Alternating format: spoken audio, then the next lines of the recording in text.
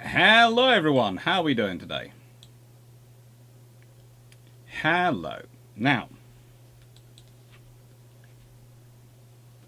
you will see that there is a second camera on, but helpfully the camera which was set up, and which I'd carefully set up, which is why I was a bit late, is now null and void, because the corgi in question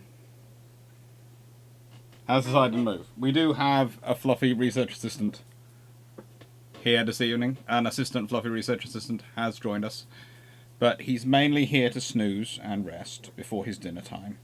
So he's just keeping me company quietly, aren't you? So, hello.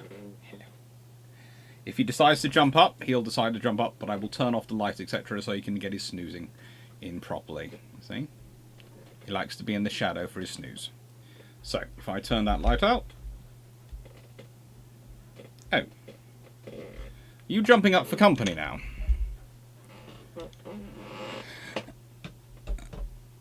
Oh. And turn that one off. Hello. Do you want to come say hello to everyone properly? Is that what you want to do? Okay. You can come up for a second. Ah. Hello, gorgeous. Hello. Hello, everyone. Right. Let's go. Let's say hello to everyone, shall we? Shall we, Zeb Zeb? Hello. Right then. Hello, everyone. Let's see. So, hello, Steve Clarke. Hello, Tanner Felica. Hello, John Shea. Hello, Carl Gasberg. Hello, Glyn Stewart. Oh. Hello, Jack Ray. Hello, Jacob. Hello, Megascrow. Hello, Michael Cooch. Hello, John. I've said hello to John today. Hello, Byron Newman. Hello, Tasha. Hello, Southern. Hello, Night 6 everyone. Hello, John Newman. Do you want to get down now to get back to your sleep? Because is this too much pressure? Okay. Gone. Down you go. You want to go? You go. You like it snoozing now, no. That's your favourite snoozing spot. Alright. Let's put that back to its normal position. Hello. Then I can be normal. Hello, you're gorgeous. And ooh, nice to everyone some questions. I'll say hello to everyone, then I'll get back to you. So I'll highlight that, and then I'll get back to it.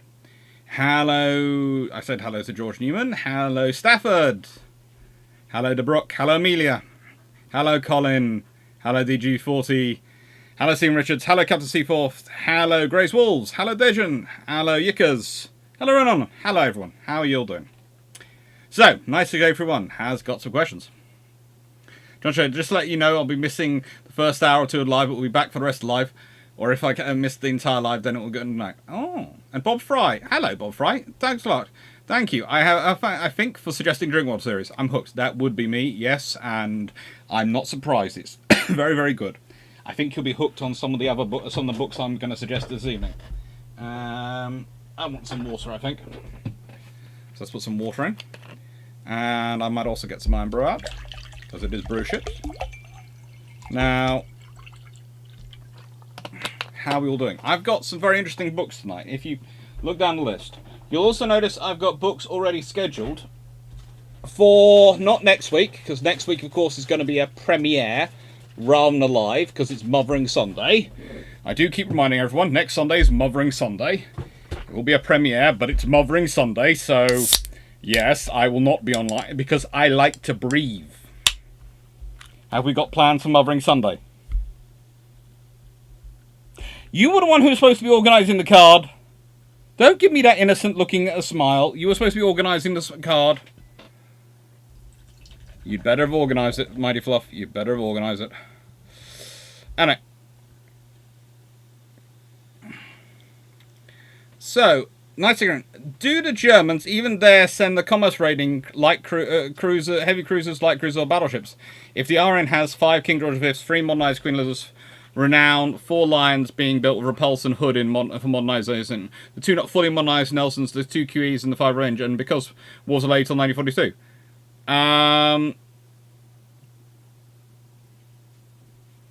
I would severely doubt it, but it depends on how... Well, they probably still do try and send out things like the Panzer Chief, especially if they manage to build the second generation of them. Then they probably do. But it's going to be interesting to see what they manage to build in their own time, in those extra 3 years, what they actually get completed. That's going to be the interesting thing.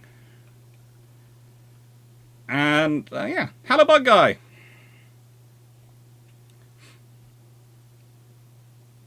I'm in rather bad shape, just wanting to cap off this difficult week. I'm sorry to hear that. Look, I would love to take Gary Lineker's place, mainly for the money, mainly because whilst I have many scruples, that sheer amount of money would probably... Did you just let off a flabby waffer? Good gracious me. Smell it yourself instead of pushing it my way. You fan with your tail as well. That's just worse. Mainly because that money would probably be enough for me to actually build a tribal class destroyer. But I know nothing of football. And to be honest, I'm sort of on his side in this one, which I do find annoying. Because usually, honestly, Gary Lineker isn't amongst the people. And I know he's liked by a lot of people, but he's never really been... ever since his Walker's adverts, I've always found them slightly blooming annoying, I'd say, because some of the Walker's adverts are really... It's not his fault, he's just the face of them, but it's kind of like the Kevin Bacon television adverts for EE. I might be with EE. Doesn't mean I want to see those adverts, because the Kevin Bacon adverts are royally annoying. And they do stick in your head, so I understand why they do it for advertising's sake, and sticking in your head is important. But they're really annoying adverts. Sorry, I had to open the window. It was either open the window or leave the room. Small packages hide big surprises.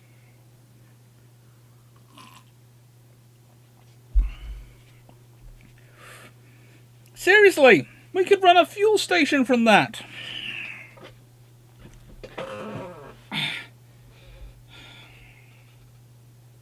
Let's see what's there.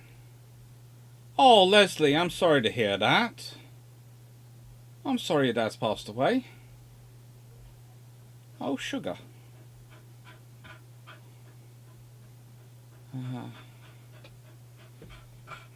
Well, that's just... shit. That's just, Can't use that phrase, can't use that phrase. You're not supposed to have those, are you? We've run out of the fluffy, mighty fluff friendly biscuits.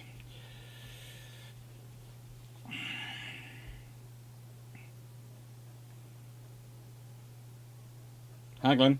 So here for 45 minutes then talking to Realtor and hoping for good news. Sorry, Leslie, that is very sloopy news. Very sloopy.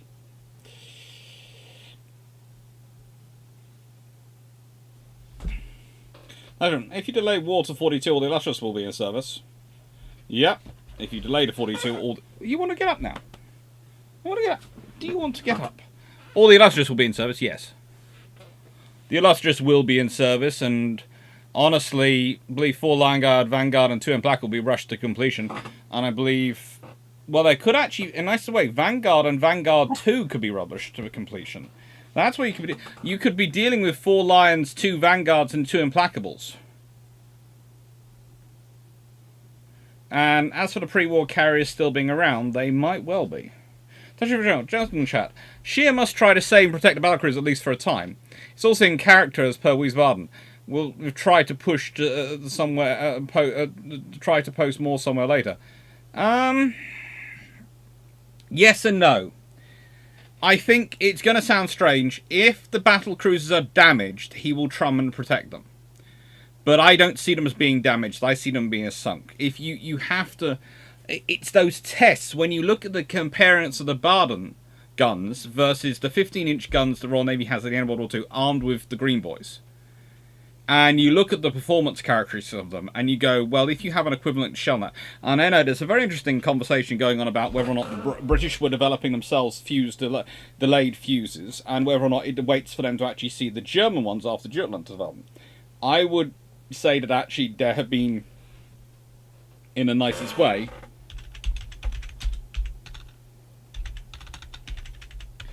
delayed fuses around for quite a long time. So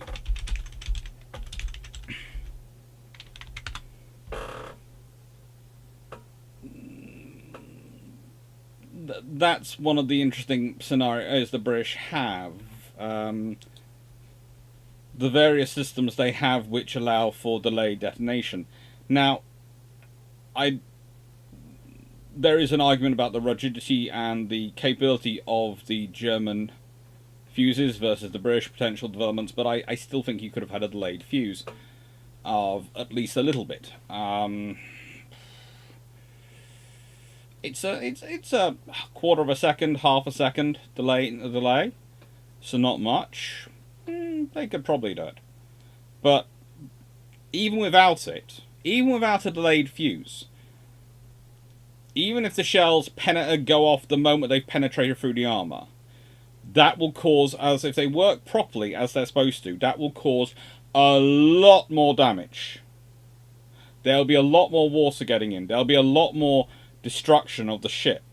And if battlecruisers slow down, so they lose their speed anyway, then, especially if you're fighting something which is a fast battleship and you're slower than it now, and it can almost take its leisure and dictate the range, and it's got 15-inch guns, that you're good, you're smashed. At which point, and I've done an extended version of that video, by the way, from yesterday's video, an extended version of the video, which has had some bits in, edited in and sort of things, which will come out on the 31st of May. And in it, I was sort of working through, and there's honestly a good chance Motka could have been lost as well, because she gets hit by about 5 15-inch shells, and she's very lucky. None of them actually work properly. None of them.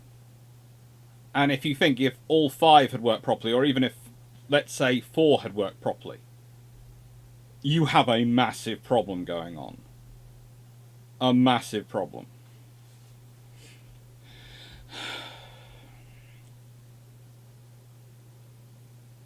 Wynn, not quite sure what to do for Mothering Sunday. Tell my nephews to be nice to my sis, I suppose? Yes, and make sure they're getting her a present. I would. If I was you, Glyn, that would be a high on my list, because in my experience, when mothers are upset on Mothering Sunday, it's the adults who are supposed to be supporting the children to provide their children to provide and remember these presents, who really suffer. It's not a case of them being angry with you. It's a case of them being upset with you, and you realise it. Hence, I am not just responsible for my own mother's Mothering Sunday gifts. There are lots of gifts which arrive and are organised. I am a clearinghouse. It works well.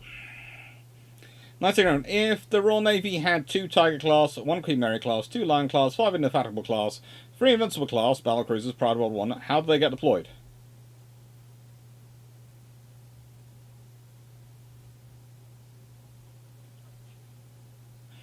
Well, you now have 13 battlecruisers, so you probably still have the lion's share back in the UK. Probably about 5 or 6 probably based in the UK to give the UK force superiority to the German battlecruisers of 5. Then you might have as many as 3 in the Mediterranean, 2, and they might actually you'd have the 3 originally in the Mediterranean. You might even have 4, so you can guarantee you can split and cover both ends of the Mediterranean. 2 sitting in the western, 2 sitting in the eastern. Let's see, that's 10 out of 13 used. The other 3, well, you've probably got HMS Australia sitting out in Australia. Probably have another one sitting in the ocean, and might have one in the South Atlantic. In which case, the good old Craddock could have been commanding his force from a battlecruiser. In which case, bye-bye von Spee. Because let's be honest, if even Canopus had been up to speed and actually working, that Battle of Coronel could have been very interesting. It would certainly have been far more dangerous for the Germans, because at long range, the Canopus's guns would have been far more deadly. And they would have had slightly range advantage. Very slight. Hello, what are you up to? What are you up to? What are you sniffing? What are you sniffing? No. No. I'm fairly sure that's not good for you, whatever it is you're going for. You trying to eat the floor now? That's not good.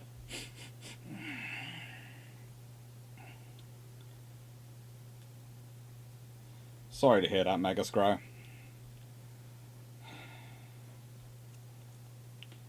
My Gooch, the Fluffery has promoted a question. Gas warfare and naval actions. By waters that holds history. Has aircraft made gas attacks on both sides? What, if anything, were the plans of gas warfare at sea between wars? Gas masks, batten down the hatches, various forms of systems to clean them out, and also the fact that, honestly, with ships, the speed that ships move at sea, combined with the air currents at sea, made gas warfare at sea very, very difficult. There was more likelihood of gas attacks on vessels which were in port than at sea. They soon worked that one out because gas dispersion was very, very poor, especially in open areas. You need a low area, you need a calm area. You ideally want wind out of a slow, consistent direction. All these things don't happen a lot at sea. Hello. Do you want lap time? Is that it? Where would Vanguard 2's turrets have come from? Monitors, possibly in our class, would have been retired to preserve them. Because honestly, if they've got to pick between having an R class, which has been unmodernized, and a Vanguard, they're going to pick them unmodernized, and they're going to pick the Vanguard, aren't they?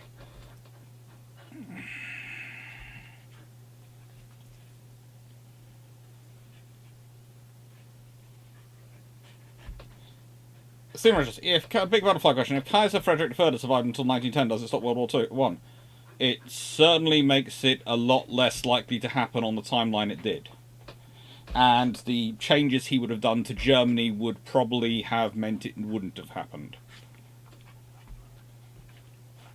Bug Guy, what do you think of the rumour of Australia getting up to 5 SSNs, Virginia SSNs, and stop till they build their own SSNs based on the next class of Royal Navy SSNs? I don't think they'll get 5. I think that's a rather large number for them to pay for and procure. And I think, honestly, the Australian Navy knows that. I think maximum they get is 3. But we'll see. We'll see. I'm waiting for the official announcement, and then there's going to be a Bilge Pumps discussion of it. That's one of the reasons why we didn't do a Bilge Pumps this week, because we just thought, hang on, the AUKUS announcement is Monday. We will wait till that's happened. We were considering doing a pre-AUKUS one, but we thought we've done so many stuff already on AUKUS that there's no point doing a pre-AUKUS one.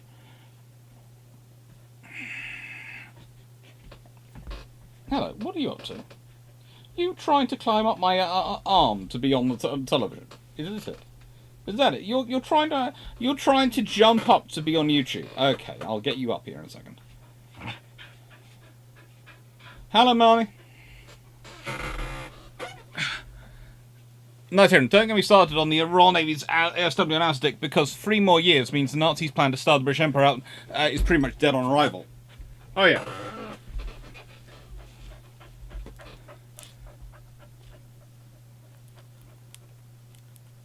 Son, I need some advice, and everyone. I'm having a bit of crisis. I'm down to 2.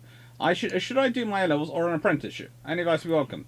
What A-levels are you looking at? What's the apprenticeship? I need to know those sort of things. And also, depends what kind of apprenticeship you're doing. If you're doing apprenticeship which comes with a BTEC and that sort of scenario, then that's A-level equivalent, and that counts quite well. Is it an apprenticeship accredited through a university, in which case you can end up with a university degree as well? These are factors which you have to think about, and these are all options.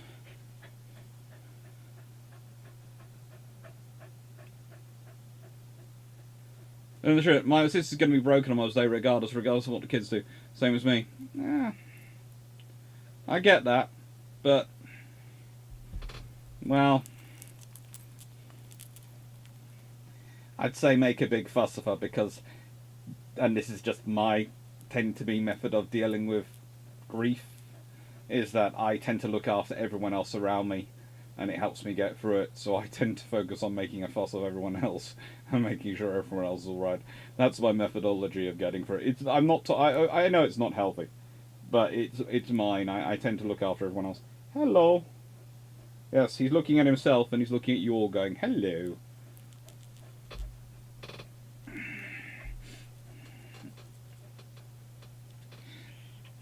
Do not tempt him, Dan.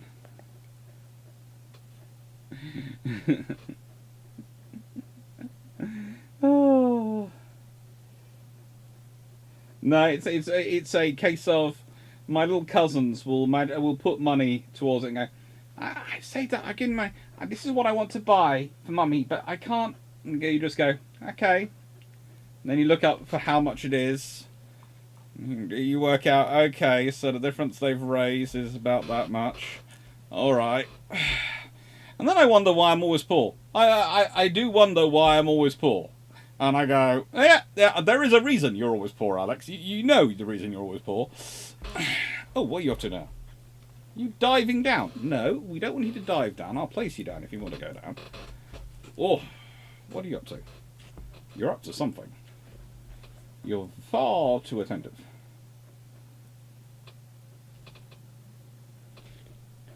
Overpressure of the Citadel started to come in. The idea was worked on prior to World War II, but it really comes in its own after nuclear weapons, etc., when they decide, hang on, the best way to keep out radiation, nerve gas, all these things, is to over-pressurize the ship. Especially once you have a commander control, you set up sort of commander control centers inside the ship, and you start having sealed bridges and those things, then it becomes worthwhile.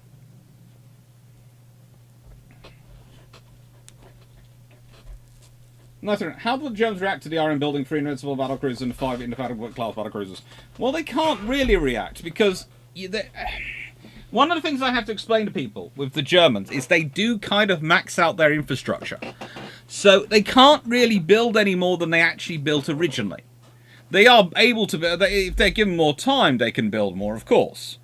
But they've only got a limited amount of infrastructure. So how do the Germans react? Well, they can't react any differently. The British have the infrastructure to have done that, though, disturbingly enough. You know, you have to remember there's the fact that one of the largest yards in the country, Thames Ironworks, goes bankrupt in the run-up to World War I because of the little amount it's getting too few battleship and battlecruiser orders from the government because Churchill doesn't like them. And they're promised orders, and then those orders are vetoed.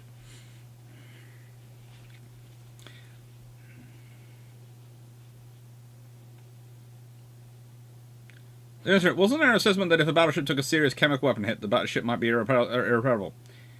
Not really, because it was always presumed you could clean it off, or it would wear off in some ways. The main difficulty they were worried about was how to get it home, if it took a massive chemical hit. And there's a difference between a chemical bomb hitting and a gas warfare, because gas you could possibly hit a ship, but chemical you have to actually make sure you actually hit the ship. And then, of course, well, it's how many chemical weapons hit it, where do they hit it, do they manage to penetrate inside the ship, do they only affect an area on the surface, do they affect the forward or the aft, you know, what happens? And you can probably still get it home.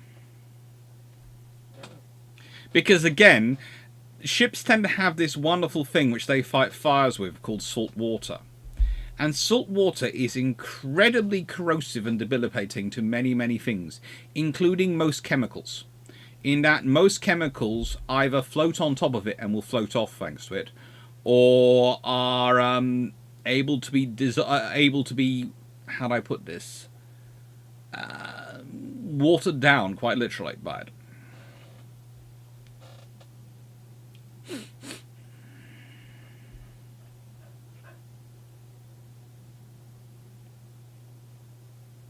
So no, being able to use sail power is contradictory to gas warfare.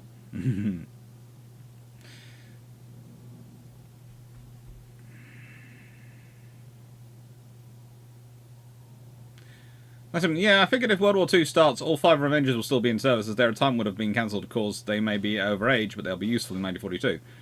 Maybe, maybe not. If the British can replace them with Vanguards, they'll be replacing them with Vanguards quite happily. They'll be ripping them apart, so it might be they're down to 4, or it might be a case of literally one goes out, its turrets are taken out and put in the new Vanguard.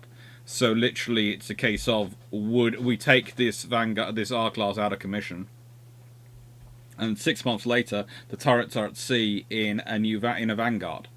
So 6 months you're down one R class, but 6 months after that period you get a Vanguard. What are you going to do as a government, as a navy? You're going to take that swap, aren't you? You're going to say, right, I can cover the differential for 6 months with what I've got.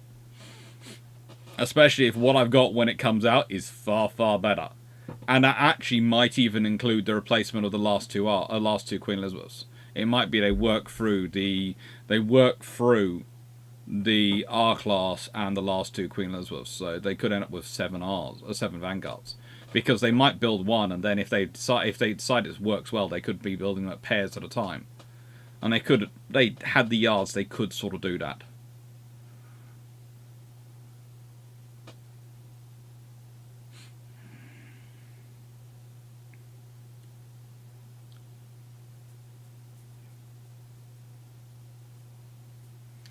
I think that depends on what chemical agent you're using. Nerve gas, quite possibly you need a lot to clean up, but World War I agents, probably not that.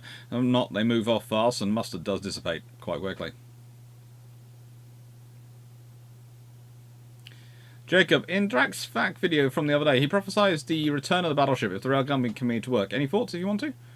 I would say you're more likely to see the return of the cruiser. A ship called a cruiser than the return of a battleship.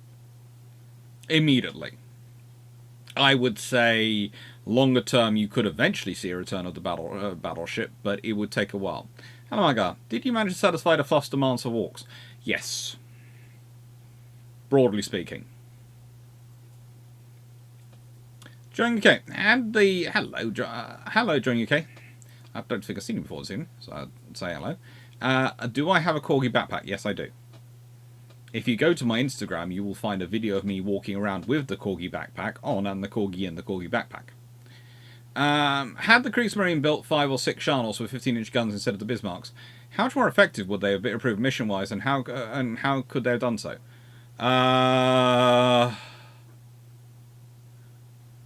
Okay, so they would prove more efficient because they'd have more ships of the same type. So that saves on training, logistics, everything. It's all standardized across the 6 ships, or as close as it can be. However, to get them 15-inch guns, you're going to have to delay them, because there's a reason the Bismarcks are delayed to when they are. That's when the 15-inch guns are really available. So you're not going to get the 6 Scharnhorst. What you could do is keep building Scharnhorst and change from 11-inch guns to a 15-inch gun turret over production, and then swap over the production of the vessels. But you probably end up with about 3 or 4 being launched with being commissioned with 11-inch guns, and the remaining 2 starting life with 15-inch guns, and then trying to work back through the remaining 4. Somebody wrote, A-levels are history and geography and politics, and the apprenticeships will be engineering and level 3 qualification. Well, that's a wide mix. What do you want to do?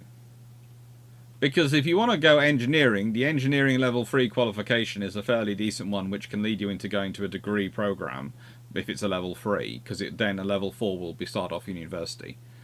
If you don't want to do engineering, though, you want history, geography, and politics. And if you want to keep both options alive, you probably need to drop either history or politics and add in maths. And, well, basically maths and physics. So you'd have to drop 2 of the 3 and add in maths and physics to do sort of most engineering courses. Most. Please note I'm saying most. I am horrendously oversimplifying. But broadly speaking, yeah. Stephen Richards, I would agree that stems are usually good money, but there's also the fact that a lot of stems are having issues today. It's like, okay, I work with a wide spectrum of engineering students. And I've had an honest discussion recently with one of the students who are just completing a bachelor's in building surveying. No, not in building surveying, quantity surveying. And they were sitting there going, well, yes, but the trouble is with building information management systems, they're going to take over our job shortly.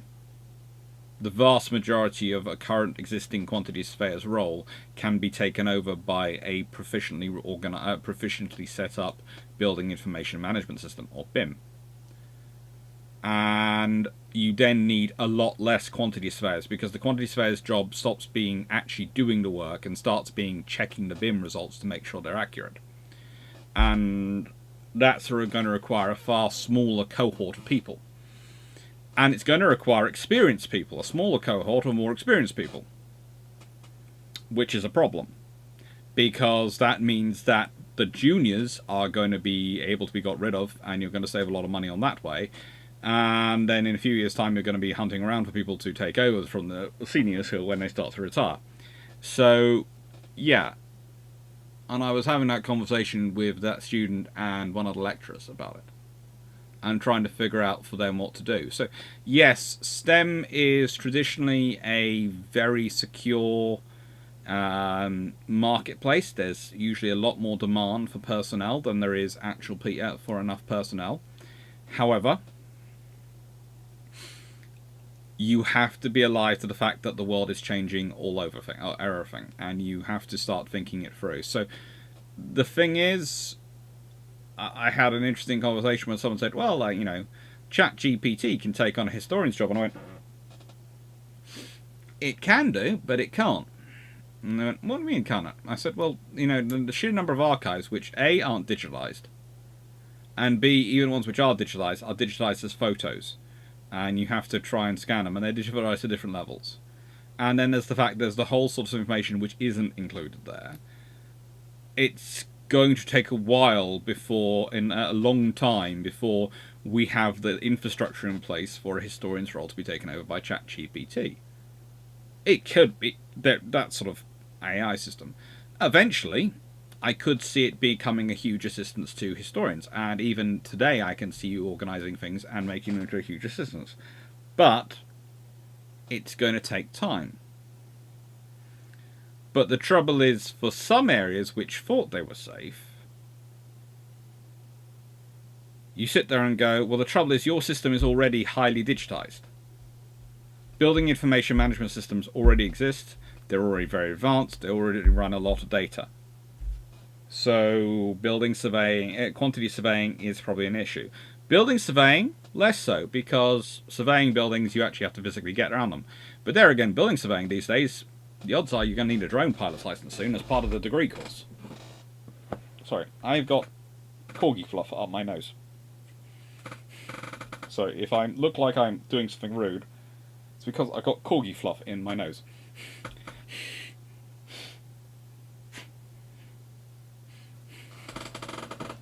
Yes, you're beautiful, but you do spread your glitter everywhere. Where have you gone? Oh, you are there. Yeah, you spot. There you spotted.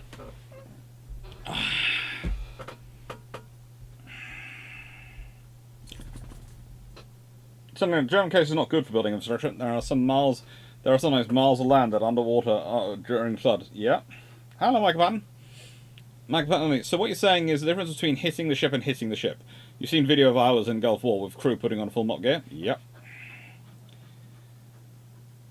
Grace Walls. P115 Hawker Siddeley Supersonic Harry gets built. What kind of impact will this have on Falklands War and Vitol development? Well, if it's being procured, then probably the Invincible class end up being bigger. Because if they're going to accommodate it, they're going to end up bigger. So I expect them to end up roughly, probably about 35,000 tons for roughly the same size air group. And honestly, if they're that sized, you might end up with a more capable aircraft, because it's going to be air defense capable from the beginning. It's probably going to have the Sea Harrier 2 level radar, etc. from the beginning. And the Sea Harrier 2's radar was, oh my lord, the Vixen was a lovely radar.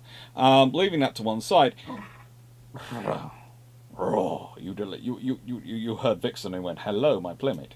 Anyway, no, you're not going to go play the Vixen.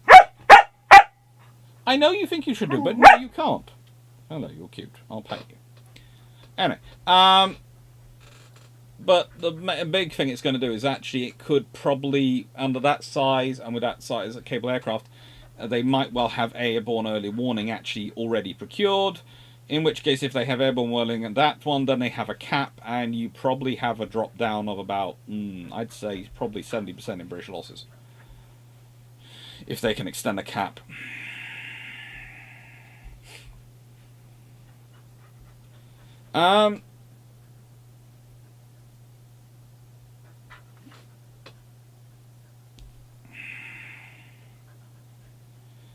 Colin, look, I watched the Sunday Warship series set on Leander frigate and was wondering if the sprinkler system used for CNBC protection was part of the fire suppression system or a standalone thing.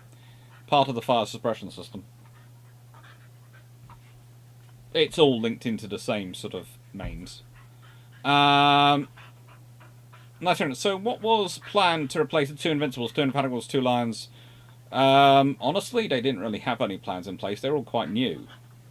So they're sort of still working through. They would have eventually been replaced, but probably by newer battle cruisers. See, Clarke, can the armor plate for the I-Class also be recycled on the next Vanguard, or was it Tech 2 outdated? They had much better armor available. They'd have gone with a better armor.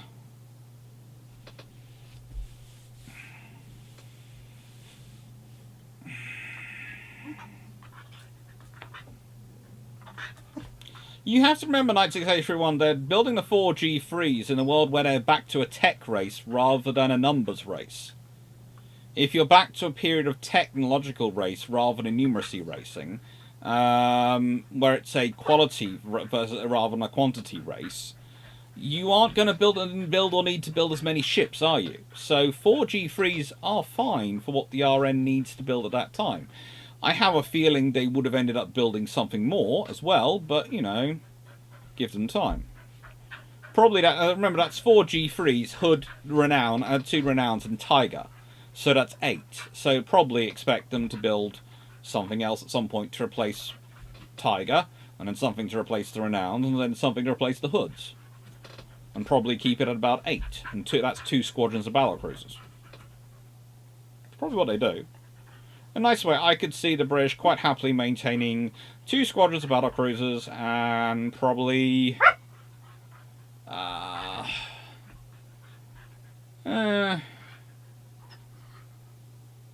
between 4 and 6 squadrons of battleships.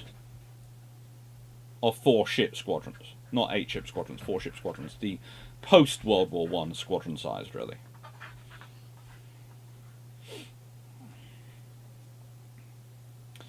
Was Tyrant 15-inch gun production that much of a problem in the run-up to World War II and World War II? Yeah, because the production lines have been shut down during the interwar period. There were no 15-inch turrets being produced interwar period because there was no things being built. There was no ships being built with 15-inch guns, so there's no turrets being built. They don't have new 15-inch turrets being built. That's why you have the Vanguard class being the Vanguard class.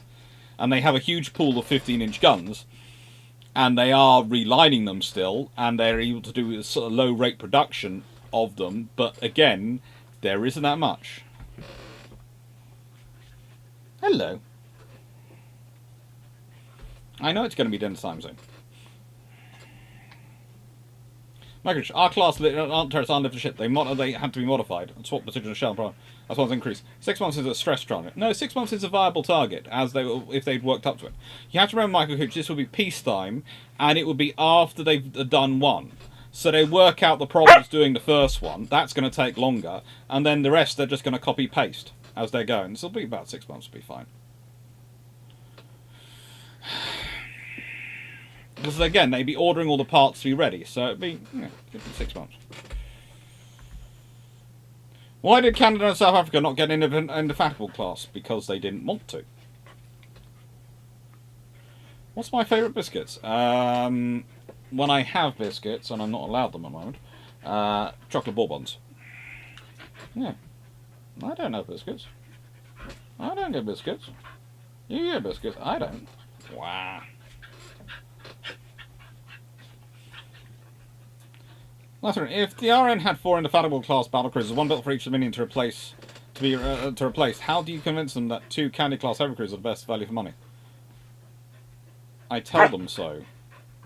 In the nicest way, most of the Dominions bow down to the British government when the British government goes, this is our naval recommendations. Most of them go, well, the Royal Navy knows what it's talking about and must know better than we do, so we'll trust them.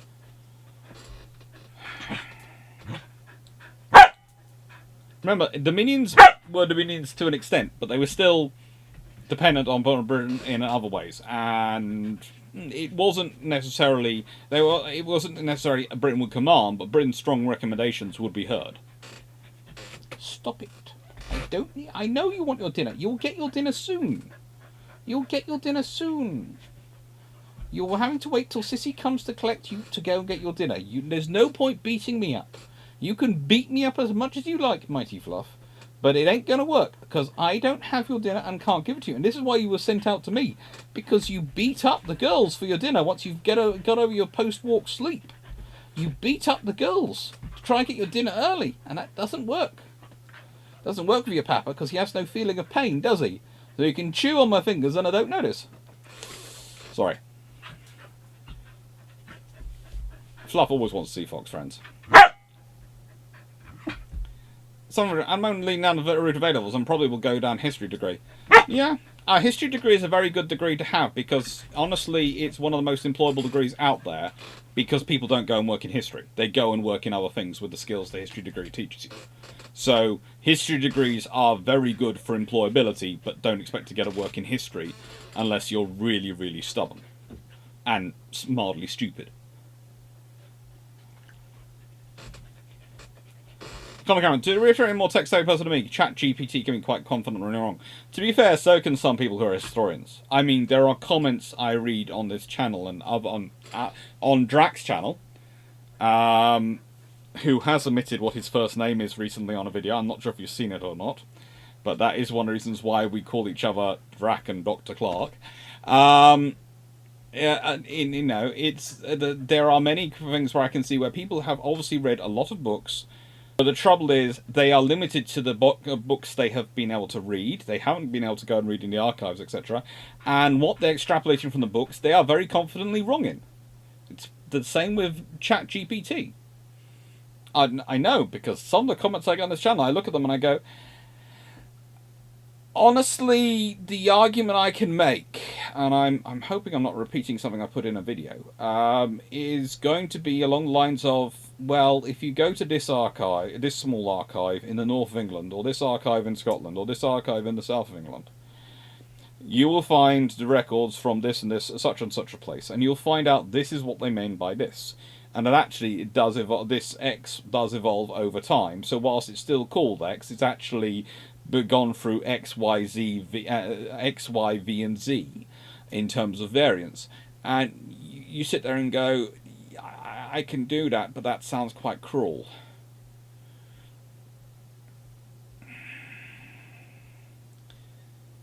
BIM is actually, certainly BIM is actually is pretty darn well organised. The amount of money it costs, it's going to sound strange. It's kind of like the software that underpins the financial industry. The big BIM systems are very, very, very focused on. And there are, if they have problems and if they cause mistakes, then the companies which are responsible for maintaining them have to pay humongous fines and humongous paybacks. They can earn a big amount of money if they get it right, and if they get it wrong, they have to pay back a big amount of money. It's an incentive methodology. You also have to build the armor and turbines and hull. The guns might be advanced parts, but it's not easy. You could build the whole ship before you put in the turrets. In fact, you often would do. So, and peacetime, you can actually expand things more than you can in wartime. Believe it or not, in peacetime, it's easier to expand. As I've tried to explain, said many times in many videos, it's far easier to expand production in peacetime than it is in wartime. In wartime, you have far more competition for resources, and you cannot acquire resources so easily from elsewhere. Think about it, in peacetime, you don't have to convoy ships. You can order them, and they can get to you as quickly as they can get to you. And you don't have to escort those convoys. You can have all those people doing productive industrial stuff in your economy. So the larger you build your industrial base in peacetime, the far greater capacity you'll have in wartime. And it's far easier to build it up in peacetime than in wartime.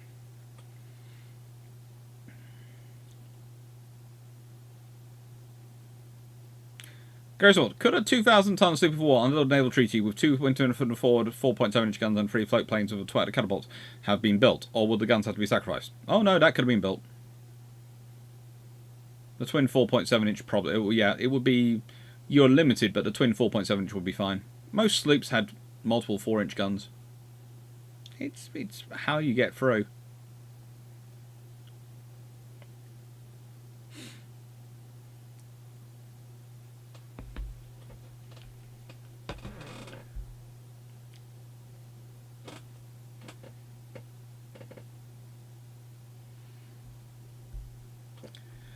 Drone license take 20 minutes online. Yes, but there's also interpreting the drone footage, etc. So that's why it'd be part of the degree.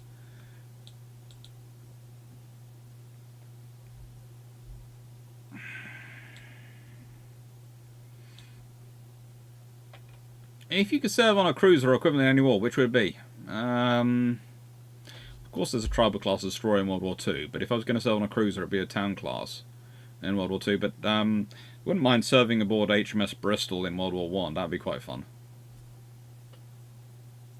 And Aegis sail frigates, yeah, they're pretty cool. But I'd serve on a third rate. I'd want to be able to wander around wherever the action was. Nice. If World War I had not broken up, when would the Type class battlecruisers, Queen Mary class battlecruisers, Lion class battlecruisers, Indefatigable and Invincible class battlecruisers come for replacement? Probably early 1920s because of the pace of technological development. Honestly, I don't see Dreadnought surviving much into 1920s, and I wouldn't be surprised if they start talking about replacing Tiger. Definitely the Indefatigables and Invincibles would probably be early 1920s. And Lions, Queens, and Tigers might survive into the later 1920s, but it's going to depend on the technology and also depend on the need. Because again, if Germany's gone bankrupt and there is no need for a large battlecruiser fleet, they only need enough they need for them to maintain force. They're probably just going to be focusing on maintaining 8. Where is it? Look like you mentioned G3. Are there A3 to F3? No, there is an F3. But there isn't G3 because what happened was they started working from the middle of the alphabet outwards to work out the battleships went up to N3. Battleships went up to N3, and the battle cruisers went down to G3.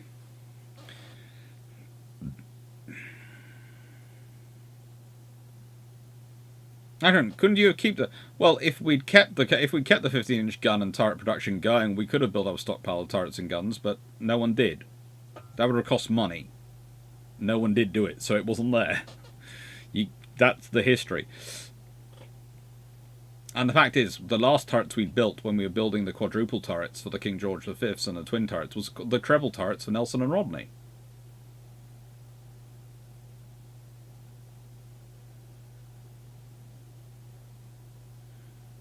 Has anyone explored the fact that torpedo boat destroyers' primary ship killing weapon was a torpedo, making them torpedo boats? That's just natural evolution. It goes torpedo boats, torpedo boat destroyers, then torpedo boat destroyer, and also with torpedoes. So yeah.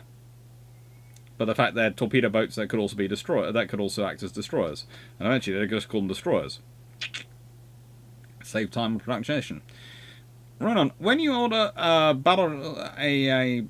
battleship class, do you order all the barrels, guns you think you'll need for the life of the class, or do you have a reserve and order new as you expand them? Depends on the Navy. The Royal Navy has a habit of ordering lifetime supplies.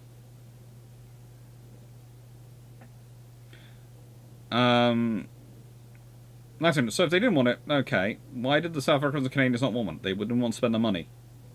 It's quite simple. The South Africans and the Canadians didn't want to spend the money.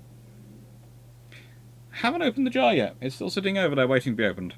But there again, today I walked in because I was supposed to be having... I'd come out in the morning to set everything up and organise things and do some reading and do some stuff on the computer because I hadn't had time yesterday because I've been doing other stuff in the house. And I walked into the house and my mum went, You know Karen was cooking lunch today. I went, yeah, sister's cooking lunch, that's great. She went, here's your lunch. Apparently, it was not a success, and so Mum made the executive decision that we were all getting Pizza Hut.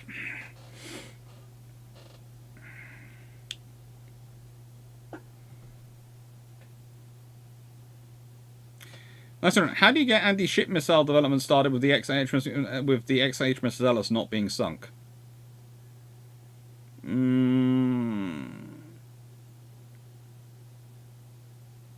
It's already being worked on. The thing is, yes, there's not many high-profile programs, but the technology is already being worked on. It's been worked on since the 1930s. Honestly, they start looking at glide bombs and all sorts of things in the 1930s to try and attack ships with, and they don't really have the metallurgy or the design or understanding of aerodynamics to make it work.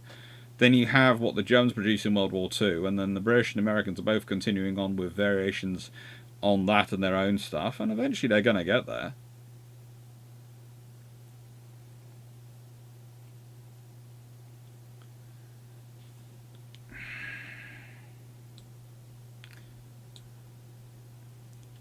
No, sorry. Drak's name came up a long time ago on Build Trumps. We have tried to not have it come up.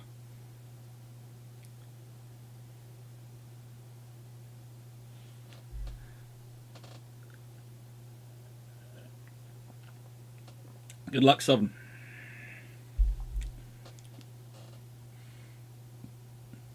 Amelia, what is your published opinion of Battleships by Leo Marriott, published by Igloo Books 2011? It's a nice read. I think I've covered it in this video. And Fighting Ships World War II by J.N. Westwood, published 1976. I haven't read the whole of it. I've only seen sections. Did Coastal Command use medium bombers? I think they did get some various interesting aircraft at various points. It's easier to build in peacetime because there aren't bombs falling down it daily. Yeah, that also helps.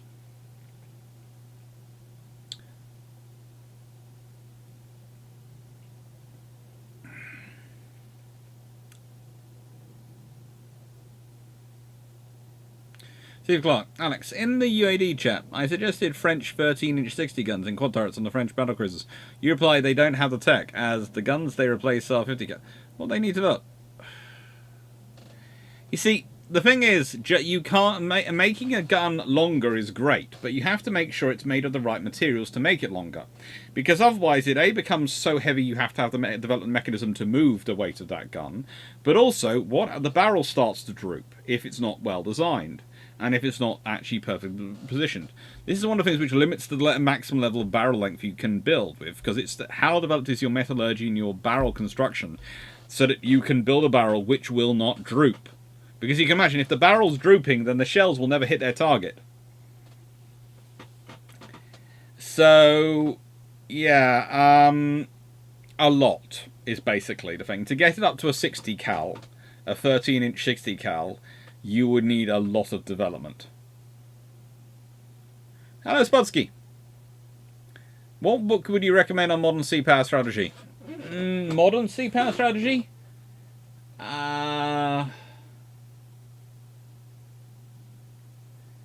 There's a Future of Sea Power series from Australia, which is pretty darn good. Honestly, I would say the Australians are about nailing it at the moment. But there are also things like What Would Mahan do, and things put out by some of my friends. Books like by Norman Freeman, Andrew Lambert, would always recommend.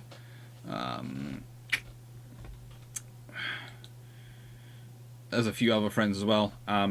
Armstrong, BJ Armstrong, is always good. You can find him on Twitter. Then if the sloops were 2 twin 4.7s and 3 floaters with a catapult cannon being built, what kind of impact would have had on the Battle Atlantic if, say, 21 had been built? Well, if they're also carrying depth charges, ASDIC, and all the rest, then they're probably pretty darn useful. Recovering the float planes will be interesting, because that's the big problem, recovering the float planes. Because you have to sort of stop to recover them. If you can develop some sort of ramp system as well, and it's not beyond their level of technology, but they didn't do it. If you could develop some sort of ramp system as well, so that the float plane could come up and beach itself on the stern of the ship, that would be pretty darn. That would make a massive difference. But you'd have to think so. You'd have to figure that out. And if 21 had been built before the war, you'd have had a massive help in the anti-submarine convoys. Because if you think about that, you're usually running about 8 to 10 convoys at a time. And at any one point, you could probably have at least one of those with each convoy, providing free aircraft already searching around. And what's their roles for the float planes? Probably anti-submarine warfare, going out and hunting submarines during the day, but also you could have them wandering around, and maybe they could be engaging any condors, etc., that come too close.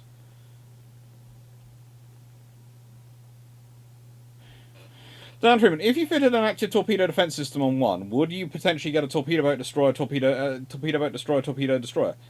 No. Because active torpedo defense system would always be a self-defense system, due to the nature of torpedoes and the ability to engage them in cross-section. So it would only ever be a self-defense system, so it wouldn't get that. The other Dr. Clarke cooking lunch. Collective chat, oh no, and staff after they're asking if Doctor is eating properly. Well, I got an entire pepperoni pizza. Well, apparently they were planning to order me a pepperoni pizza, but they ordered me, and I didn't realise this, they told me this when they gave it to me, I get a farmhouse pizza. And I'm sort of going, well, that's a bit of a disappointment, because, you know, you tell me you were going to get me pepperoni, but actually if you got me a farmhouse.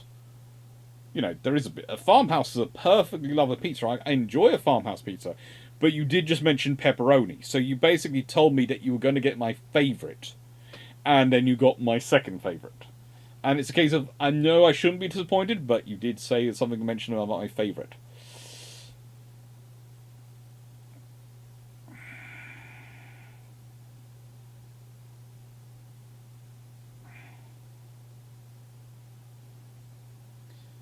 So anyway, in the social line, did they move the guns to the side for sleeping? No.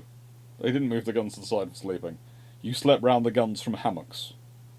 So you slept basically above the guns. And you didn't want to fall out onto a gun in the middle of the night, trust me. But the guns were often quite useful for getting up and out into the hammocks. So where your positioning of your hammock vis-a-vis the position of the guns was something which was, you know, fairly well looked forward to.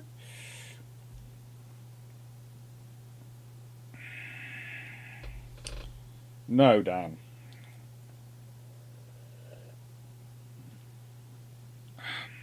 Or soup again. No. No, it was, according to my mum, it was supposed to be roast turkey. She's not sure what it should now be called, but she decided we were all having Pizza Hut, including my sister, who tried to protest that she shouldn't.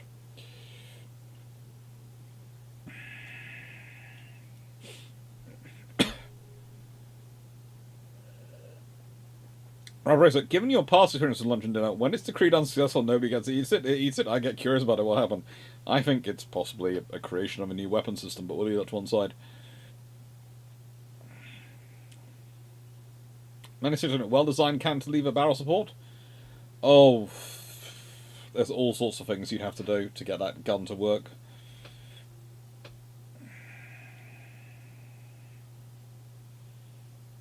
Melanie, can you know, if Dan keeps on with the torpedo boat destroyer, torpedo destroyer scenario, can you do anything about it, or do I need to?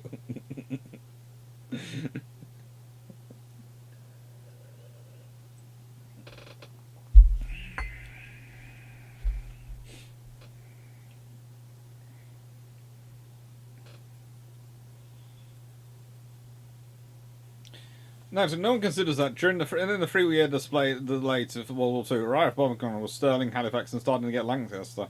Yep, that would have been kind of helpful, and possibly even better. Remember, Dr. Clarke, I watched one of James' excellent videos recently, and it got me wondering, how often are decorations downgraded or denied because of things like strafing, things that shouldn't be strafed? It's become more common since World War One, but from that point onwards there have been legals really looking at these things and going, are we quite sure this is supposed to be?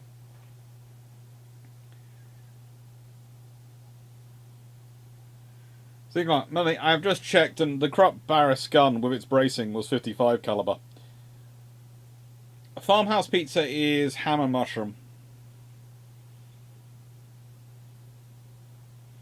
Don't know, because in the animation video they moved all the guns to the side for sleeping and I thought it was strange.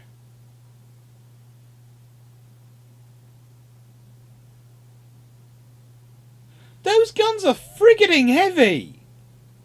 To move them, you need to use block and tackle. Yes, they might be on a carriage, but them rolling around kills people in battle if they get off their systems. Why would you be moving them for something like sleeping?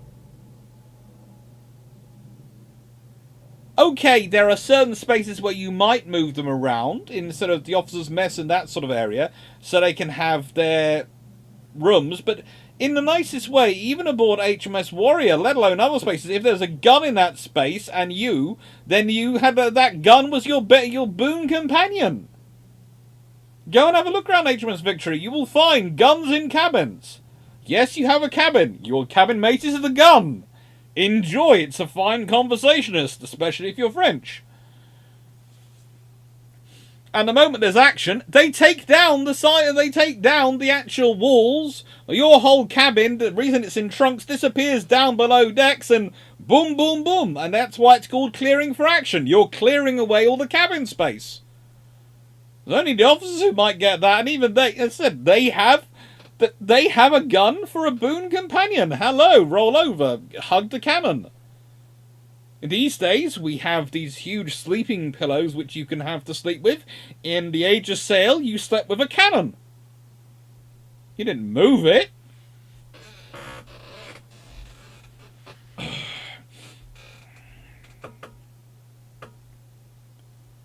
Thank you for helping me make up my own. I'm going to do my A-levels and keep engineering as a hobby. I don't know why you can't. I agree, but I would say you can, to an extent, do both. I would always say you can, to an extent, do both. I have all sorts of random IT qualifications. Because I did an ICT A-level as my ICT A-level. I did maths, physics, history, politics, and ICT in the end. In various forms. The ones I kept on to full A-level were ICT, physics, and history. Just because I'm weird. But I have done all sorts of qualifications as working as an IT technician my way through university. Because that's how I paid for uni. I paid for my life in university thanks to government loans for the tuition. And working the entire way from 2 weeks after joining university till I started my masters at Kingston. The whole way through my bachelor's I worked as an IT technician between 2 and 3 days a week, and I did all sorts of qualifications.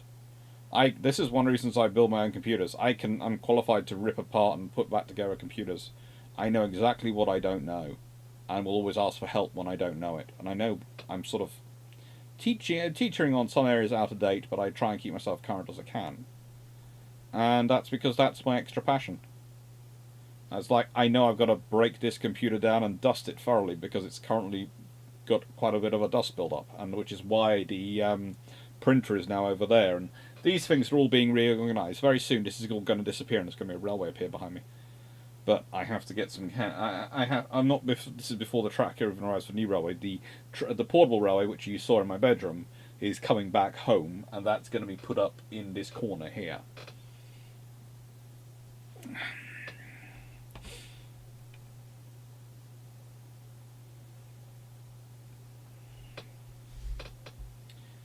Sponsoring Iski, is there a place in the UK that offers Chicago-style deep dish pizza? There are a few.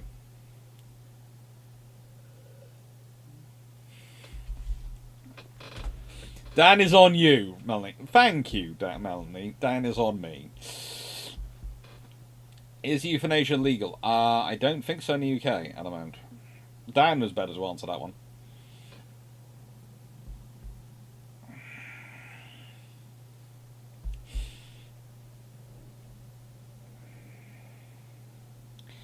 That's right. In terms of cruisers, if World War II is delayed, then all the town class the Crown Colony are coming online, as are the Dido with the Bellerophon subclass and the Ceylon CCs being built. Plus, you have to remember the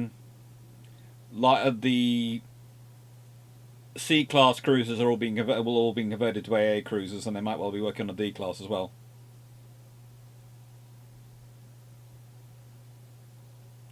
His wife has just said, you better look after your mum next week because she thought about ordering pizza. Yeah, I will be looking after her. I'm trying to get her to go out to dinner. I don't know if we can still do it. I've been looking into restaurants with pods. Because Mum hasn't been inside to a restaurant in years. Because, as I said before, she's the level of asthma and allergy. It's one of those things, it's one of the interesting things for me in sort of COVID, because I see people going, well, no, it's just like a cold, etc., and all these things. And I go, well, yes, but the trouble is, it's not you, it's if my mum gets it, which is why I have to be at home, because protecting her. And my mum's sister. And they used to get phone calls. My mum used to get a phone call from the GP most weeks, checking she was staying inside, because her level of asthma was basically, for some people, if they get COVID, it's a cold. If you get a cold, you're hospitalised. Don't get COVID. And she hasn't been inside a restaurant, therefore, since March 2020. And I've been looking up sort of places to see if I can find restaurants with pods, so I can take her to one and take her in. But they've also got to take dogs, because she won't leave the dogs behind.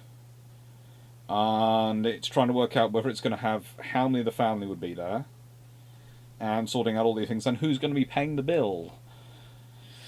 I have a feeling I know who's going to have to pay it, at least to begin with, because, as a rule, I might have issues, but I tend to keep better track on the finances out of the family. I take after Mum in that regard, and the other option is Mum pay it, and that's not happening.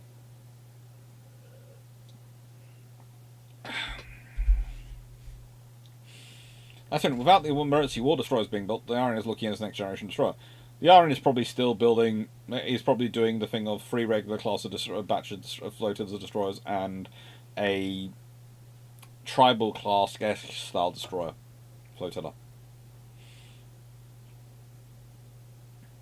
And plus, the Iron has been preparing for the U-boat war for years, so they'll have close to 145 flyer class at the moment, so they'll pump out like crazy, and the Minion will be involved as well. Yeah, and Hunt class escort destroyers as well as that. Remember, they're ordering them as well, so they'll have probably 100 of them as well wandering around by 1942. Whereas if we consider the Germans, unless they go to full war rate production of their submarines very quickly, and putting their submarines above everything else in terms of naval procurement, which they won't in peacetime, I doubt they'll have grown as much or as proportionally as greater number of ships. What happened with the British 24.5-inch torpedoes? Was it just one off for Nelson class, or was there plans for cruisers and destroyers using them like Type 93 and Argent? The trouble is, they're built for the Nelson and Rodney. And then the British are sort of looking at their weight and going, are they worth it for the others? And it's, are they worth it versus 21-inch torpedoes? And can you carry more 21-inch torpedoes? And if you're looking at the logistics of getting your stuff to the other side of the world to fight a war against Japan, suddenly the weight and number and volume you can carry aboard ships starts to really add up. Remember, the Japanese are designing their fleet in fight in their backyard, where they can go home to resupply. The British are designing to fight with their fleet the opposite of the other side of the world from their industrial base. That makes a difference in your decisions and your equations.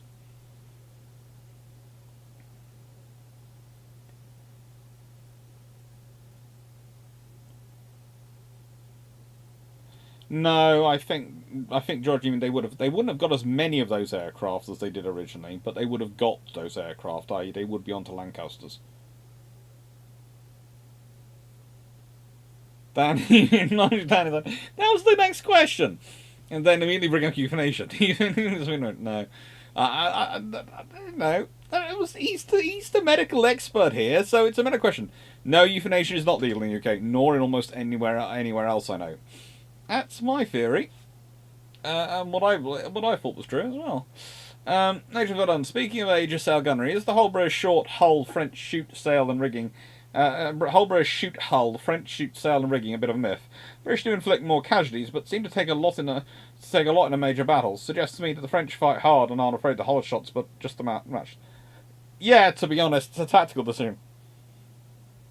It's a tactical decision that whether you shoot the sails and rigging or whether you shoot the hulls. It's when you choose to fire, whether you fire when you're going on the downward or the upward swing of the ship. And yeah, you could end up. The British might shoot at both. The ships would often shoot at both during a battle because it would depend on what phase the battle in, what the tactical decision the gunnery officer, the captain were making. All these things were factors. People think I'm mad to do history, geography, politics, but I like to challenge myself. Yeah, enjoy it. Do what you enjoy. Honestly, there are people for whom it works, and for example, one of the things when chatting with Drac, you have to realise just how much he enjoys doing engineering. That his process, and I often said it, his process starts off with, he looked at the things which interested him most and then worked out which one went from there. And I did exactly the same, and we're both happy in our lives. But there are people I know who start off by looking for funding or looking for what they're going to earn money in or what's going to give them X or Y quality of life, and they're blooming miserable because they went and did a degree which was in a subject they didn't really like. They pushed their way through it. They don't always get the grade they want to get because they need out of it because, believe it or not, it is harder to study stuff which you don't enjoy and you don't find interesting. If you can make yourself interested in something, in things, then that's great. That's a skill. I've had to learn I've developed that skill over years, but even that has limits for me with a developed skill. So, in the nicest way, it's probably going to have limits for everyone. But you need to learn it, and you need to pass those grades. You need to find motivation. And it's very hard. Usually, the point at which they suffer is not the first year, it's the midpoint. It's not the final year, it's the midpoint. And the trouble is, if you muck up in the midpoint, that can really put you in a bad position for mucking up for the final year. And give you a lot of work to do to get back in the final year and get that good grades you need to go on and compete in that industry. So, yeah.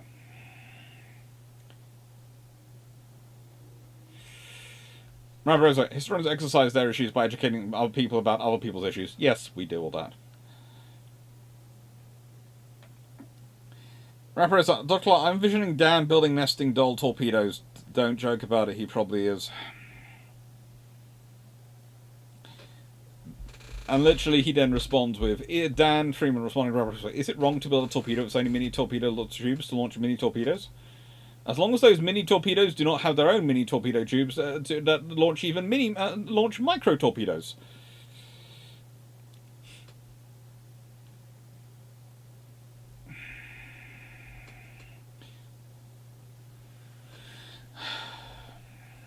Come on, when it gets warmer, you could try one of those shots outside down and just take a brolly in case. The trouble is, it's next Sunday, so it's okay. There's a limitation to when it is. It's not book time yet because I know my sister's coming out to pick up Zebedee for his dinner, and I thought I'll wait for the books till after Zebedee goes because then I'll have both hands and I won't have to keep passing something.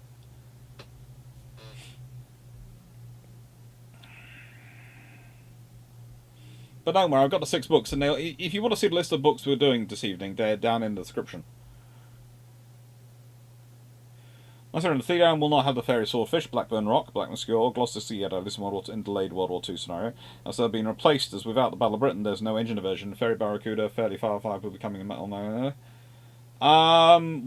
It might not be the Fairly Firefly. It probably, in nicest way, without the scenario of World War II starting in 1939, there are two. The Royal Navy might might manage to get a fighter built in the UK, or B might go and order its fighter from the US. The British had no qualms. The Royal Navy's happily going off already in 1939, looking at American aircraft. If the British government aren't going to allow them to buy British, they'll buy American. So the Royal Navy would have had a fighter by 1942.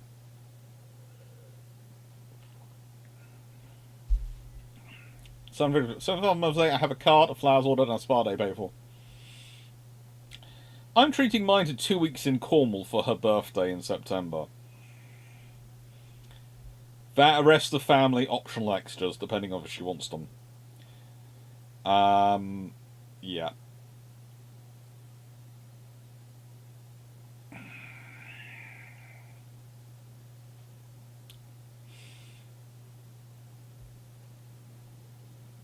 But yeah, that's my big splurge this year. I just decided that, frankly, let's put it this way: it's a very special birthday this year, and I decided it was sensible to make sure it was a suitable birthday.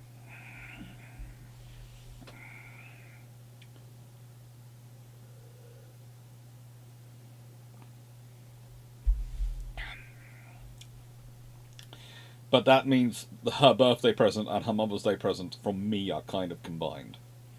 And she knows what the present is in advance, because I had to make sure she didn't have anything else planned for that period.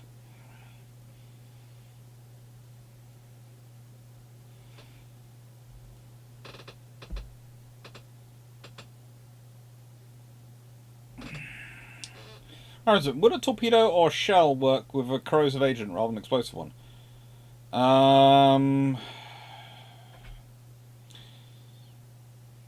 It would depend a lot on the kind of agent used, and whether or not your opponent was able to neutralize it in any way, shape, or form.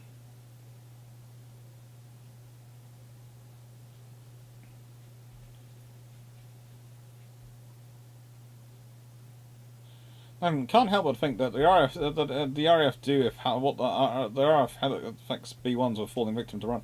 They probably just fix it, or end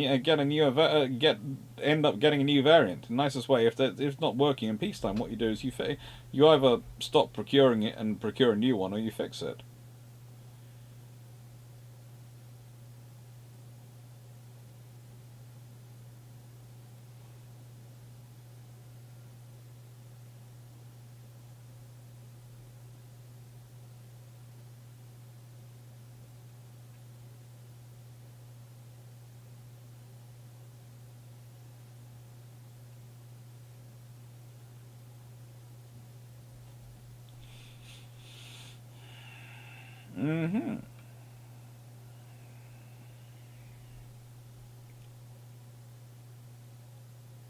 Sputsky, thank you for answering my previous question. I don't know, why is it with some British light cruisers with triple turrets, the centre gun does not extend as far as at the outer guns? Quite simply, it's to stop the befielding effects of the pressure from the shells when they go off. But also, sometimes they're photoed when the guns are at different positions on their recoil, so they're fully out, whereas one's recoiled in, and it's been held in. But depends on the type of turret you're talking about, which turret. Once you get onto later turrets, they are slightly, different basically it's so that where the pressure bumps from the shells when they come out, boom, boom, boom, and how the guns coming out, the shells coming out of the guns deal that pressure.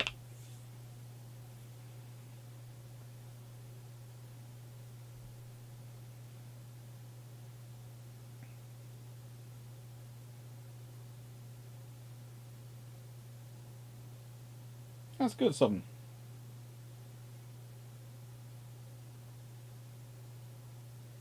I think we're getting into a very sidetracked debate away from naval history in the chat. I'm over halfway through my last 500 milliliter bottle of iron brew. I'm sorry to hear that, Melanie. I hope you've enjoyed it. No, they're not the Treasure Fleet ones. They're the ones from next week's battle.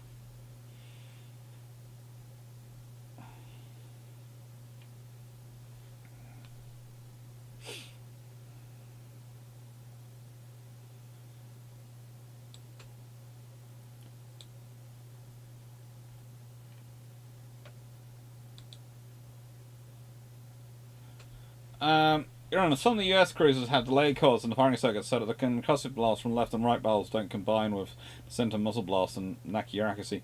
Yeah, it's to do with that, but it's also to do with sometimes the shells get knocked off. The British had another fun where they found with some dummy shells they actually got knocked off course and ended up hitting the ship. Luckily they were dummy shells when they were testing the triple turrets. All sorts of fun things happened in the 1920s.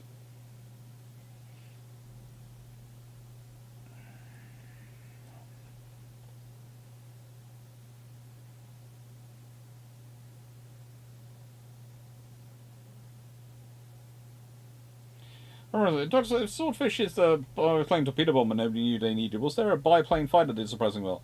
There's the Gloucester Gladiator. That's fairly good over Malta and in China and all sorts of places. And I think Finland also uses them quite well.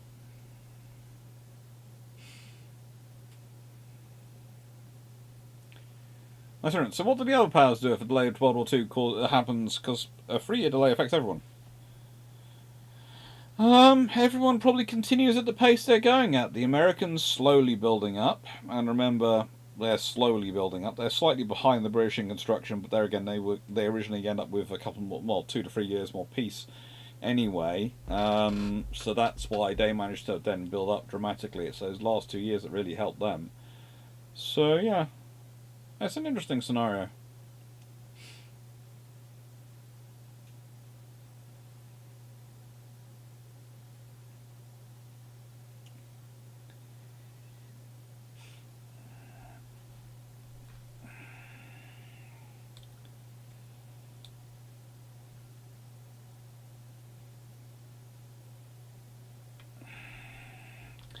Corrosive agents tend to take a while to act on the victims of biological. Would there be any point?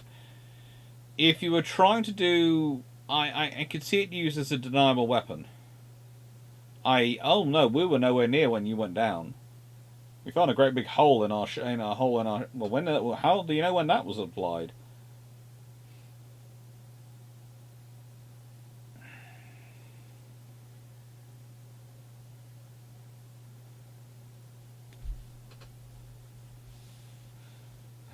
Evil, Colin, evil. Clever, but evil.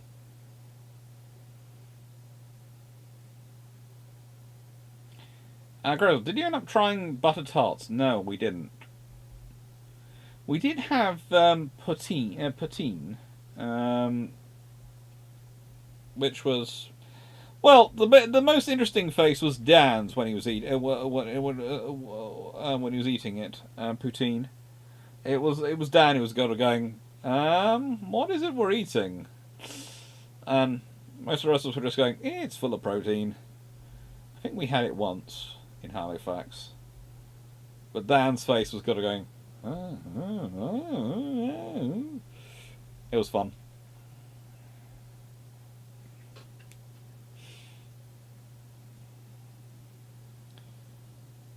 Yeah, I wouldn't be surprised if the US 40mm start to come into service at some point in 1941-42. If war doesn't start, then I wouldn't be surprised if the British will have more 40mm in service. They'll probably have a general purpose 4.5-inch gun in service if war's not off till 1942, and that will make a very big difference when war emergency destroyers.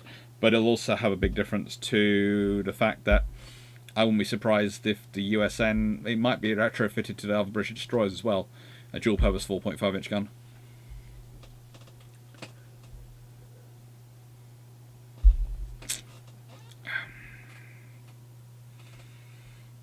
No beaver tail. Again with the gas warfare, and you're actually doing a downward dog pose while you do it. Beneath me, that's just taking it to the next level. Hello, Key. What are you hunting? You're hunting some. I know. You'll be picked up for your dinner soon. You've given up trying to beat up your papa for it. You're just looking mournful, going, it's dinner time soon. It is. It's literally 3 minutes, and I'm sure Sissy will be late, because she's always late. But, you know. She's always late because she's always trying to cram more into a day than can actually fit into 24 hours.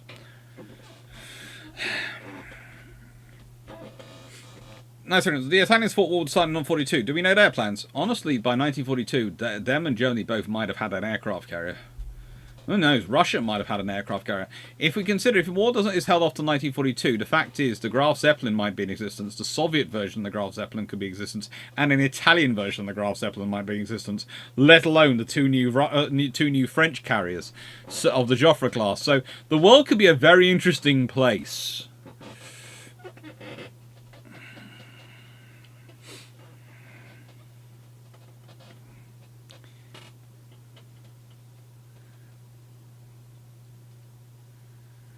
Remember, did they ever consider canister or grape shot and quick-firing shells? World War I, II? Not for really the Navy, because they usually had those shells fragmented. But it would have been interesting. They did at one point. They do keep experimenting at various points with the idea of copper slugs being inside the shells, and the idea of using that, because of course copper goes molten, but it's under certain heat, but it's a difficult thing to balance. And also there's the fact that in some of the explosives the copper actually seems to sort of dissolve.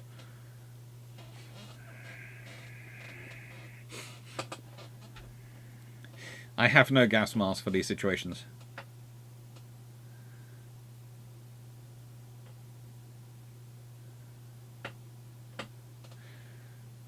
Euthanasia has been legal in Belgium, Netherlands since 2002. But it looks like it's legal in Canada, Colombia, Luxembourg, New Zealand, Spain, and all 6 states of Australia. I think by euthanasia, it's all medically assisted versions of dying when you've got terminal illnesses. I'd hope it's that. I hope it's not just a case of I want to go because, yeah. Personally. That's my personal view. Steve Clarke, because I come from a family which literally lives by the motto of where there's life, there's hope. And where there's hope, we can win. We can still win. Disturbing enough, we often do.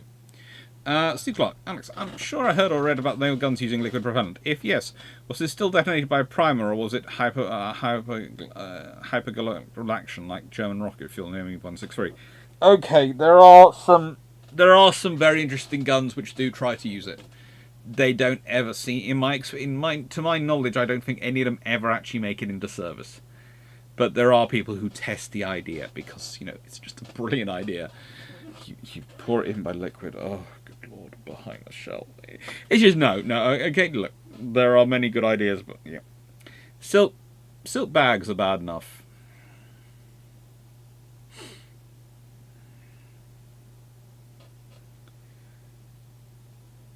Money. Nice signal. Why were the last 4 Topaz class third class British cruisers axed? Money.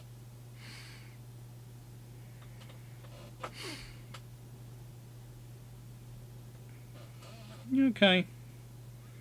You're sniffing my toes now. They're not edible.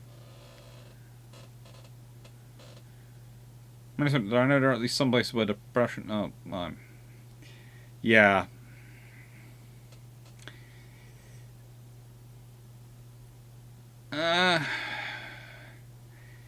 If the RN is 4 illustrious and 2 implacable before World War II, when the audacious are then the audacious are the wartime construction stuff, right? Yep.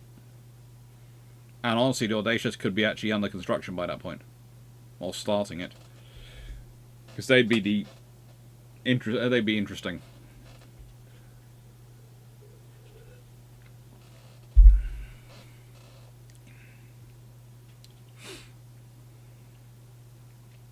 Did the RN pass documents to the did the RN pass documents to USN about damage taken by British warships? Documents to the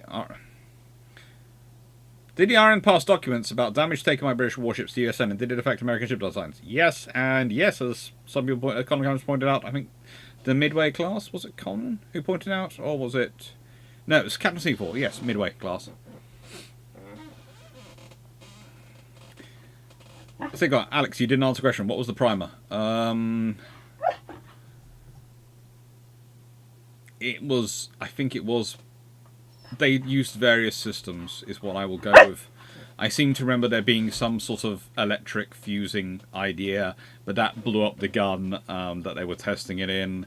There was other systems looked at, which were, let's put it this way, none of them made into a gun which was actually deployed on anything, let alone used on a ship. They had lots of ideas. There's always ideas. Without the war, without the war, Roosevelt may not have won his 4th term, if he even stood, as there would not have been so much worry in the US about Europe. So when Wilkie is president?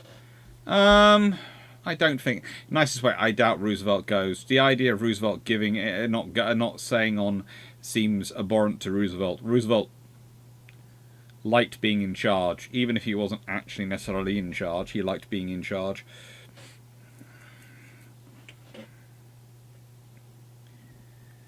Did anyone ever get the magnetic detonators working during World War II? Royal Navy and US Navy, and quite a lot of navies got them working. They had issues at the beginning of the war, but the Royal Navy had theirs working, duplex torpedoes working from very much the beginning, because the British had been able to do more extensive testing than everyone else. The main issue with getting magnetic detonators to work was the differing magnetic fields around the world, and there's only one Navy which operates the entire world over on a regular basis, and finds out about these issues quite early on and goes, right then, let's make sure this doesn't affect us.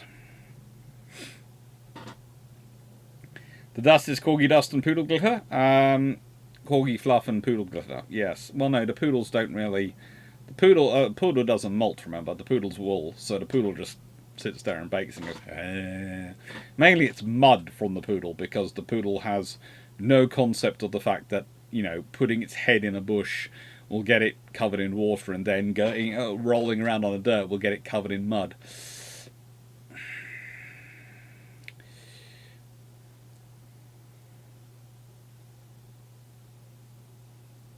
Yeah, who knows? It's nice to go. Who knows?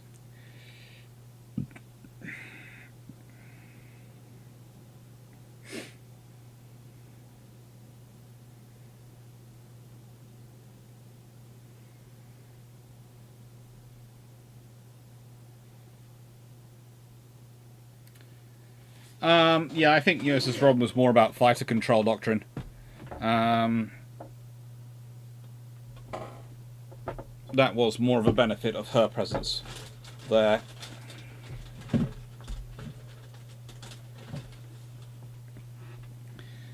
When Yorktown got radar in 1940, there was talk of sending her to the Asiatic Fleet. Would that have drawn a carrier or two away from the Kido Butai for Pearl Harbor? Probably not, because you need the maximum force for the Kido Butai. But it might have, how do I put this, made them slightly more worrisome about the idea of doing their rapid attack on the Philippines and on Malaya. They might have concentrated their forces more to concentrate their escort more for the Philippine force, because the Philippines was always more of their target than necessarily Malaya.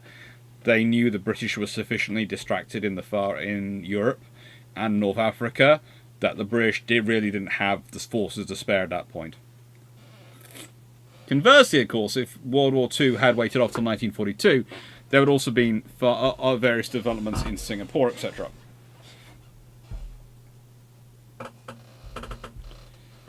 So, would hovering a helicopter over an Aegis sail aircraft vessel immobilize it? I think US Coast Guard actually have tried this on a sailing vessel at one point, and it didn't.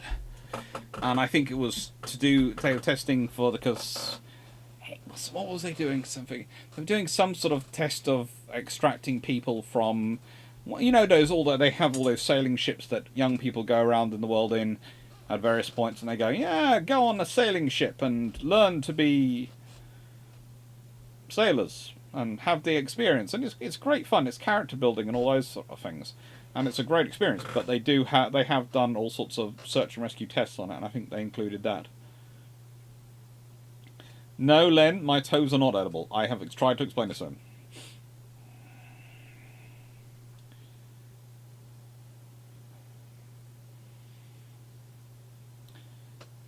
Could squid have been fitted with magnetic detonators then?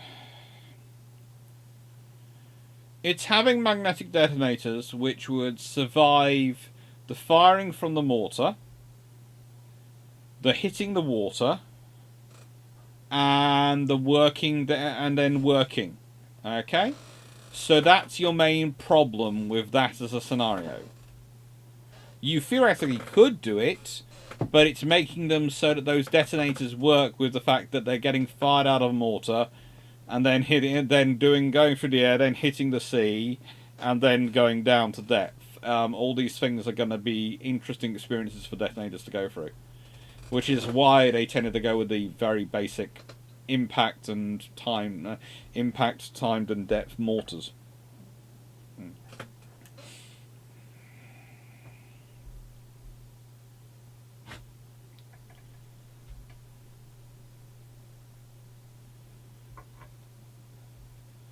President, Clarke, I find the Drac stage frustration of American torpedoes amusing everyone. Torpedoes early in the war, except possibly the Japanese. Well, the Japanese had issues, but the problem with the Drac, and I would agree with him, is that Bureau of Ordnance does stick their head in sand. I would say the complete different reaction is that the Germans believe their crews, their highly trained crews, are going to come back, and they basically deal with it.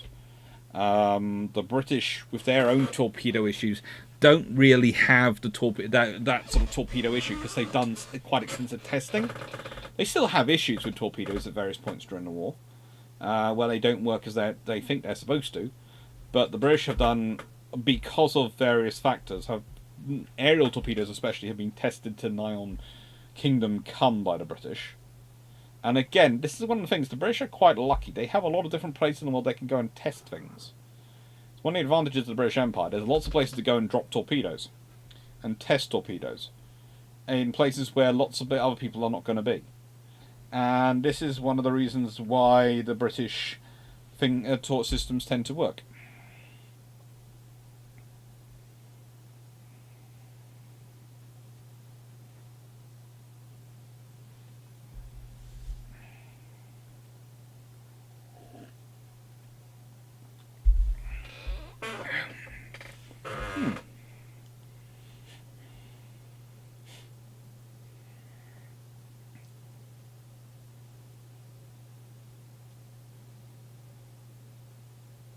Let me just check for you, Fluff, because, you're hungry.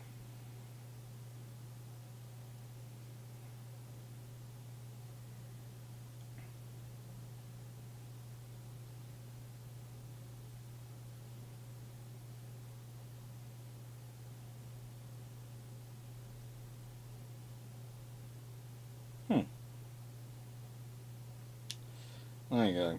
Well, you know I couldn't resist the soppy puppy eyes going. Everything else I can resist. The soppy puppy eyes, gone.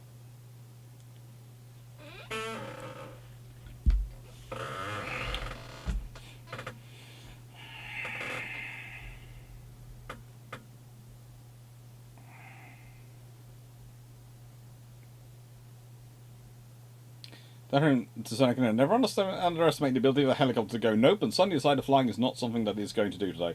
Yeah, helicopters can be very selective beasts. I have no idea, Night 631. If you have a supersonic hunter, could it have become the S6 had it been developed? That would seem potentially logical, but I have no idea. Honestly, that's out of my ballywagon.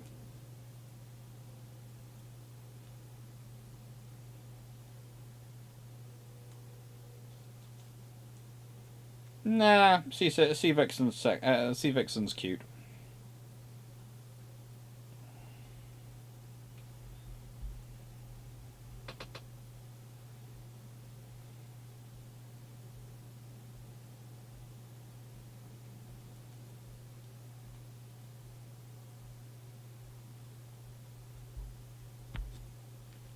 Lots of navies tried to use the autogyro. The Germans had one which was launched from submarines.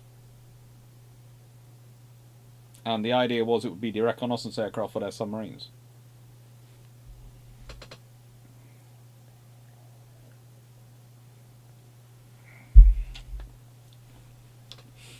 But the Germans are interesting when it comes to that sort of scenario.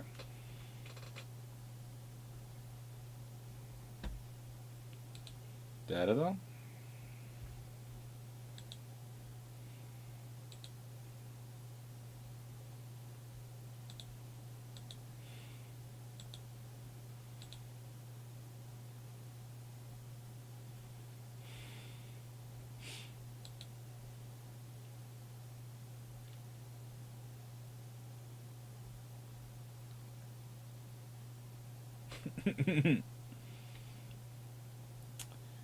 uh,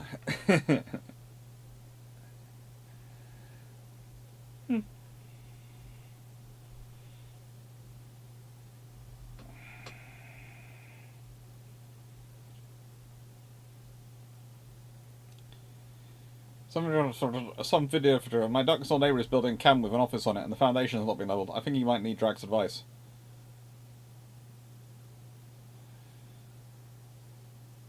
To be fair, when it came to dealing with the builders on their site, my sister tried to tell them it wasn't leveled, and I came home and I hadn't been told that there were issues, because I'd been out.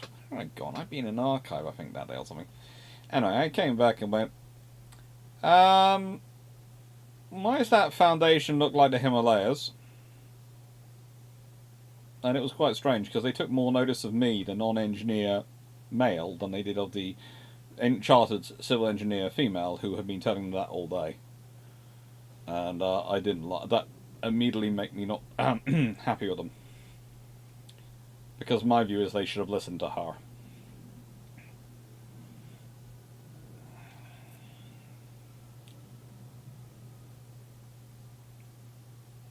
Did the magnetic torpedo warhead of the airdropped 18-inch torpedoes also work, or was it only the surface submarine 21-inch torpedoes? No, the airdropped 18-inch torpedo ones worked as well.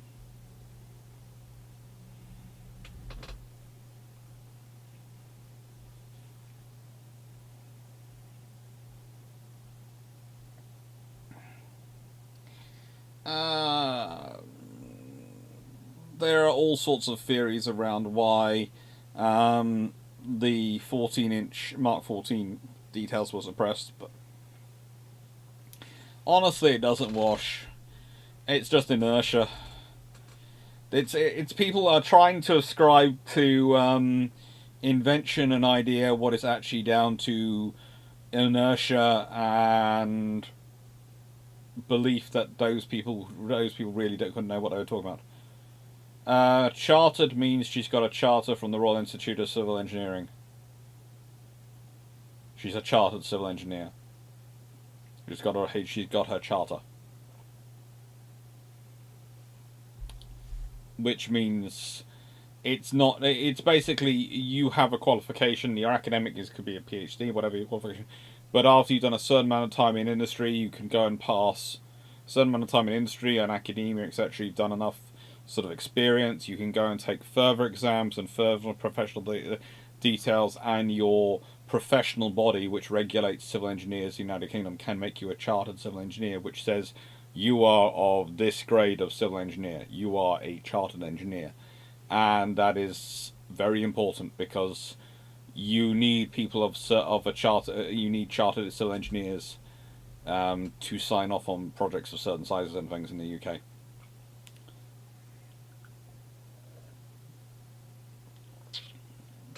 And internationally, if UK money is investing in it, as a rule, they tend to say, we would like a British chartered civil engineer to look over these plans and look over these drawings.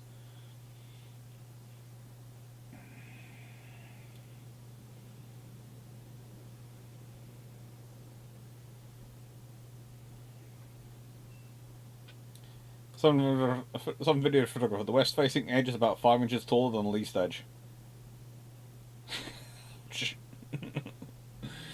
It wasn't that bad, but it was still bad. Ours, the differential was about 1 inch across the thing, and it was a case of nope. So it's akin to Master X trade license in the States, potentially, but I would have to know more about the Master system in the United States to be sure.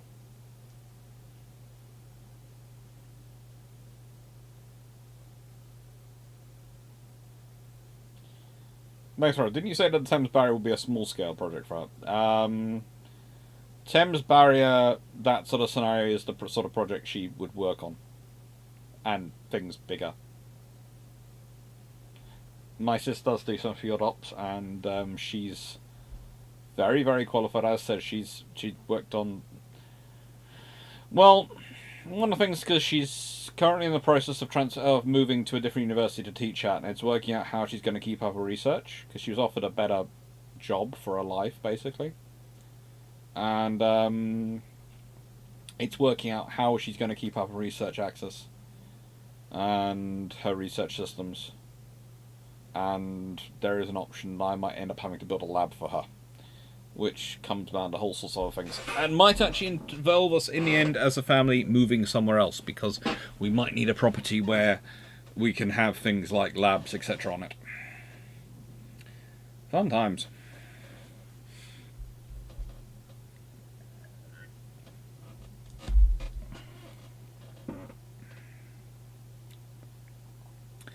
Well, Fluff, they've delayed you because you're now being delayed till Crufts.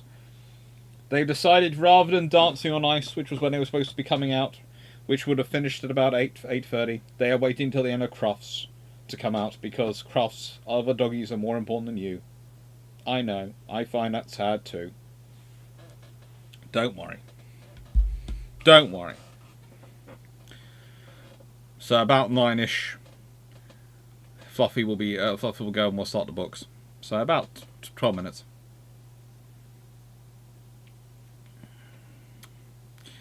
Gross Wolf, if the King Drossfish have been built with 4 quad 14-inch gun turrets, could they have been able to replace them with twin 18-inch 47 caliber Mark A turrets, or would that be way too great?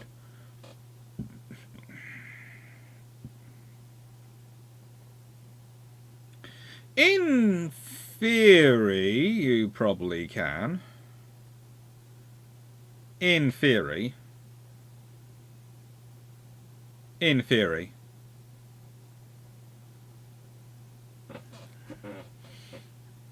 Dan Herman has visions of Drac and Doctor. Well, this is the other thing. Me and Drac have discussed it, because in the nicest way it would allow us to have. Again, it's a case of we setting up a lab for my sister to use her stuff. Well, we might as well set up a lab for us to do our stuff, and a woodworking shop for me as well, and a woodworking / model painting shop. Because at the moment I've been trying to work out where I'm going to paint my models. And the moment it's looking like in this space, and have the railway in this space for a bit while I'm painting the models, and that's not really what I'd like to do long term. Long term, I'd like a dedicated space. So it's a case of, okay, we'll have to think about this.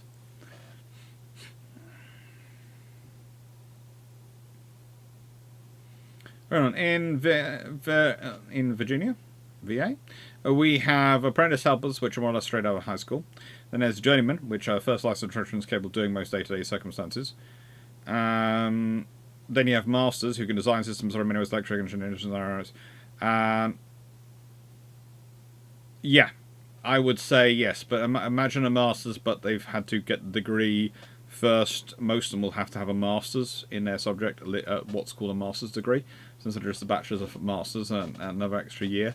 So that would be master's engineering or bachelor's engineering, at least bachelor's engineering, but they could most probably be master's engineering.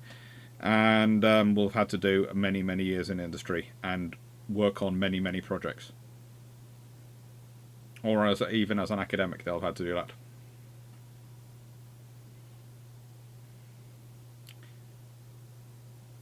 And yeah, she can sign off on very complicated multi-million-pound projects, basically. Is how I put it.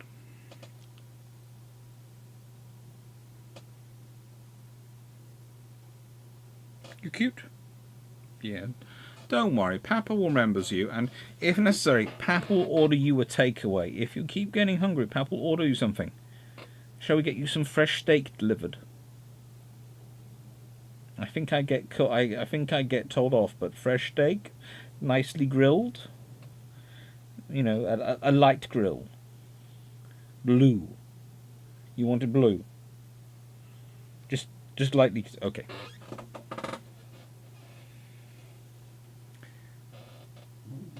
Okay. That's right. Agreed, Colin Cameron. Outside wall will be better. Hello, are you okay? What's up? Okay. You cute? What's up, boy? Don't worry. What's up?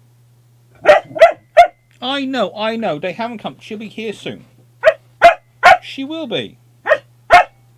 I know. Do you want to come up?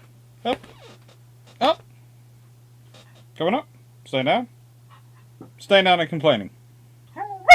Good for you. You protest. She will be through that door shortly. About another 5 minutes. Oh, do you want to come up, hug? You good boy. You want to come up? Want to come? Want to come?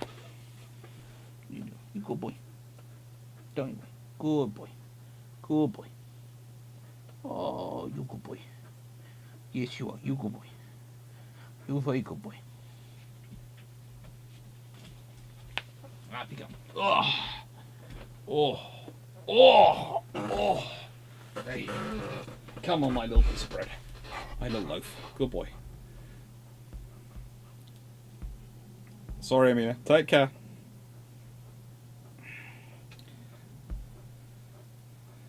I believe the US is a child engineer, but person has the experience to sign off on the entire project. Yep.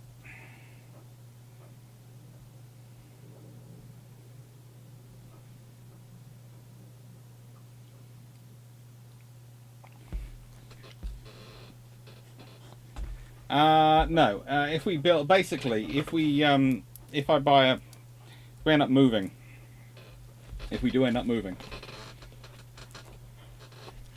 I'd try and build a lab for my sister at wherever we move to. But I'd also build a lab for myself, and of course, Drac could be more than welcome to come and use it whenever he wanted to. It probably would be useful if he did, because then he could come down, visit. Have spare room or something set up for him and Mrs. Drac, and probably have some more spare rooms set up for the rest of the crew to come along, and we do some testing.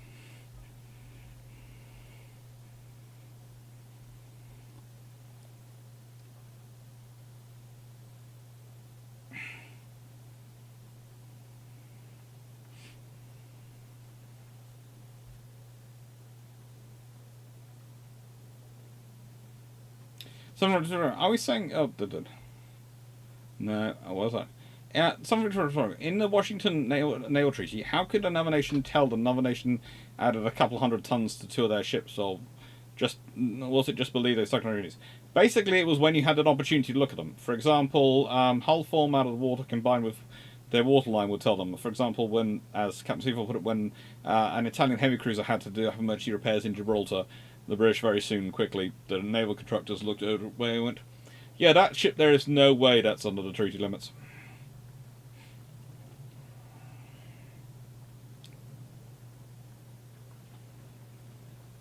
Girls, 28 knot Prince of Wales with 4 twin 18-inch guns. Can Bismarck's lost?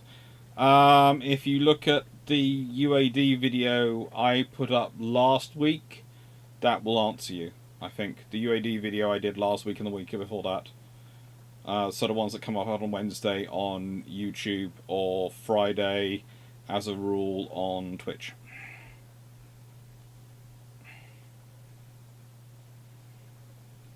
We are close to 10,000 subscribers. Hopefully get there soon. Hey, go away. Yeah.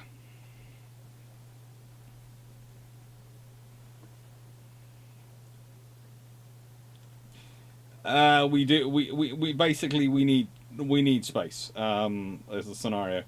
It would be a case of we've been looking at it, and we have ideas, and it's something long term to think about. It's probably not going to happen anytime soon, but it's something to think about over the next couple of years. Okay, if my sister needs her research space, and because honestly, I love this house. It's a lovely house. It's a lovely family home. Been here my whole life in terms of family home, but we haven't moved from this. This has been the family home for my whole life. But it's a case of, yeah, we either need to put a lot of money into the house to adapt it to our needs now, and make a lot of changes, or we need to think about moving. And it's an ongoing discussion.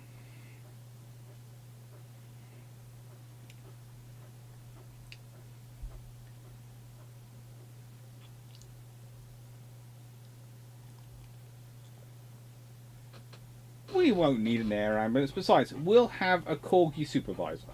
He'll make sure we're safe. He will. He's very good at making sure we're safe. Oh. Can you hear something coming? You're looking at it, the door. Is something coming? It is nearly 9 o'clock. Are they coming? They'll come soon. They'll come soon. Ugh.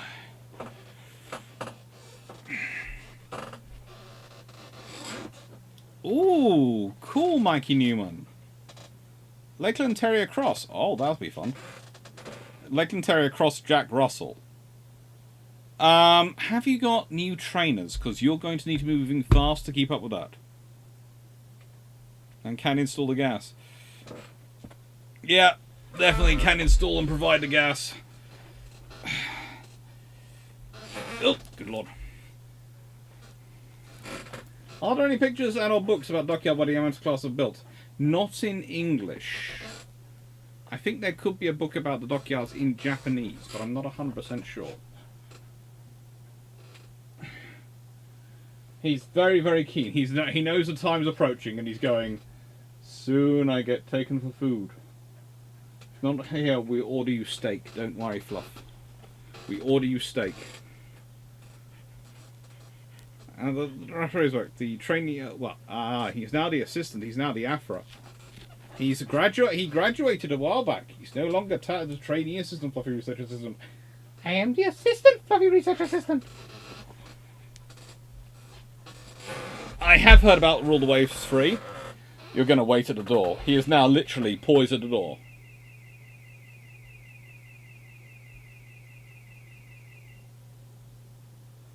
Not sure what that alarm was for. There was an alarm outside.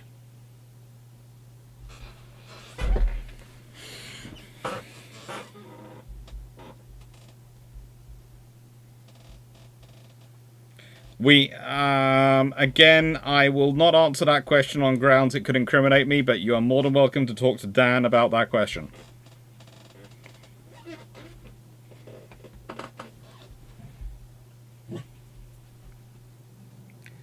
Ronan, are there any pre-war examples of the most deadly UK weapon black gun shed being employed against British foes? Basically, every weapon system which we've ever deployed it works. Sorry. Yeah, he's not happy with you. Not happy at all, actually.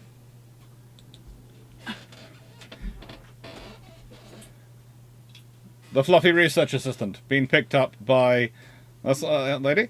To take for food. Thank you very much. Yes, see? He's going. Say goodbye. I think my food is ready for me. Okay, alright.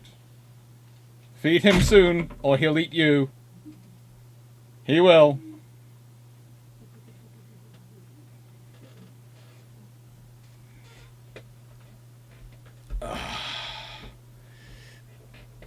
Yeah, I do have a separate camera for the dogs. And book review time.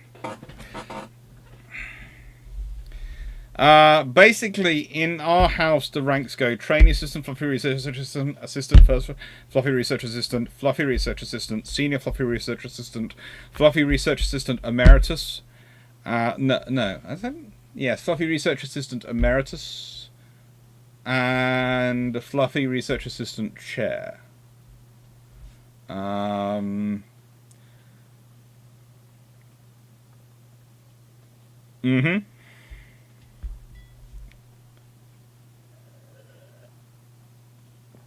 fluffy research assistant is inside protecting the house. Due to my office not having the most space in the world, I only ever have one in here at a time. And basically, if you were watching Twitch stream today, you will see the fluffy research assistant was down here for quite a while today. keeping me company. So it was Zebedee's turn this evening. Got those keys. Where are the keys I need for the door? I need keys for the door to lock it and make sure it's okay. He says, looking around and going, where are the keys? They're not in there.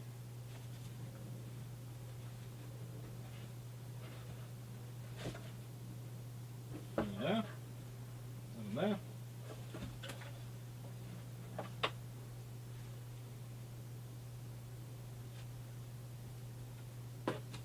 Not in there. Okay, where are the keys?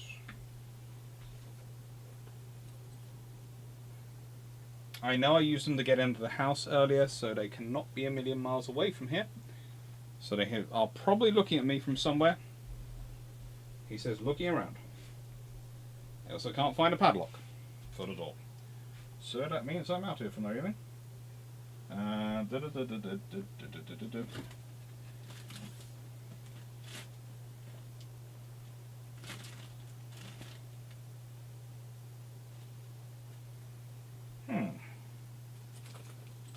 No.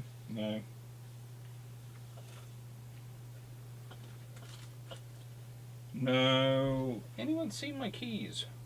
Or rather, I'm asking myself, has anyone? Because no one else is in here but me. So the only person who can see my keys is me. Oh, thank you.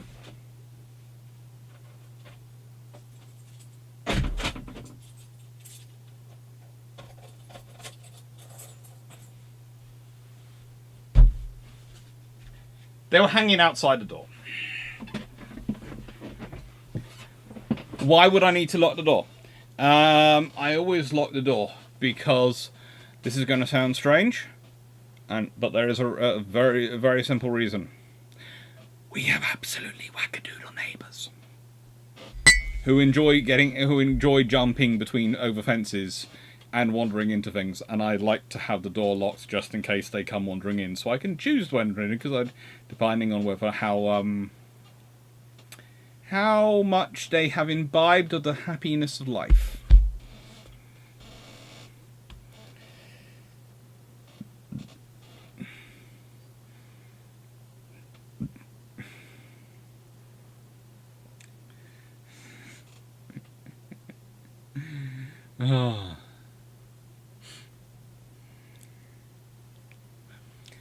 A fluffy researcher said it's a cross between a German Shepherd and a Springer Spaniel. His training is going well, and he's only destroyed one pillow. Don't worry, he's planning on a second.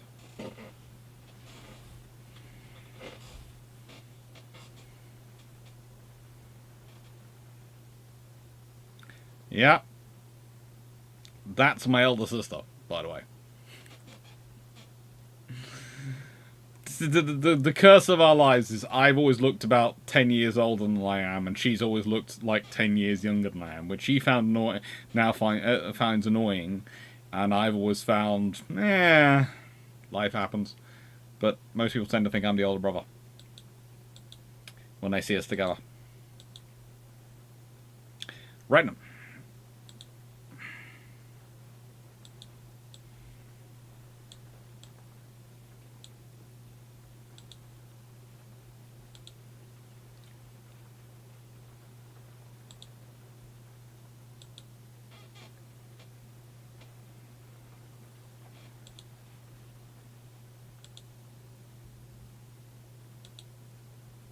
So,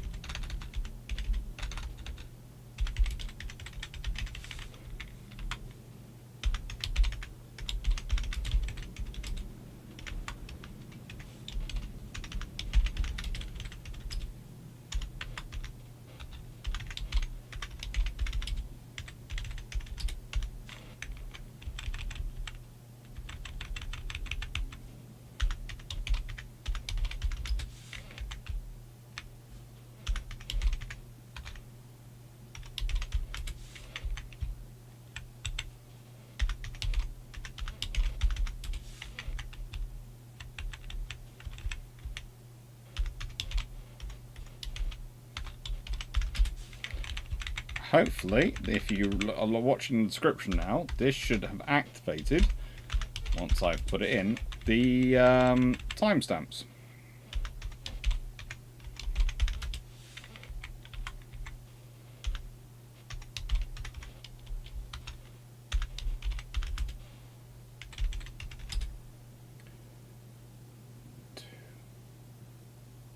Six,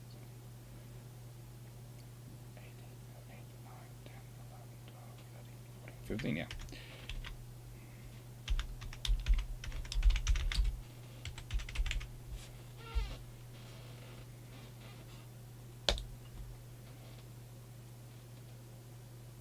Yes, that is the one who likes to be hidden from the camera.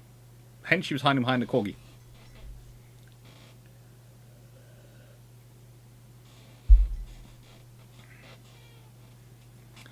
Tens of thousands, £1,000 of books, and you expect it not to be locked. Yeah.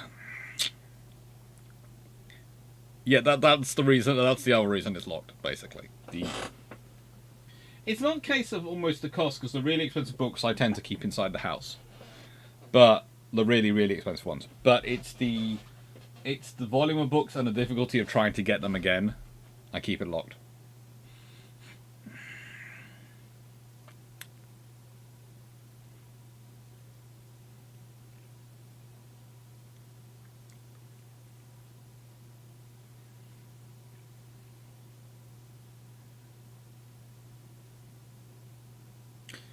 So, alright. Tonight's first book. The Making of the Song Dynasty. Now, one of the reasons I'm doing these Chinese books is, of course, what we've got next week. And what we have next week is, of course, a wonderful, what will be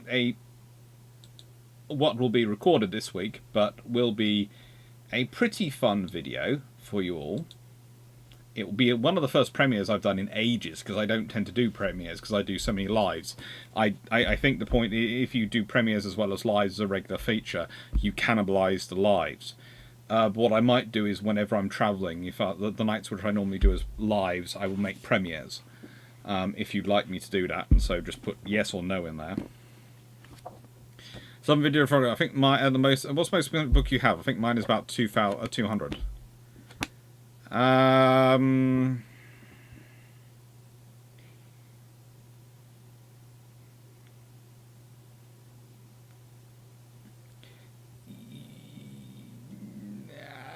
got one which was about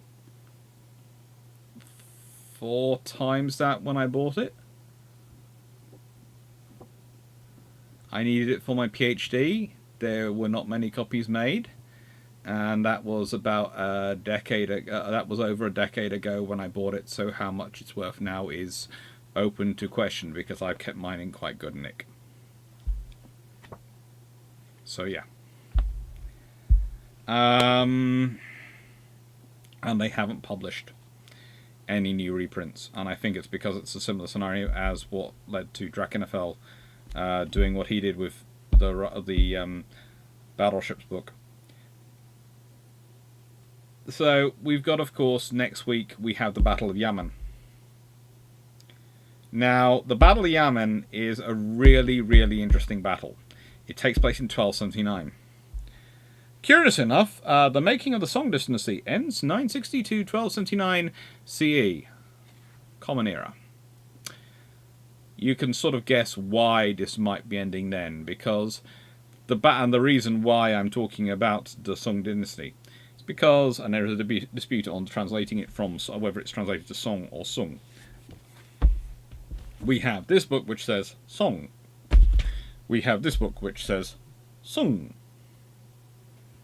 And then we have this book which just goes, this is the Chinese biographical dictionary of all the people who you need to know from Chinese history, produced by someone who basically lived in China for years and was absolutely obsessed with it. And please note, it's written and published originally in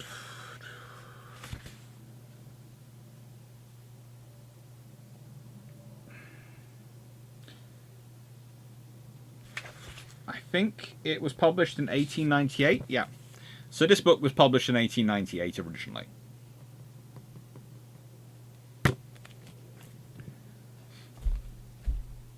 When was the book? When was it published? 1940. Nothing on the Alton book.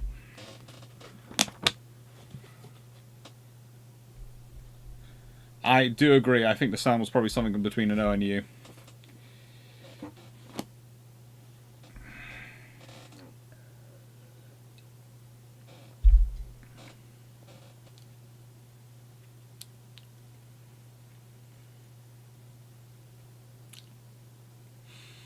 And please note, for those of you, and I have passed this on to my good colleague as well now, this is the Cambridge History of China. It's a series. There are lots of books in it. So if you're interested in interested in a certain admiral and his voyages, etc., and you want to know the context around it, this whole series does have that period. You can go and find the book for that period. But I should warn you, some copies of this, despite it being a fairly new publication, and when I say fairly new publication, we're talking...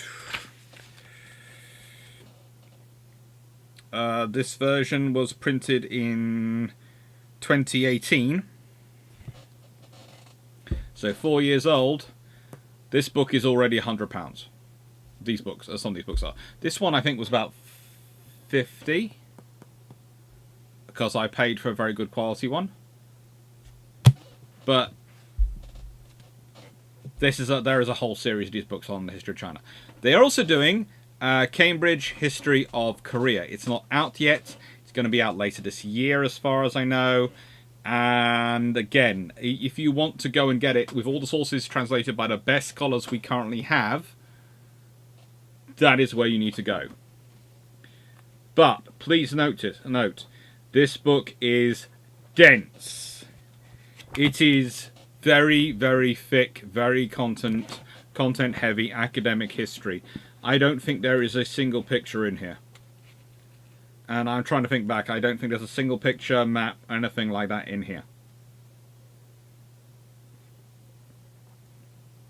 But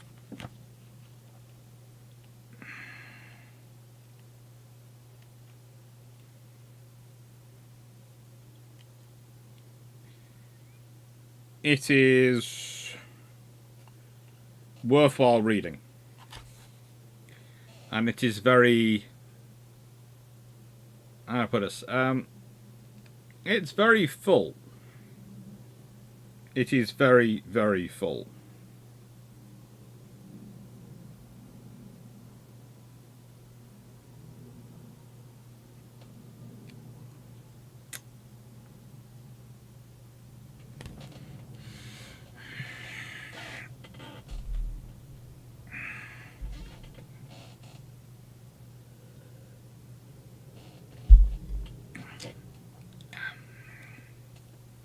I prefer Sanity Challenged. No. Dan, you were talking the other way, and I know you had trouble with an engineering book because it was quite so full. That would make most engineering textbooks actually look quite logical and linguistically easy to read. It is written by the very best academics in the field. You might need to read a few other texts by slightly less good academics in the field to work out what the best academics in the field are actually saying. Always build a miniature steam engine in the garage. Always. Now, this book is more of a starting one, and it's very much worthwhile reading if you want an introduction to the era, if you like it.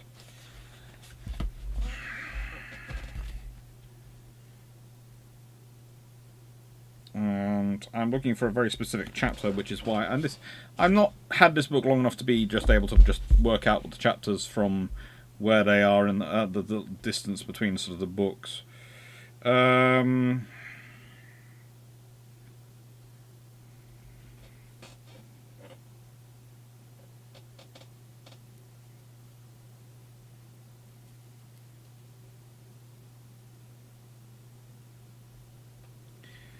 Let's go to page 295.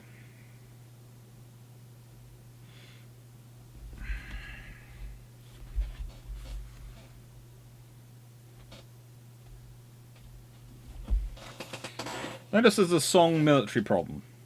The Song Academy painting of the corporate founders playing kickball may also visualize yet another of the grand allegories projections of Taizu. His status as founder of the dynasty's unique system for administering military power.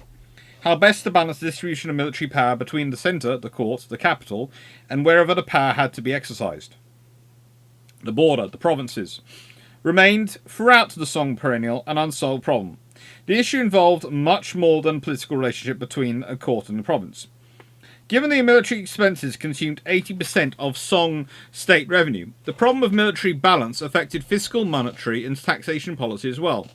The grand allegory of Song historical posits Taizu as the initiator of two policies that defined the dynasty's initial, and according to the allegory, supposed permanent solutions to these problems.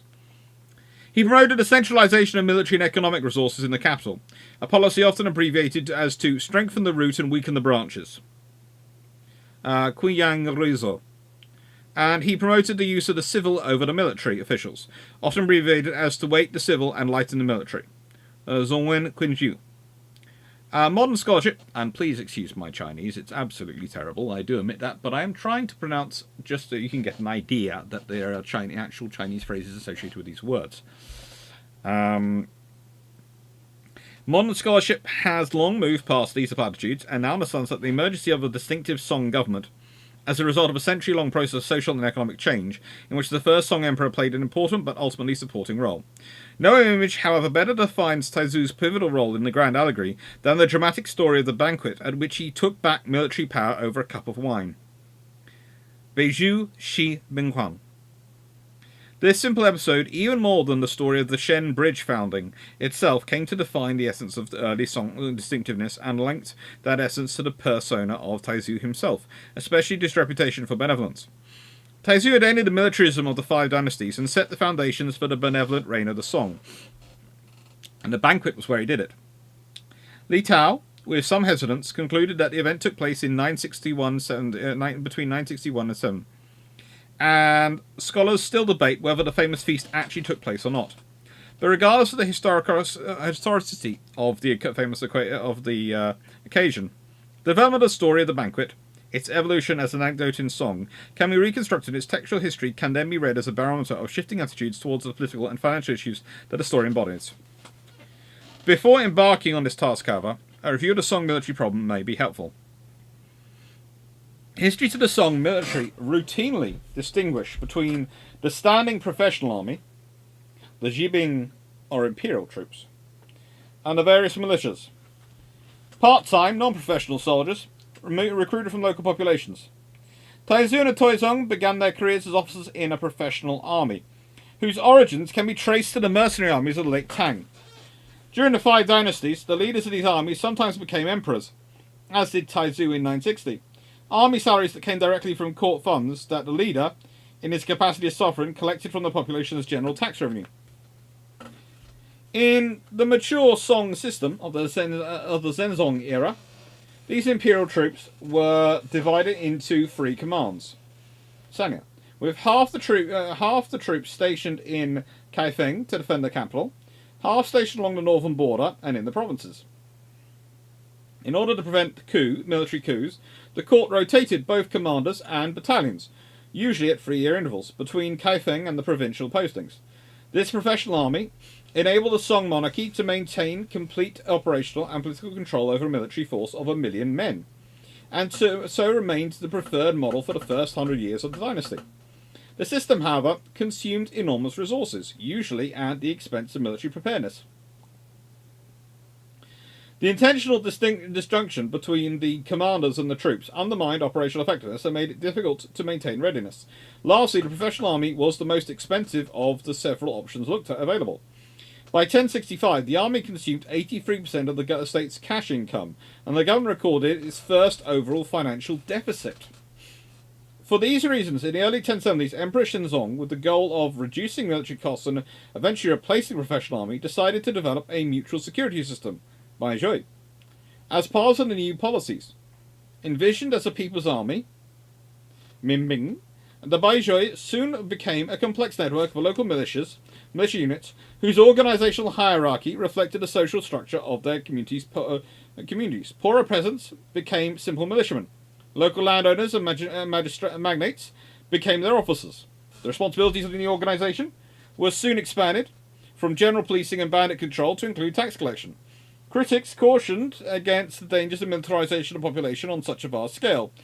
When Sima Guang became chief councillor in 1085, he ordered the Baizhou units dismantled within 5 days, an act that created immediate bureaucratic chaos in local jurisdictions.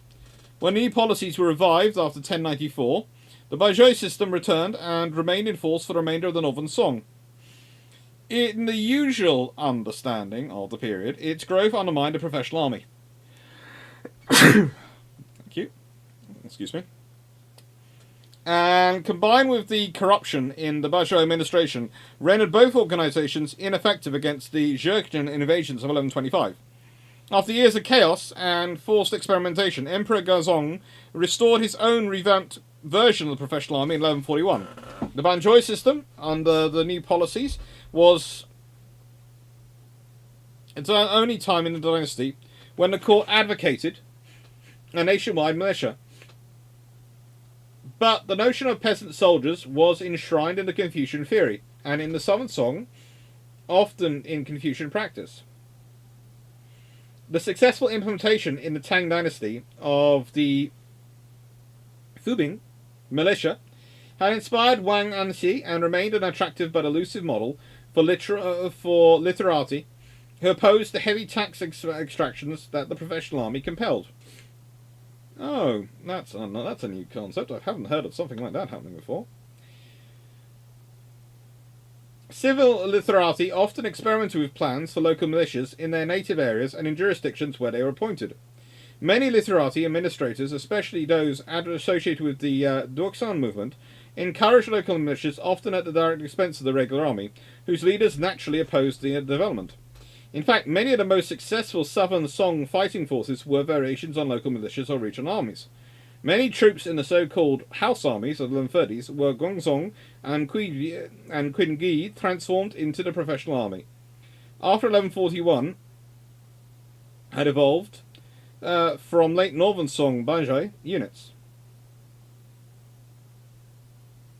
which Gaozong and Guizhong transformed into the professional army after 1141. Well-organized militias enjoyed the advantage of closer communication between officers and soldiers, were better suited for local policing duties, and were generally much cheaper than a professional option. In 1168, for example, Wang Yang estimated the cost of one Jingen righteous brave at only 5% of the cost of one regular army soldier. Despite such tantalizing cost savings, however, the monarchy suspected any militia activity that was outside the purview of the Bureau of Military Affairs.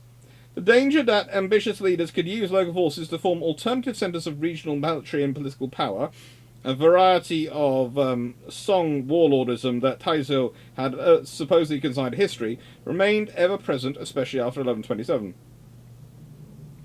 Taizhou is reputed to have abolished the system of military governors, Jierishu, and attendant warlordism with that the Song inherited from the Tang and the Five Dynasty. In fact, however, similar mechanisms of regional military control endured throughout the dynasty as yet a third alternative form of military organization. In addition to the Banzhou militias, Emperor Shenzong also instituted sectional command measures, Jingwing Fa, within the professional army, that ended the earlier system of unit rotation, in a move to strengthen the links between commanders and troops and to improve training. The country was divided into about 150 regional commands, with designated units permanently attached to each command. Conceptually, military governors can be seen as a combination of features from both the professional and militia systems.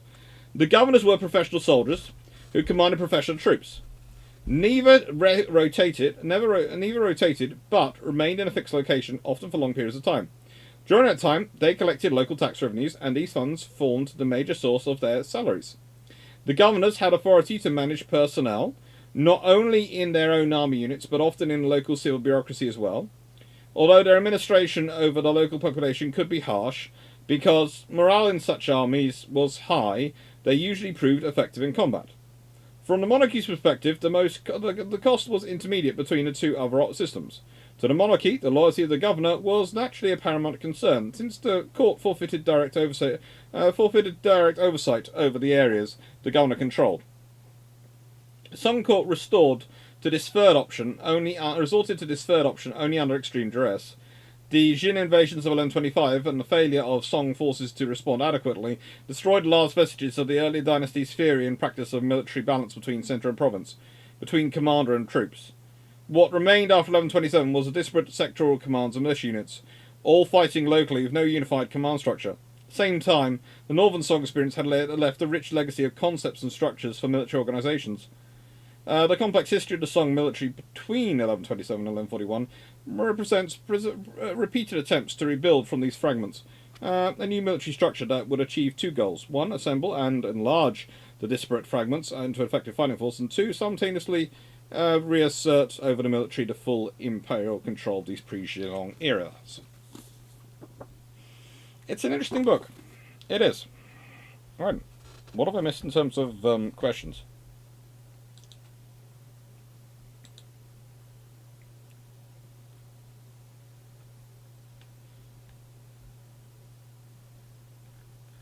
Not many.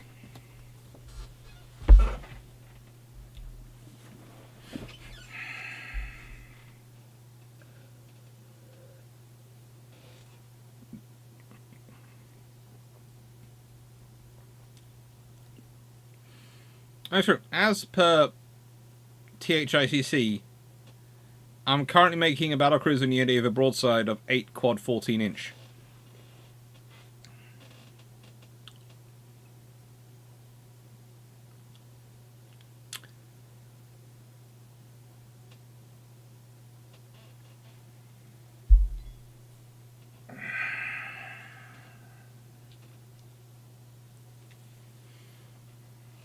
Eight quad 14 inch. That'll be fun. That will be fun.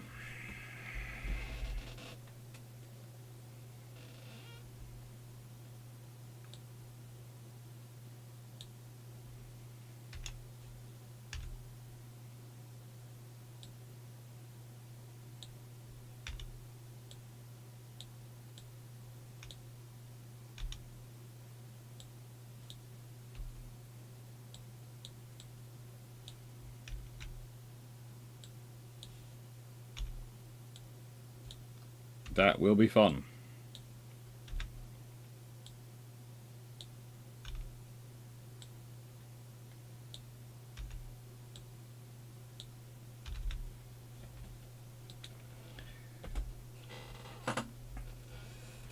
Right.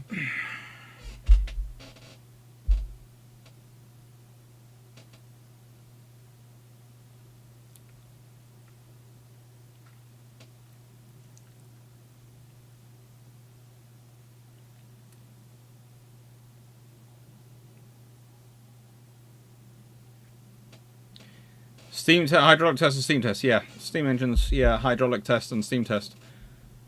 That's fun. I think I'm learning the history of a lot of countries is how we can we create an effective enough uncropped civil service administration to raise taxes for various reasons like Navy and Army. It can be quite dry, but if you get wrong, well, a lot of monarchies lost their heads over it. Yes, pretty much. It is the big problem.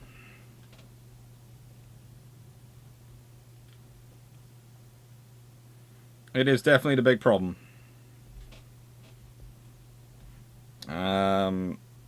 Let's see.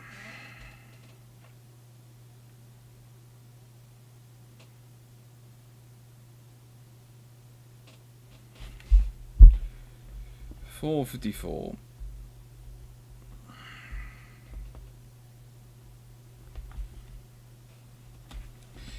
China's position as a maritime power during the Song was primarily of an economic nature.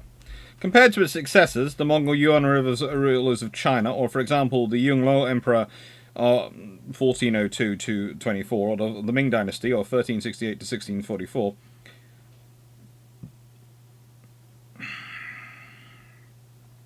The Sung court's foreign political naval ambitions were modest. With the exception of an unsuccessful military expedition to Annam from 1075 to 1077, there is not much to be reported about greater naval aggression. When we speak of China as an overseas naval power, this has to refer to the late Sung, the Yuan, and the early Ming periods. Nevertheless, the Sung rulers possessed a deep water navy, which probably reached the zenith of power during the decades from 1164 to 1204. One driving factor behind the establishment of the navy was the wish to protect merchant vessels, and thus the conditions of maritime commerce in general. Early in the 20th century, early in the 10th century, Wang Shenqi, the ruler of the Min kingdom in Fujian, invited the foreign merchants to come to trade, but because of the rough sea off the coast of Fujian, apparently only a few responded. Wang therefore cleared away rocks and built a harbour near Fushao. According to the biography of Wang Shenqi in the New History of the Five Dynasties, Hissen Wu Saixin, there was a big thunderstorm one night which opened the passage for a new harbour, as a consequence of which foreign ships could easily reach Fuchao. The people of Min thought this had happened because of Wang Shenqi's good government, and called the new harbour Kantang Harbour, Sweet Pears Harbour. In Fujian, 3 harbours were opened earlier, either by dredging or by winding rivers. Later, in the northern Song times, one of the units of the provisional navy of the Kuantang, the convoy escort squadron, the Shaikang Shuchai, accompanied and provided protection to incoming and outgoing merchant ships, a practice that was continued in the southern Song dynasty. In 957, the Emperor Shizong of the later Chao dynasty had more than 100 warships built, and he employed instructors to train his men as mariners for naval warfare against the southern Tang dynasty. The first Sung emperor, Taisu, who had served as an army officer under Shizong, continued to attach great importance to shipbuilding, and is said to have often visited shipyards. The navy played a major role in winning the war against the kingdom of the later Shu and the southern Tang. Taisu's successor, Taisung, at first carried on China's naval program, but after a campaign against the kingdom of Wu Yu and an unsuccessful expedition against Annam, he gradually lost interest in the navy. After 987, the navy became, as Lo Zhonghang put it, only an ornamental arm of the government, and naval exercises degenerated into water sports for the entertainment of the court. Consequently, the authorities during the 11th century basically relied on navies composed of river units under provincial command. In 1068, the navy was reorganised, and many former provincial units were elevated into imperial service. But only shortly later, in 1077, China launched an unsuccessful war against Annam. One of the reasons for its defeat was apparently insufficiency of sea-going vessels. Therefore, the central government not only initiated a large-scale shipbuilding program, but also mobilised merchants to contribute ships. As the merchants profited from safe coastal waters, they also had an interest in a strong navy, and consequently often voluntarily supported the government in its naval policy. Under the He-Ning-Re era, there were 2 central shipyards on the coast of China, in Hangzhou and Guangzhou, and provincial yards located inland. After the Hissing era, shipyards also were established in Mingzhou and Wenzhou. In 1090, these 2 shipyards were ordered to construct 600 ships annually. 600 ships annually. Furthermore, yards in Langxi and the circuit of Hunan received orders to build 300 ships. Many naval authorities, however, complained that these ships were not seaworthy, and consequently continued to hire and borrow vessels from the private owners. It was, of course, not in the interest of the merchants to have a large proportion of their ships regularly hired out to artificial authorities, and in 1112 this practice was eventually prohibited. If the government really intended to build up a strong and permanent navy, it had to launch another initiative to construct more and better vessels. It was, however, not until the fall of the Northern Song dynasty in 1126 that greater efforts were made, and that China finally possessed a permanent sea-going imperial navy.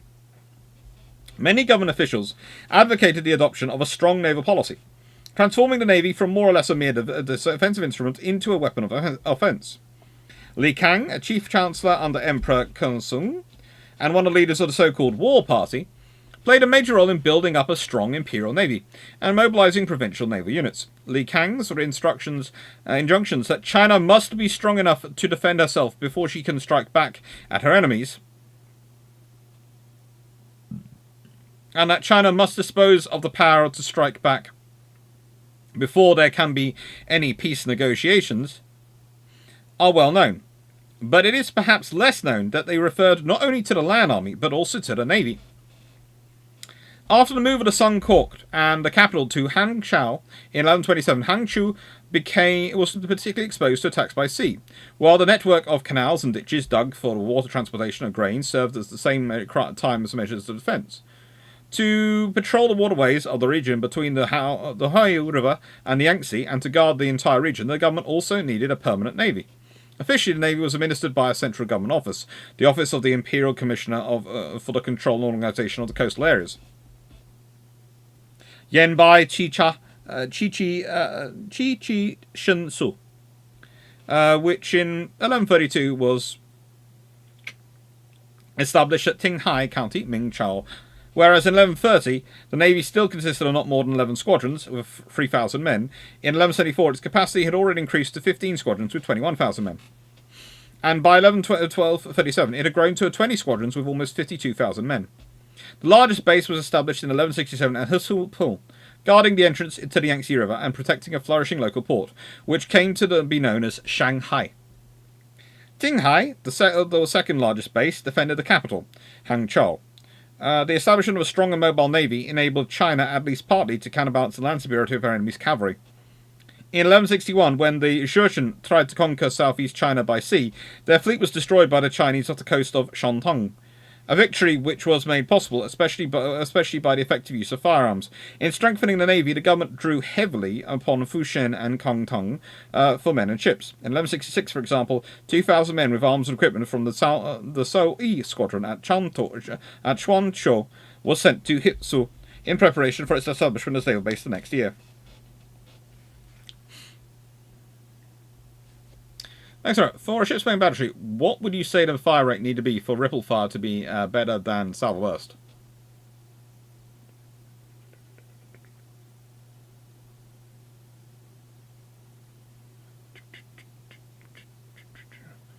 Well, you need to be getting off around a second, really.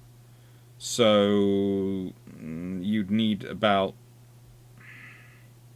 60 guns to be able to do that. But you can probably achieve sufficiently close to ripple with 32.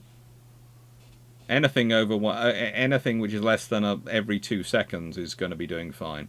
But it does also depend on the fire control hour. I'm presuming you're using fire control from the appropriate period.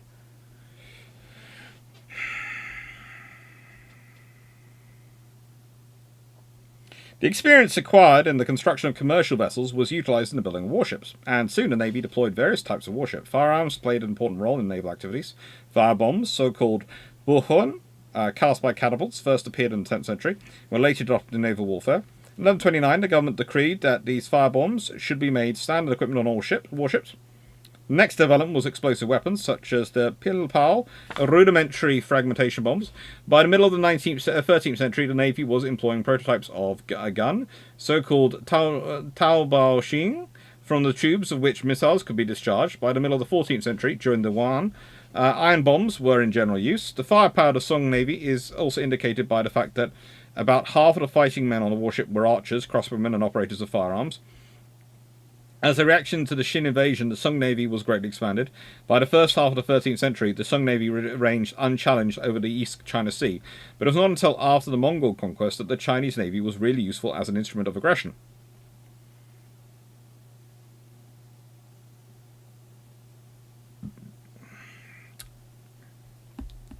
The cost of maintaining the military far outreached what the government could afford. In the first years of the Southern Song, for example, the expenditure on the army reached 9.6 million strings of cash per year. But it could be more than that. a figure which climbed further when the Sung intensified their armament. In 1136, the expense of the Office for the Control and Organisation of the Coastal Areas, which had the control of naval bases and fleets in the circuits of Hongtong, Lingxi, and sometimes Fuxian, came up to 2,000 ounces liang of silver, 2,000 strings of cash, 100 bales of silk, and regular allotments of rice plus the status, grade, and salary of the staff members, which were equivalent to those of local fiscal commissioners. Xuan Yu Shi. Faced with these expenditures, the government sought ways to increase its revenues or creatively pay its expenses. One such measure was the sale of so-called monk certificates, tuotian, which then circulated as a particular form of paper money, with an official face value. Originally, certificates were issued to Buddhist monks to exempt them from corvée labour. But the Sung government soon recognised these certificates as a welcome financial means to pay for all kinds of economic activity, including the construction of ships, without paying with cash, i.e. real value. For example, when the government intended to purchase ships or have them constructed, it paid the merchants or constructors with monk certificates. Shen Ti Huixiu, for example, informed us that monk certificates were used to pay for the construction of warships and the repairing of military outposts. Or to procure, for example, tung oil. Later, in 1245, Huixiu, valued at 1 million strings of cash, was used as a reward the naval and land forces.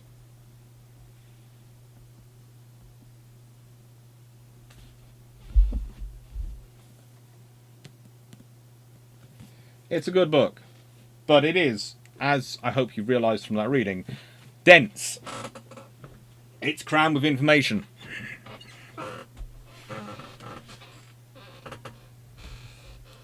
That's 1.63 ships per year, per day. Yep. And you memory that there's 2 launching 600 a year, and there's another 2 for doing 300.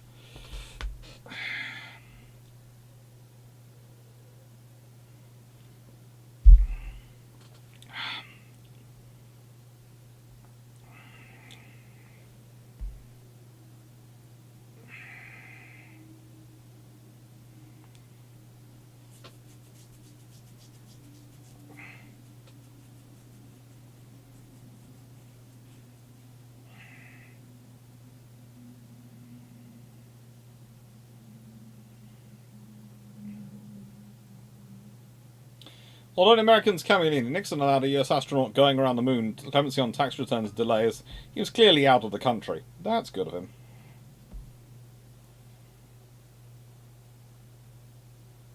Hard to think of questions. Yeah, the main question which you have to remember is they're doing all that, and they are trying to build them all, but you start looking and go, hang on, are you developing the wood program which the British are developing for maintaining their trees?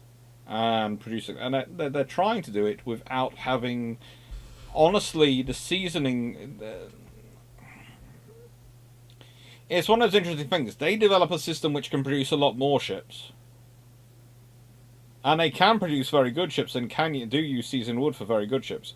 But a large number of those ships do not use seasoned wood, and this is one of the reasons why the Chinese Navy disappears so quickly. Because the British will get 20 years out of a ship, maybe 30, if it spends most of its time in ordinary rather than commissioned, and it's well cared for, so it sits in a yard and it's well looked after.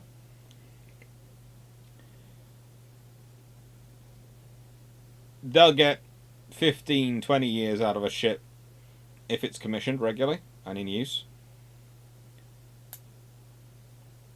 The Chinese were, from their seasoned ships, were definitely matching, but the vast majority of their ships seems to not be seasoned ships, judging by how long they last, made of seasoned wood.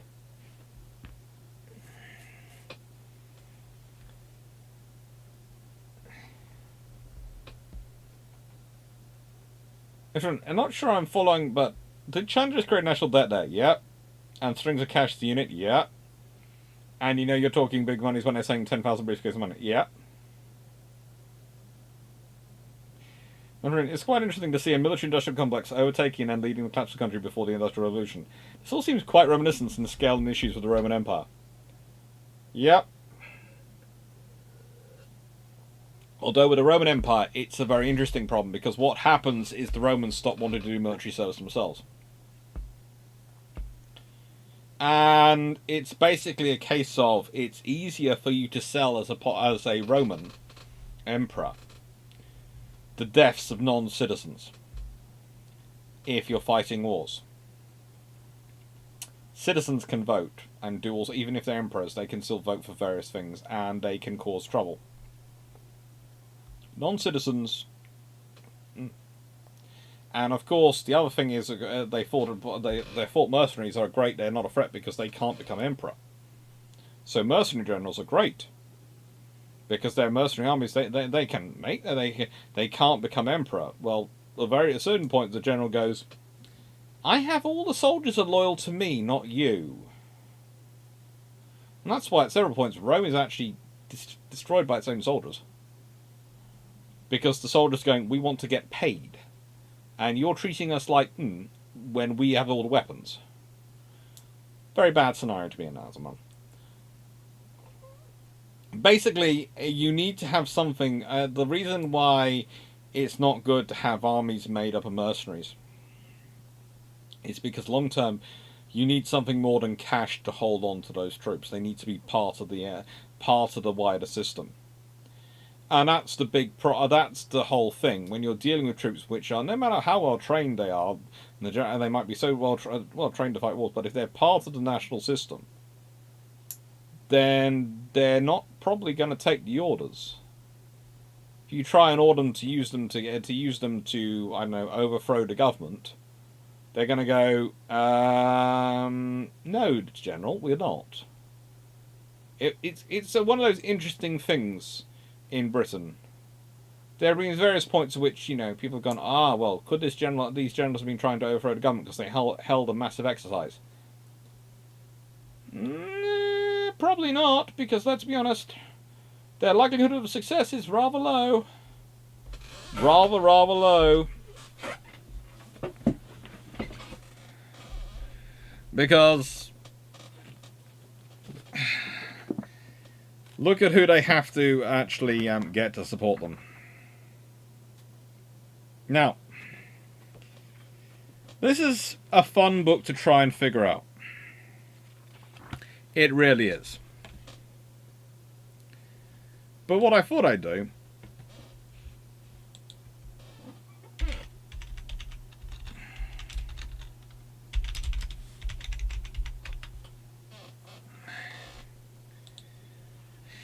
is introduce you to some of the characters involved.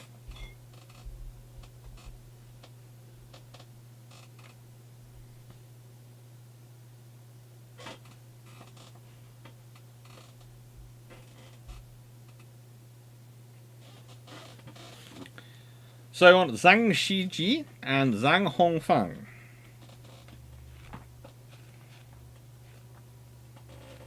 And hopefully they're spelled the same in this.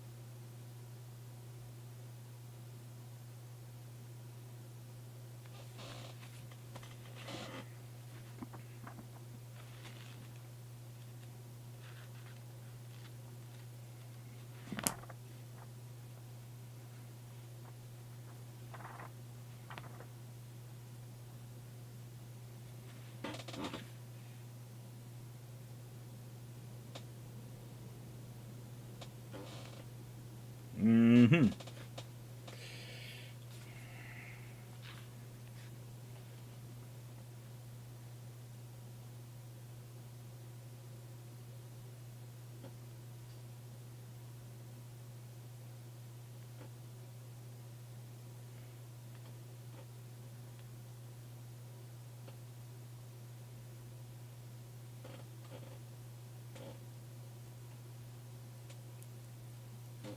Here we go. Found him. It's interesting. In this book, he's called Zhang Shihiji in the modern spelling, but this, of course, is done the old translation, which I checked, which is Shang Shishi, which is spelt Shihchieh. A faithful adherent of the Song Dynasty to its final struggle with the conquering Mongols, he had held several posts of importance, and when the Great Disruption came, he accompanied the young emperor on his flight southwards. He advised Yangsheng in Guangdong as a last refuge, and on the approach of Shang Hufang's troops, he constructed a kind of floating fort of some 1,000 vessels lashed together. Shang Hunfang, however, cut off their supplies, and they were reduced to such straits they were obliged to drink seawater, which caused violent vomiting and purging. After a great battle which ensued, he made his escape with 10 ships, and under some other representative of the Song Dynasty, would have still prolonged the struggle, but he was caught in a typhoon and drowned.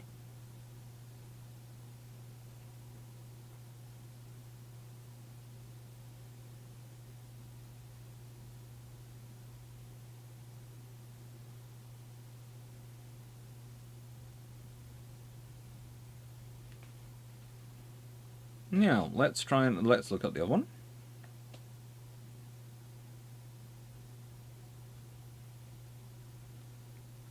Shang Hunfang.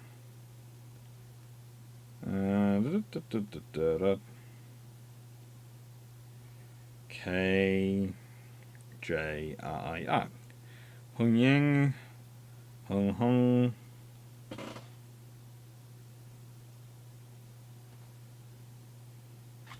No.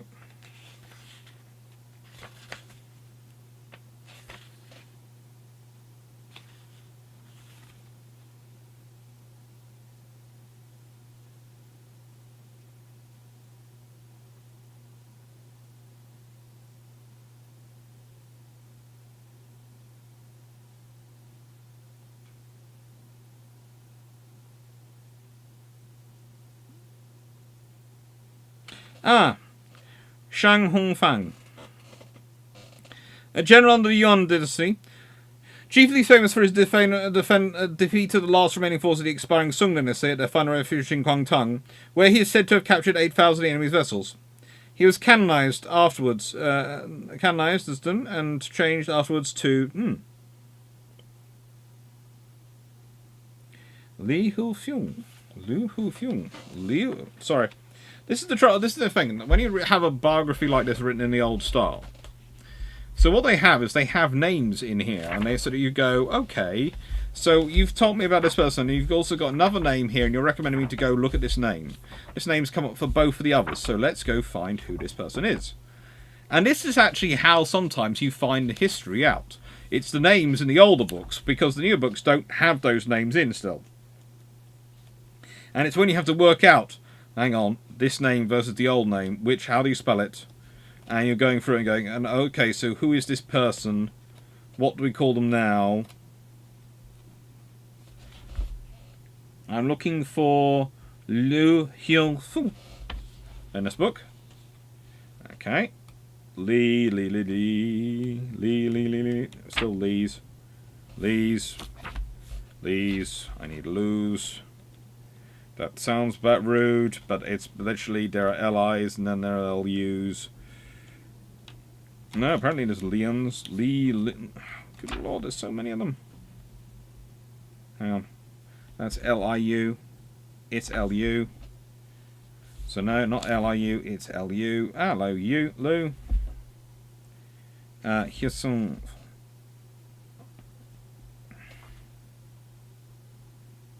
H. Yeah.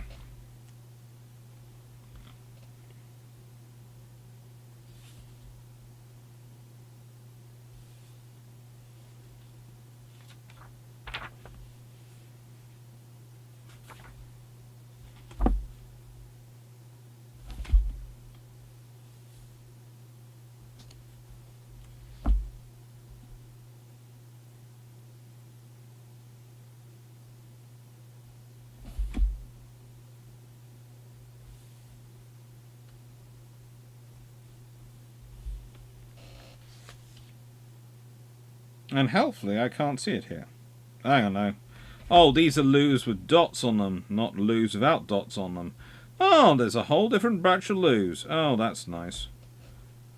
Huation? Fuel. S comes before U. Ah, found it. Liu Hsifu, a native of Yongsheng Kangu. He graduated as Qinshi in 1260, and after some years served as secretary to General Li Xingqiao, he entered in 1275 upon an official career. Rising rapidly to be Minister of State, he shared in the southward flight of the young Emperor Tuantang, before the conquering hosts of the Kublai Khan, and when the Tuantang died, he carried the child Emperor Taiping to Yixin in Guangdong. After some months of resistance, seeing that all was lost, he bade his wife and children throw themselves into the sea, and then, taking the Emperor on his back, he followed their example and brought the great Sung Dynasty to an end.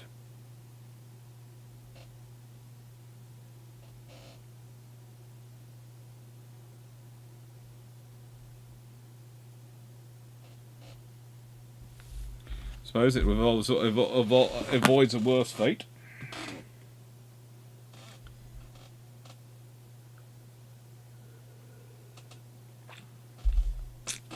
So they could have waited a few years and had a better neighbour. Maybe. Think about how long the British have to be building and doing a system to get wood. Basically, when you're talking about the wood system the British are using in Napoleonic eras, they've started developing that under Henry VIII. So you're talking centuries. Basically, your navy has to be an obsession.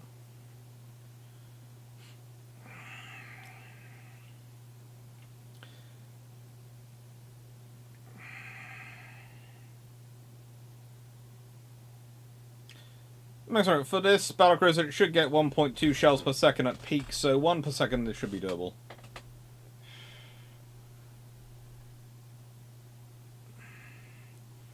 As a reminder for people about Victory, she was in order a lot, plus she's been refitted, completely rebuilt a fair few times. She might well have been the ship of Theseus by the time she was at Trafalgar in the original.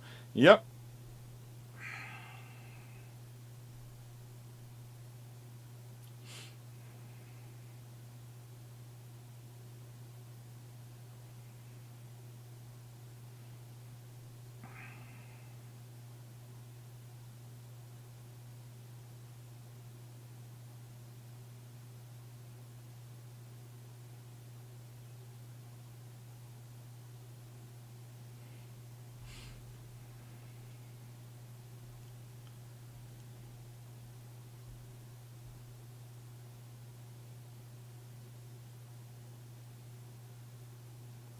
Why would the RN developing a large variable depth sonar known as a Type 192?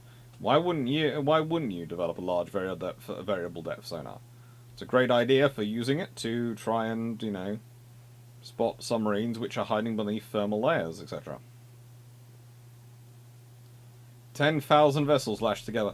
Yeah, I dispute sometimes the 10,000. I do wonder about the 10,000, but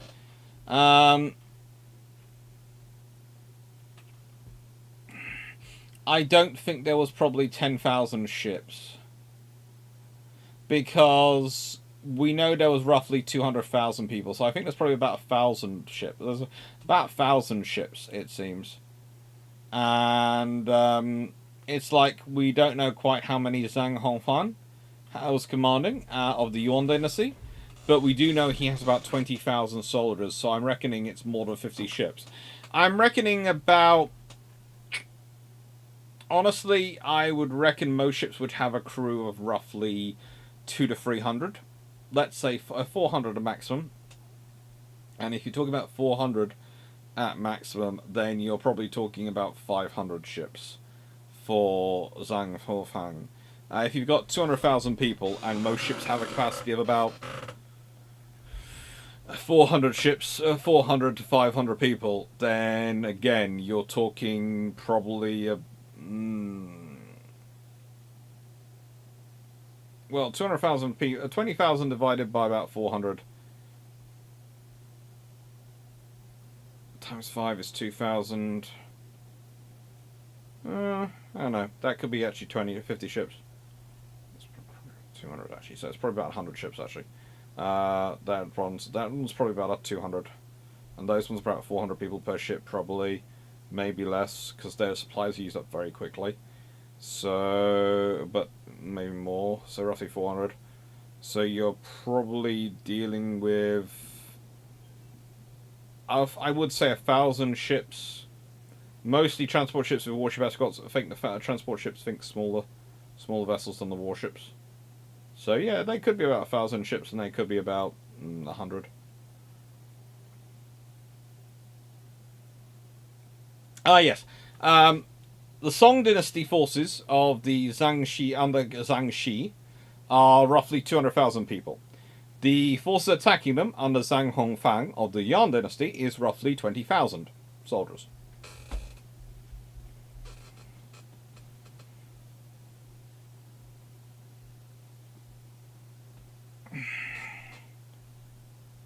No, it's actually it's probably an accounting somewhere. Yeah, but also that's going to be the bigger ships, and the smaller transports are probably not going to be as big as some of the warships. And they were big. It's well known that the Song Dynasty seems to have had the bigger ships than the Yan Dynasty at the battle. But they would lash them all together to sort of make a mobile fortress in the middle of the water that they could work from.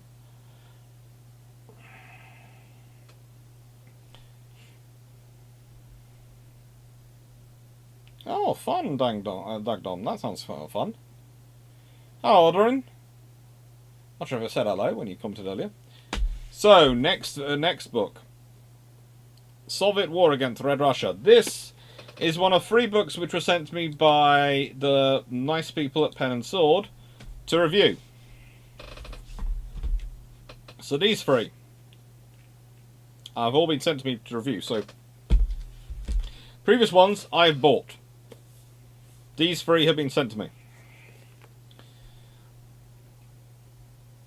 Now, again, this one I was sort of going, okay, this is either going to be interesting or it's going to be terrible. But it's written by Brian Best.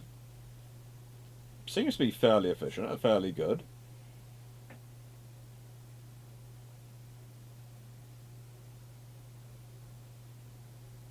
See, fine, Alex, I think that most non-British people don't understand our historical session. If we control the sea, we don't need a large army to counter invasion. This changes at the beginning of air power. Not really. It doesn't change with the beginning of air power. It changes a while into the air power paradigm. And I would say it's still not quite got that. But it has the capacity to change. As I was trying to make the point when I was talking about submarines, and I'll be making this point when I do an air power video at some point this year. You can go, well, yeah, we have this future. And you go, yeah, that's great, but do you realise that the aircraft you've got which can cross the cross the Channel just ran out of fuel when it arrived in England from France, or France from England, and it carried 1 person. So you think about it, you're going to have to build up roughly 100,000 of those to get an army across, or 10,000 of those to get an army across, and they're going to be one shot and get 1 person across. That's a very expensive way to try and circumnavigate the Royal Navy.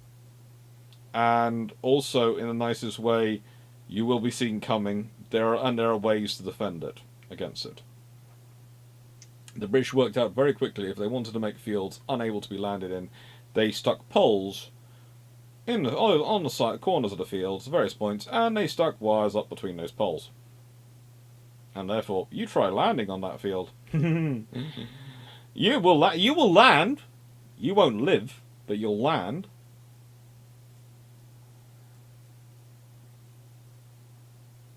That's not nice.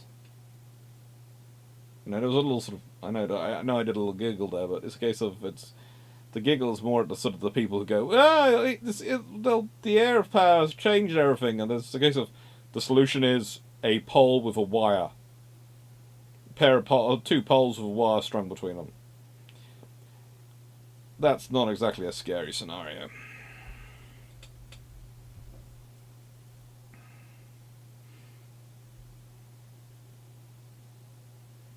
Now, Dutch, nice thing. How probable is it that a ferry spearfish in an airborne early warning aircraft in the post-World War II would lose its gun turret? Why would you keep its gun turret? What does it serve?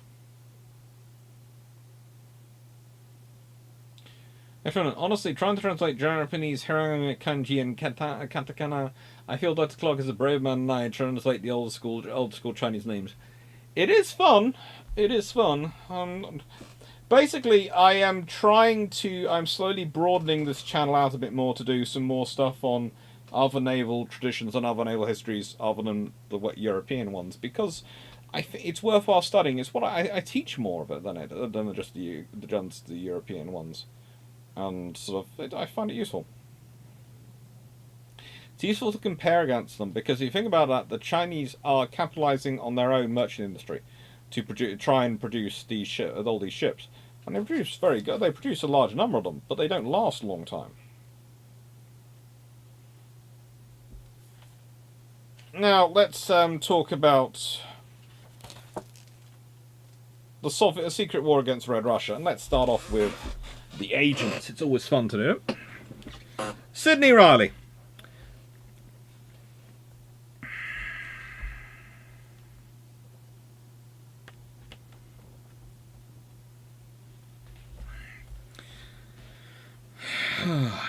George I. Rosenblum was born in 1873, the only son of Hirsch Yakov and Rosenblum and his wife Paulina. Brought up in Odessa, he left his home in his teenage years. His parents converted to Catholicism, a move that was highly unusual. He spun many tales about how he'd been a cook, a dock worker, a railway engineer, and a brothel doorman in Brazil. He also claimed that he'd attended Heidelberg and Cambridge universities, as well as the Royal School of Mines. He managed to gain sufficient knowledge to be accepted by the Institute of Chemistry Society in 1897.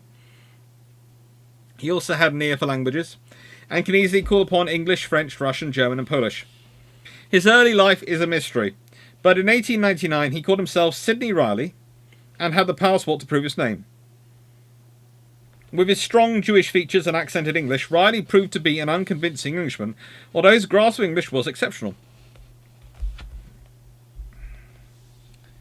According to author Brian Mariner, he possessed passports in 11 different names.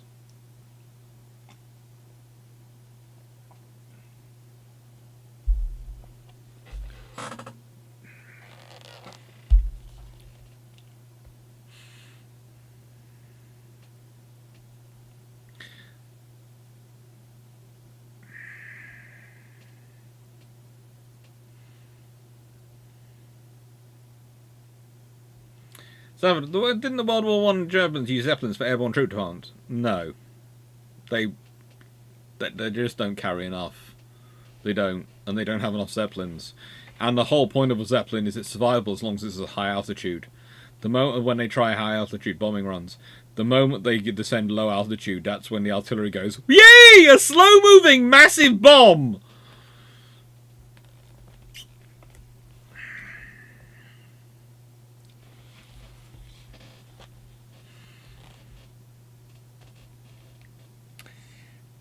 He possessed great charm, which captivated women, and he was never without a string of mistresses. I'm already worried about this bloke. During the Boer War, he pretended to be a Russian arms dealer, and gave the British intelligence information about the Dutch arms shipments to the Boers. During the Russo-Japanese War in 1904, he also obtained information on Russian defences in Manchuria for the Japanese Secret Police. He involved himself with many fake businesses, including the Ozone Preparations Company, which peddled patent medicines. He also became a paid informant for the organisation that was filled with suspected Russian anarchists. In 1896, Riley joined the Emigre Intelligence Network, run by William Melville of the Superintendent of Scotland Yard's Special Branch. Melville went on to become the first head of the Secret Service Bureau. Riley was employed by Special Branch. He later joined the Foreign Secretary of the British Secret Service Bureau, and it was here he met Mansfield Cumming. I kid you not, that was his name, Mansfield Cumming. I know there are going to be jokes in the chat about it, so just get them out. Just enjoy yourselves. We have there are many jokes about manly powers on this channel and how he was a Royal Navy captain and what he did. Well, you can now Special Agent Mansfield Cumming. Riley and another agent were at the Frankfurt International Air Show.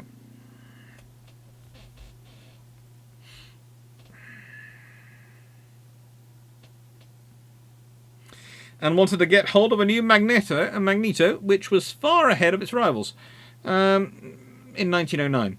According to Bruce Lockhart, the new German aeroplane lost control and crashed, killing the pilot. Riley and a fellow agent, posed as the exhibition pilots, removed the magneto and substituted it with another. They hurriedly made detailed drawings, and when the aircraft was removed to a hangar, they restored the original magneto. Riley seemed to be everywhere. He managed to apply to become a welder in the Krupp Armaments factory, where he stole weapon information for the Allies. It was rumoured that he killed 2 night watchmen while stealing the plans. The German naval shipbuilders employed him before the First World War, and he was able to pass blueprints and specifications to the Special Intelligence Service. Secret Intelligence Service, SIS. With the outbreak of war, he went to New York as a war contractor, buying arms for the Russians. He kept in contact with Mansfield Cumming, and in 1917 he managed to enter Germany to discover how close the country was to defeat. Norman Thwaites, an ex-journalist, described him as a con man. Having a swarthy complexion, a long straight nose, piercing eyes, black hair brushed back from the forehead, suggesting keen intelligence, a large mouth, and a figure slight and medium height, always clothed immaculately, he was a man that impressed one with the sense of power. Not only had he charming manners, but he was a most agreeable companion, with fond of information in many spheres.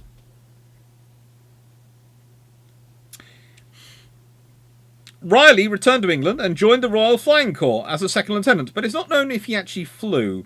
According to Robin Bruce Lockhart in his book Ace of Spies, Riley was dropped by plane behind enemy lines, sometimes in Belgium, sometimes in Germany, sometimes disguised as a peasant, sometimes as a German officer or a soldier, when he usually carried forged papers to indicate he'd been wounded and was on sick leave from the front. In this way, he was able to move throughout Germany with complete freedom.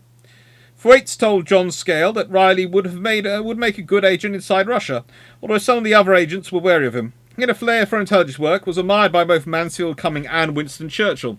The former sent Riley to Russia in 1918, where he joined a conspiracy led by Robert Bruce Lockhart. The main objective was to overthrow the Bolshevik government. Riley had a passionate hatred of communism and declared Bolshevism has been baptized in the blood of the bourgeois. Its leaders are criminals, assassins, murderers, gunmen, desperados. Overall, silent, secret, ferocious, menacing hung the crimson shadow of Cheka. New masters were ruling Russia. He was not always favoured by his fellow agents, however, and one said that Riley has made money since the beginning of the war for influence with corrupted members of the Russian purchasing commissions, and we consider him untrustworthy and unsuitable to work suggested. Another agent said that Riley was a shrewd businessman of undoubted ability, but without patriotism or principles, and therefore not recommended for any position which requires loyalty, as he would not hesitate to use it to further his own commercial interests. See, sign his letter in a green ink sea. Yep.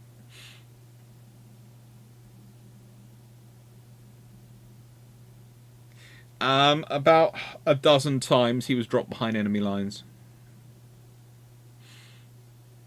We are in chat are far too civilized to make a joke about names like that, Dr. Clarke. We prefer jokes about BT, Blackburn Squared, our 14-inch guns, Kamchatka, Warspite, BT, the Mark 14 Torpedo, and BT.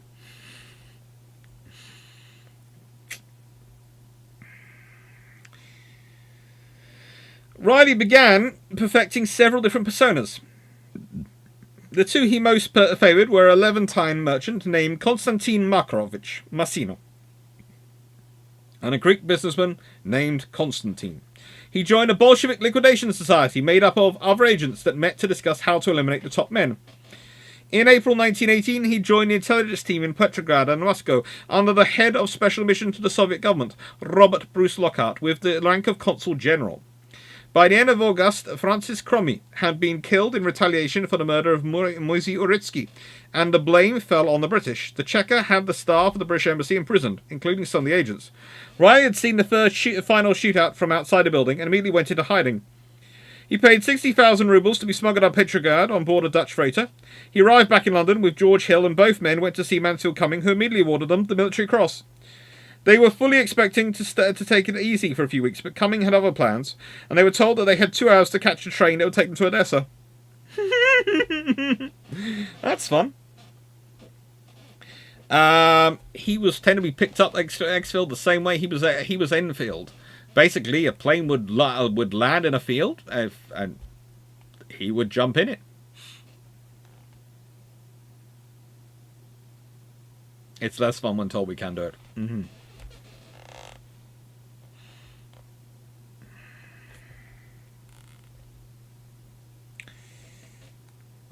From December 1918 to March 1919, he was able to send intelligence from southern Russia. In 1925, he was arrested and thoroughly interrogated. It's not known if he divulged any secrets, but he was taken to a wooden district outside of Moscow and shot. Although some maintained he was alive during the Second World War. Sidney Riley was considered an outstanding agent, but he did have some foibles, including gambling and a visceral hatred of Bolshevism. One of the plots he was involved in was the assassination of Ritsky, for which Leonid Kaniska played with his life. In 1924, he even managed to smuggle the infamous Zinoviev letter into England. He travelled in and out of Russia for 8 years before he was arrested. Thanks to Robert Bruce Lockhart's 1932 best-selling book Memoirs of a British Agent, the world press focused on Sidney Riley, and he became a famous spy with his many espionage adventures. He was dubbed by newspapers as the greatest spy in history and the Scarlet Pimpernel of Red Russia.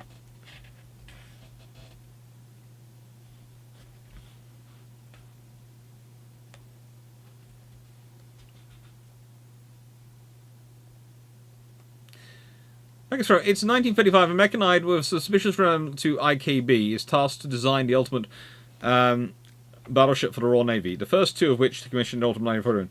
What would these ships look like, and how many Tillman 4.2s would be a destroyer picket? Oh, good lord! Just massive.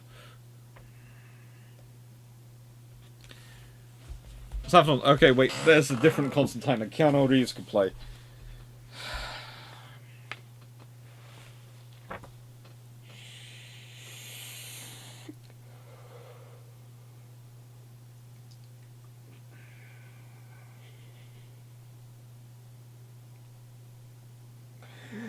Yeah. Oh, it's a good book. It is. Next one, slightly more regular for this channel, HMS Turbulent. It's all about a World War II submarine. And it's good. It's very nice. If you're looking for a guide to submarines and a nice little meander through its operations and then its loss,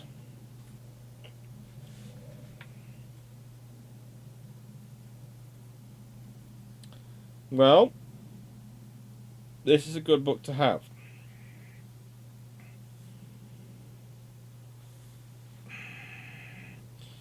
One of the things is its chapters are things on like the attack on Lino Bitso, the letters from Jen Delver, crew member on HMS Turbulent. Chapter 6, report by George Svensson, telegraphist on board at HMS Turbulent. Chapter 7, notes of Chief Petty Officer Sidney Charles K. DSM. Chapter 8 is HMS Turbulent News. Chapter 9, official documents from the National Archives. Chapter 10, ultra secret intelligence. Chapter 11, the North Africa campaign in Parliament. And searching for the wreck of HMS Turbulent is Chapter 12.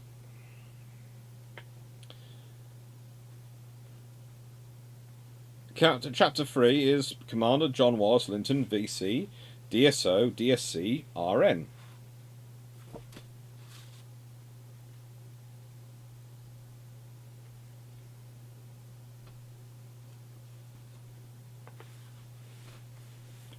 Everyone, he is in Impossible Missions, like the Casino and Hey Drinker, hated commies. Did he like my? Did he meet you? It's one of the interesting things. It's a case of, did he die? Was he actually killed by the Soviets? Was he still around by World War II? He definitely needed to die, because he was a very hot asset by that point. So it's a question of, did he die? Was he killed by the Soviets? Or was he killed by the Soviets? That's the question.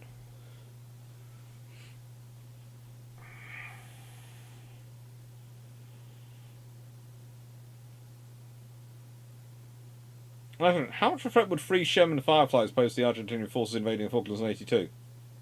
A lot of a threat, because if you consider what they're coming ashore in, let's be honest.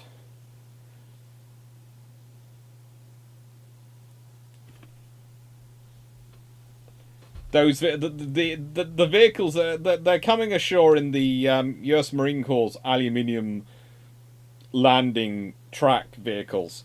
Sherman Fireflies would have turned those things to dust.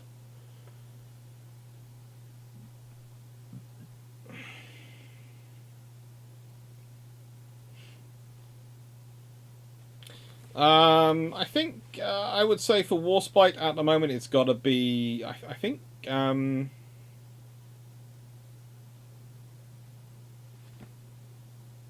What's his name? Oh, Ian from. Oh, World of Warships. Where's my latest World of Warships magazine? That will actually have Ian Ballantyne. Yeah, is probably the person. Ian Ballantyne's Warspite, HMS Warspite is, I think, probably. I think he's done one on Warspite. It's probably the best one.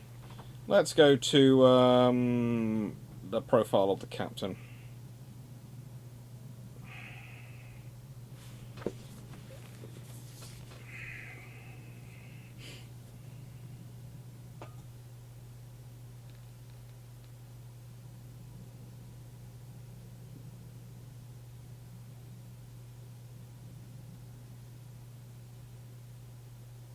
Actually, getting complexity content. What mainly is it's the entire the person designing it for that particular Senator Tillman was designing in the most impossible to build ship. Basically, he was giving us something which was easy to shoot down. What were the World War II German flagships? Pretty much what they say. They're hulls which have a lot of flak guns added on them.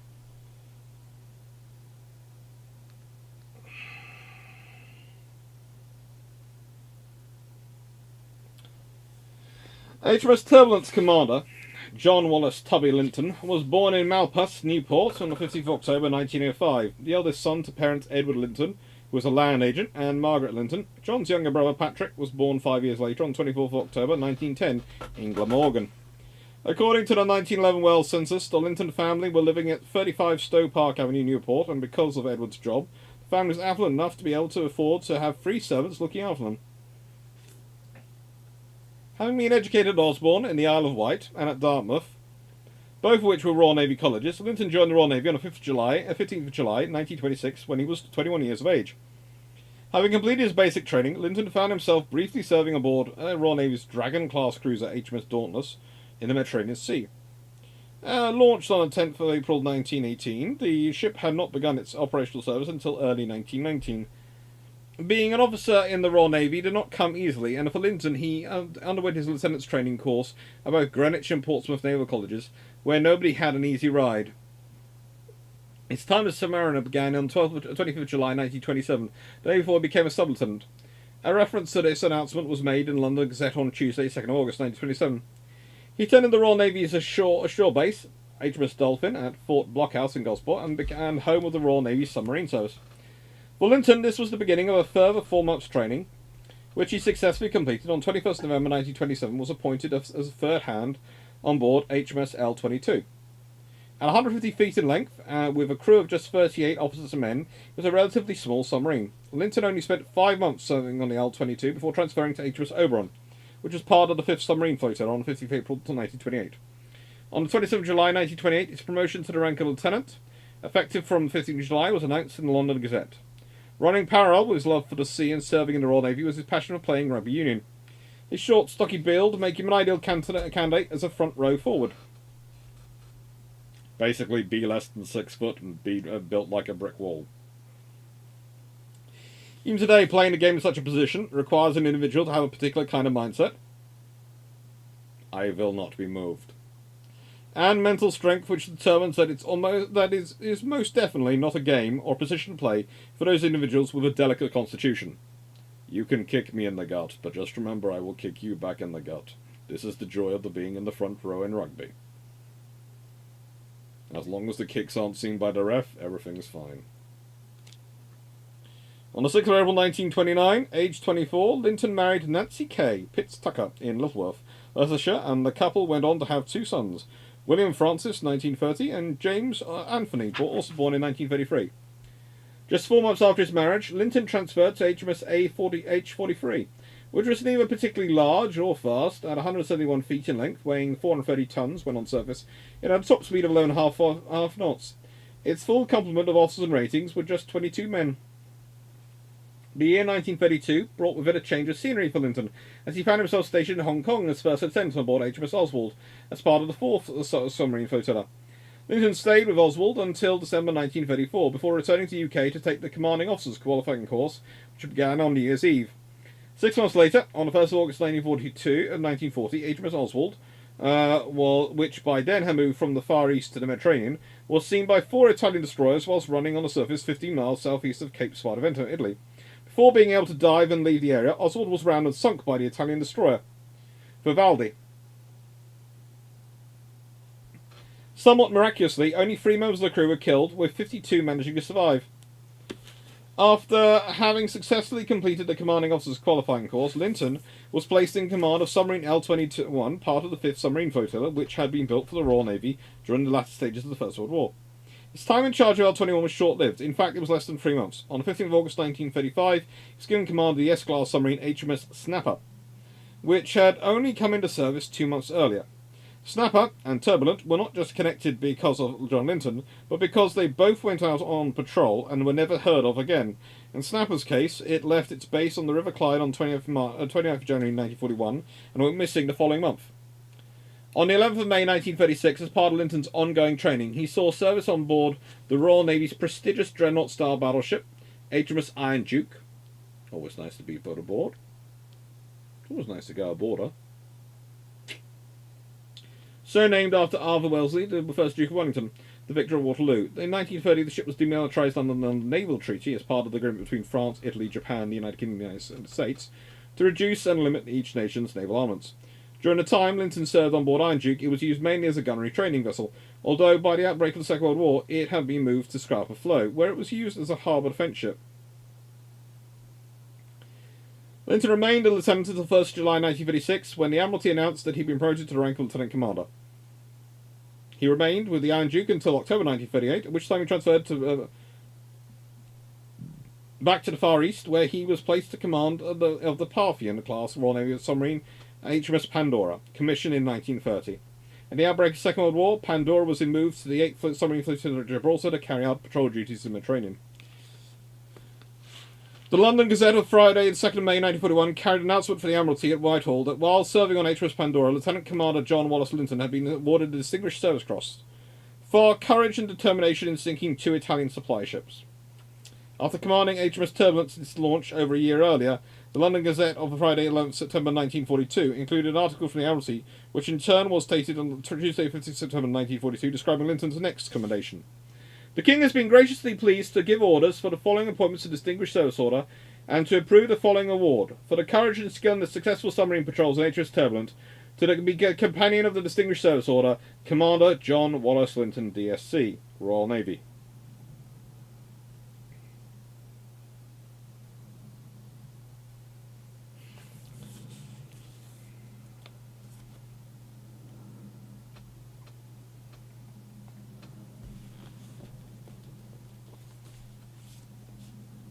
It's a good book, and it's a good read. It is a relaxing naval history read, but it is a sad story in many ways.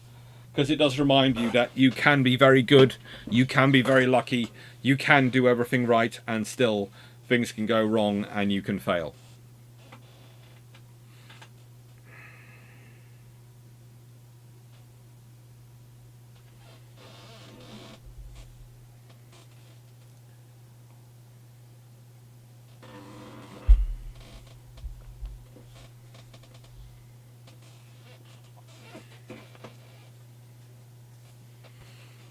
What happens in the scrum stays in the scrum. Yes.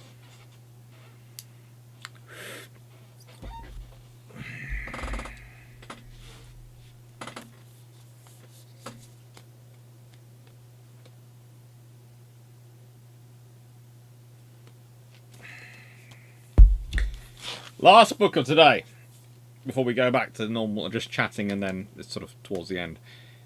The Royal Navy's Torpedo Vessels, 1817 and 1914 by Les Brown. Probably the book you're all most looking forward to being today. But I will, before I start it, point out what will be next week's book. Well, not next week's book, 2 weeks' time. One of the books will be this. Far Distant Ships by Joseph Schull, an official account of Canadian naval operations in World War II. Taken me ages to get a decent copy of this.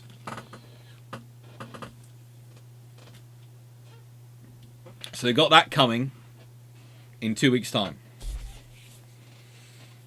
Royal Navy Torpedo Vessels, 1817 to 1914 by Les Brown.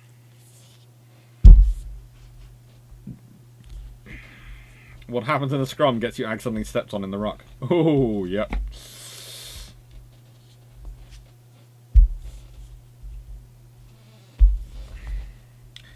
Yes, I know. Melanie, anyone would think I made this the last vessel just to make sure Dan was kept interested. So, this book is full of drawings, full of pictures. It is beautifully, beautifully put together. Mm-hmm.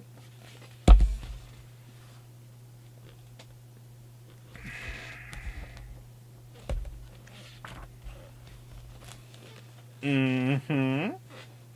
Mm-hmm. And is a really interesting read.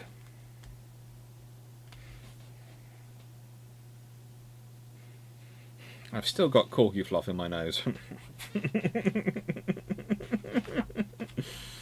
Yeah, good lord.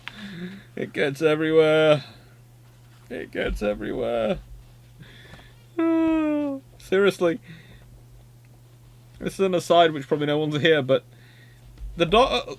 Okay, our dogs do not go upstairs in our house. You know, Mum has always had that rule, and the family's always had the rule. The dogs don't go upstairs. However, every time I have a shower, I end up looking down the bottom and going, "Oh, is that my hair all coming up?" No, that's corgi fluff. Somehow has gone upstairs, and he's now going in there. Why do I know it's not? Because I don't have hairs which are that colour. So yeah, it's just they just get everywhere. How do they get everywhere? I don't know. Oh.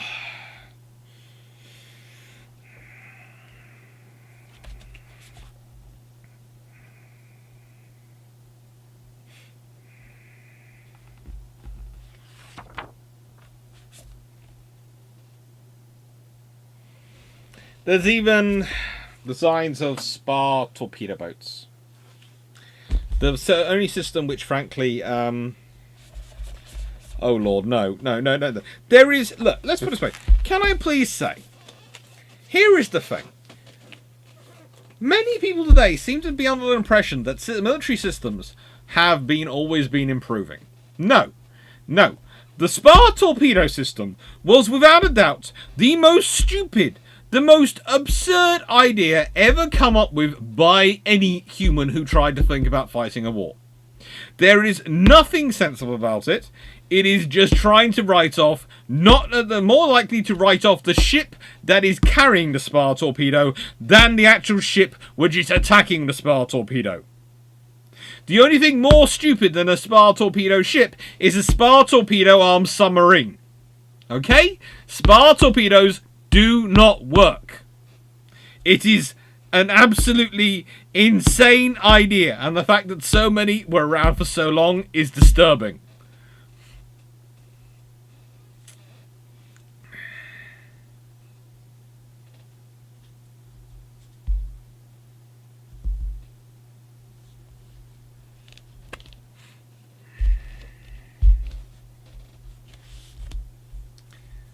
I can think of definitely not many. But it was very few. There were a few aces who survived on both sides, but those were often very, very lucky.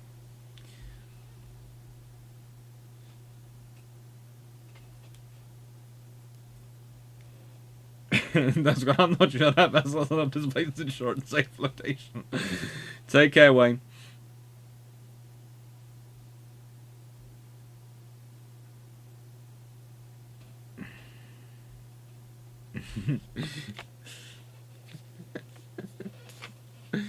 Oh.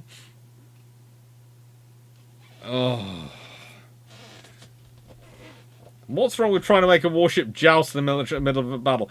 There are not many things wrong with it, Mark. Many things. Captain Huntley worked in the middle of a 200%. No, it didn't.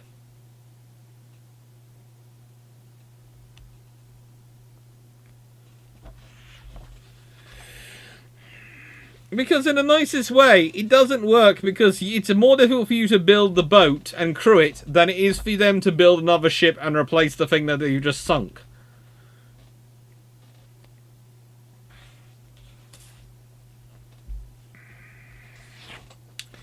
The Admiralty continued to press for higher speeds, which resulted in larger boats.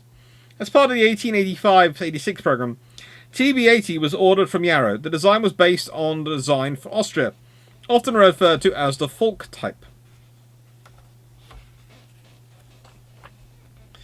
TB-80 could steer a complete circle of 100 yards diameter in just over a minute. She had to be reboilered with a Thornycroft boiler in 1898 when her paired funnels, port or starboard, were replaced by two on the centreline. Her searchlight was moved from abaft the funnels to a much higher position on a large bridge structure. In 1908, she had a topmast fitted, and in 1909, minesweeping gear was added aft. In 1913, the bow torpedo tube was removed. She served at both Portsmouth and Portland and was sold to Stanley in 1921, being resold to J. E. Thomas on 22nd of October on the same year. TB-81 began life as Swift, a private venture built by White using the turnabout feature of earlier vessels. She was flush-decked. Oh, good lord.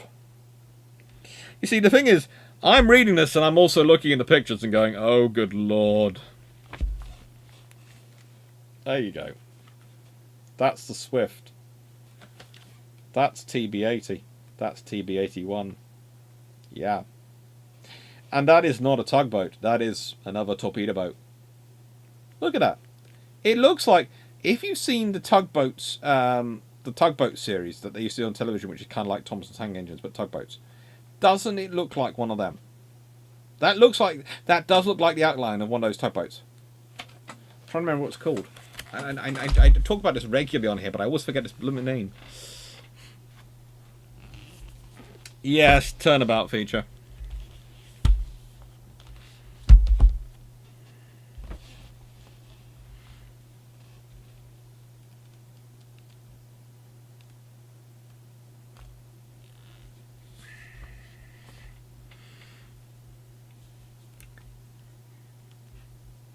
She was flush-decked with a strengthened ram bow for ramming hostile torpedo boats.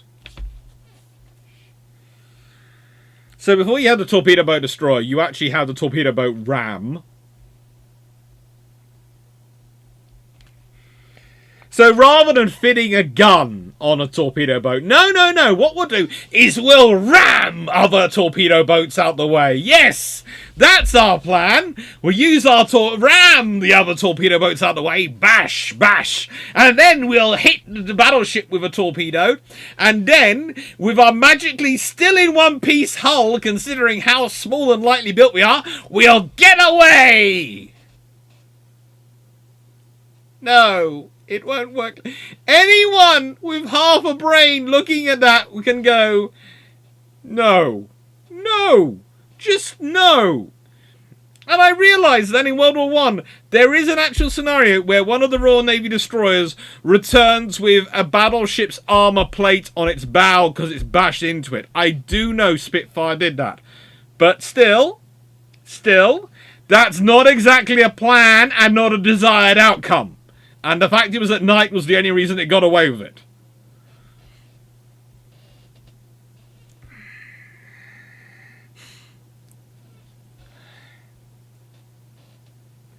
Turnabout feature is the shaping of the bow. So, if you... Sorry, I just locked a load of books on the floor. They're okay. None of them have learned it was bent things. But if you look at that thing, you can see the bow's in a strange position relative to, and that's the turnabout feature, designed to changed the bow wave shape. Fun, right?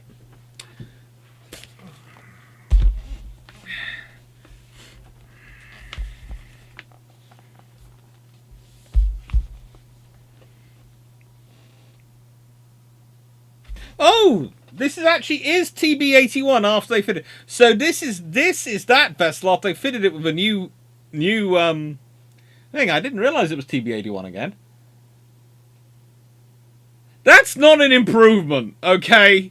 There is no way that is an improvement on that. That I would not want to be in any way, shape, or form anywhere near this. The idea was that the turnabout feature would make it easier to launch a torpedo over the bow, because it wouldn't be having so much. It wouldn't be dealing with water in the same way.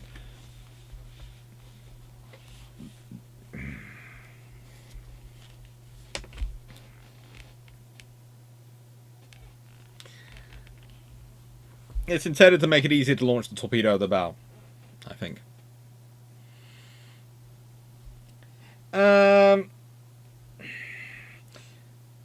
TB81 was 153 foot 8.5 inches long overall. The 8.5 inches matters. 150 foot between perpendiculars with a beam of 17 foot 6 inches and a draft of 9 foot 6 inches. Displacement was 139 tons normal and 169 tons fully loaded. She was powered by a single 3-cylinder compound steam engine rated at 1,300 indicated horsepower, driving single propeller shaft, which resulted in a speed of 23.79 knots during sea trials. Tandem rudders were fitted, allowing TB81 to be the most manoeuvrable British torpedo boat of the time, despite being the largest, having a turn circle of just 225 feet. 2 widely spaced funnels were fitted, each side by side, ahead of the ship's conning tower. She was designed to carry differing armament suites depending upon the role she was employed for. For anti-torpedo boat role, the ship could carry 6 3-pounder guns to go with a 14-inch torpedo tube in the bow, while for the torpedo boat role, 2 more torpedo tubes could be carried at the expense of the 2 guns. She had a crew of 25. When reboilered early in the 20th century, she was fitted with 2 tall, thin funnels and the sunliner with her mast forward of the fore funnel. The searchlight was moved forward to build a large bridge, and a topmast was fitted in 1908, the lower yard being raised in 1911. With the Russian war scare, the Admiralty purchased the boat before she had run her speed trials, but when the scare passed, TB81 lay incomplete for some time while her future arm was discussed, whether she should carry more guns and act as a catcher. Eventually, she was completed as a torpedo boat. On the 3rd of August 1901, during the 1901 naval manoeuvres, TB81 was trying to intercept the prototype turbine-powered destroyer Viper when both ships ran aground on the Renquon Reef of Alderney. While TB81 was refloated and repaired, Viper was wrecked. TB81 was reboiled in 1905 and served as a patrol boat during the First World War, operating out of Portsmouth and Portland, and being fitted with hydrophones and depth charges. On the 15th of May 1917, TB81 was directed by a seaplane towards a submarine which the aircraft spotted and attacked on the English Channel. She detected a possible submarine contact on a hydrophone and waited until the submarine surfaced. TB81 gave chase, the submarine dived, and she dropped a depth charge, brought up a patch of oil. TB81 was paid off in 1919 and was sold for scrap to J. E. Thomas at Newport on 22nd October 1921. TB82 to TB87 were the result of an invitation by the authorities for 6 first-class torpedo boats, which were sent on a number of companies. Good lord, and I'm not getting into them because that will just drive me insane. But there you go. It's a good book to read. It contains a lot of madness because history in this period was mad. And honestly, a book like this can drive someone like me and my good friend Drakinafel to be drinking iron brew by vast quantities. If we read too much of it, we can quite simply end up drowning our sorrows in brew. Because the only other substance you can drown your sorrows in could cause more permanent liver damage. And permanent intoxication if you drank enough of it. Luckily, I had pre-drunk 2 cans of iron brew, so I'm okay. Just about. Just about.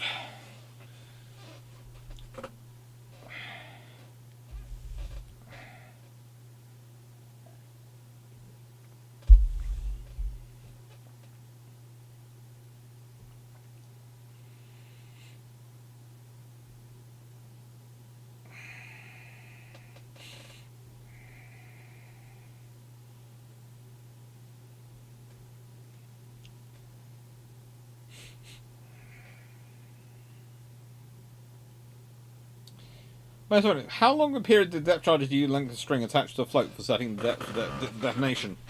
That didn't last for long. That was very, very early. Some very, very early types, I do believe.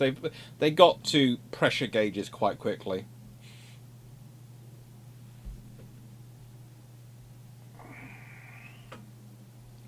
Actually, I thought Drac was a fan of Spirit because it is mad. He is. That is true. He is a fan of Spirit because he's mad. But in the nicest way, it can drive you to madness if you do not sometimes have proper lubrication.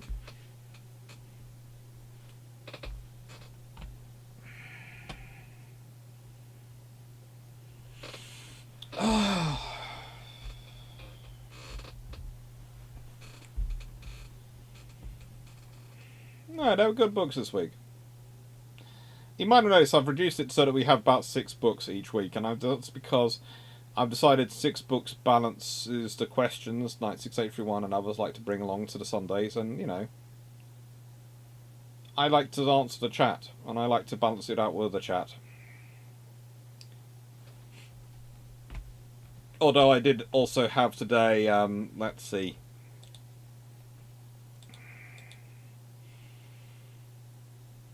It's still being processed because it's that long.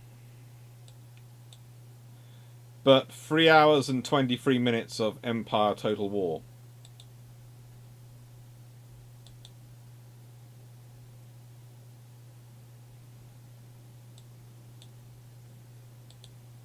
On Twitch.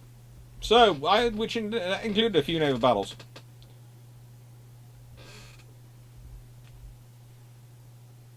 It did. It included a few naval battles.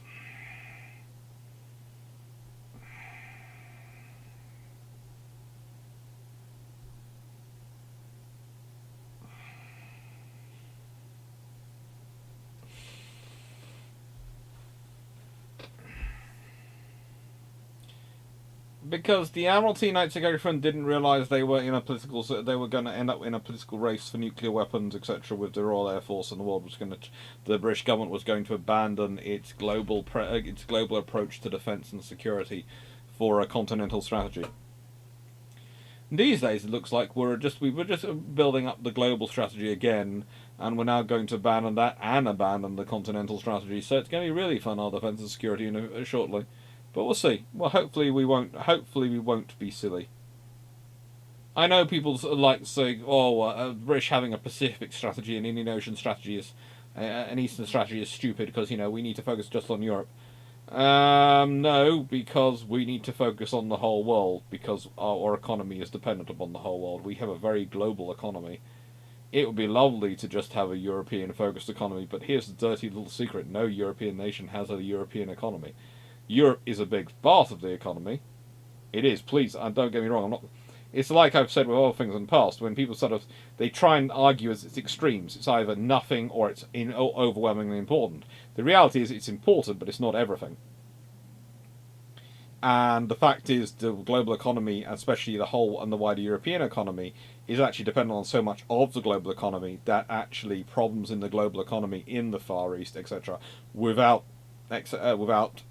nations having the ability to reach that is a massive problem, and you can't just always rely because here is the little thing when people say, "Oh, Britain doesn't need an Eastern," you sit there and go, "Okay, so if there are problems, considering we're a global power and we're dependent on all these global things, if there are problems." What you're basically saying is it doesn't matter. We don't need anything because America will do it for us.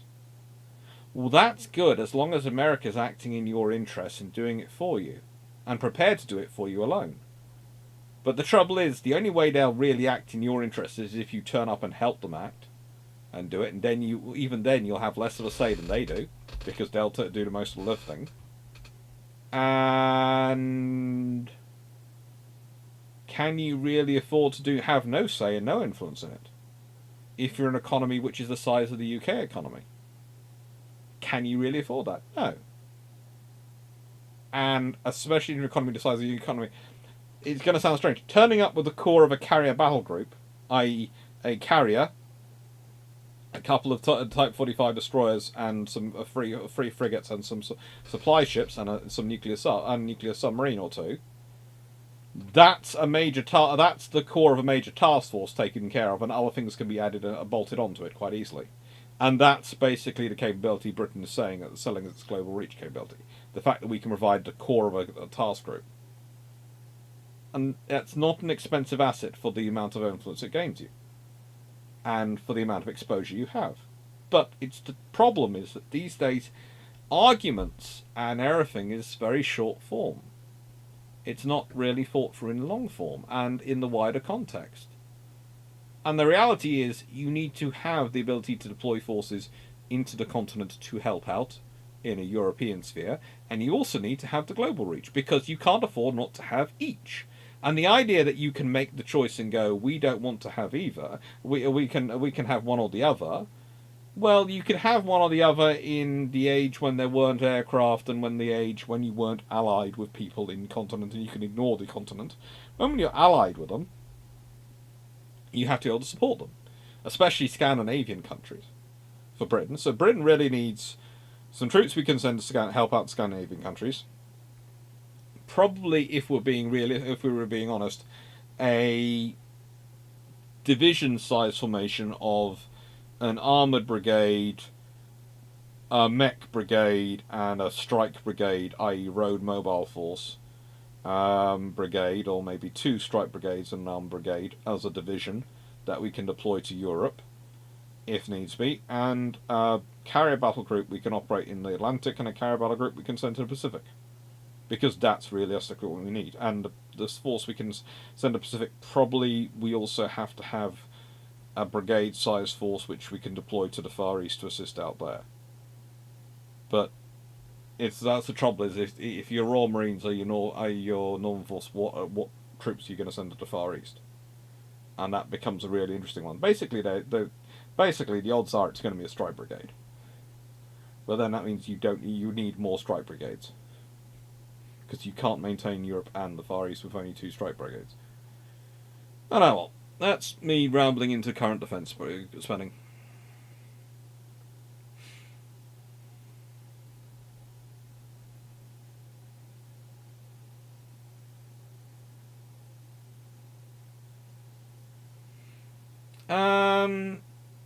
Freeman's book on British naval weapons is a fairly decent starting point. I wish there was a Freeman's book on British naval armour, because there isn't, and that's one of the problems we have with British armour. I would say that's a good starting point. John Lambert's sort of work, and Ian Ballantyne's Warspite is fairly decent as well.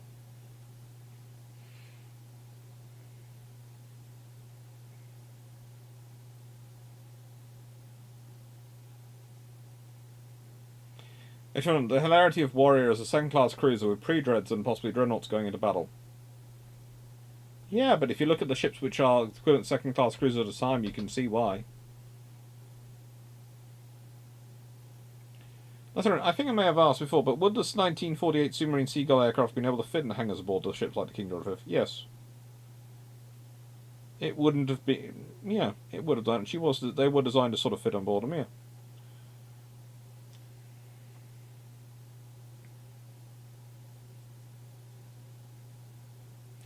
Honestly, it's nice to have allies, but if you can help it, have the assets to cover your interests.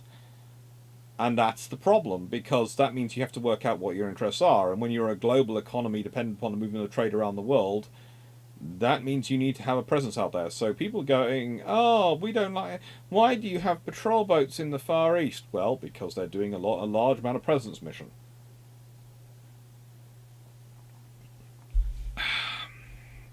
A lot of presence.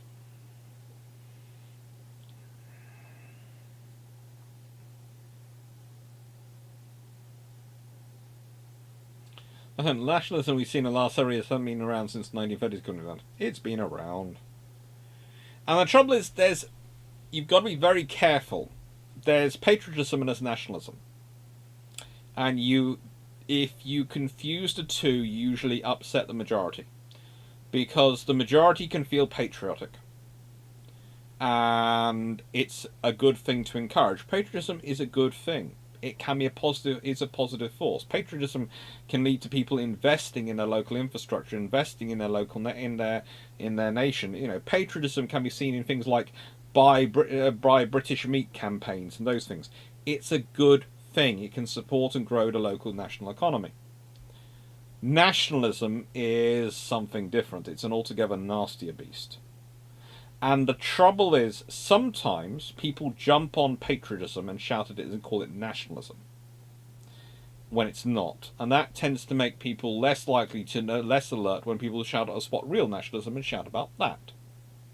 Because it's when you decide you don't like anything which is when you think anything which is very vaguely patriotic must be nationalism,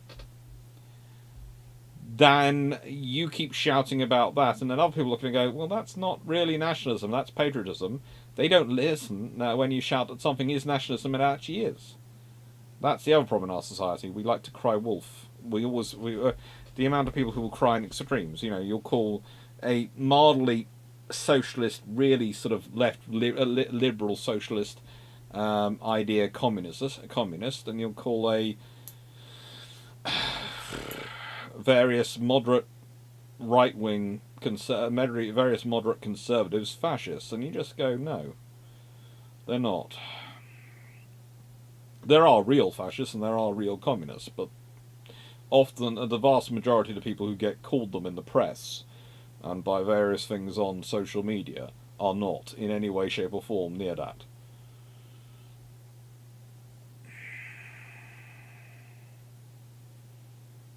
It's just easier to define everyone who you disagree with on the political spectrum as in a binary of the extremes. And the trouble and the reality of human nature is that the binary of the extremes is a absolute is an absolute, not even an aberration, it's an absolute misnomer. It doesn't exist.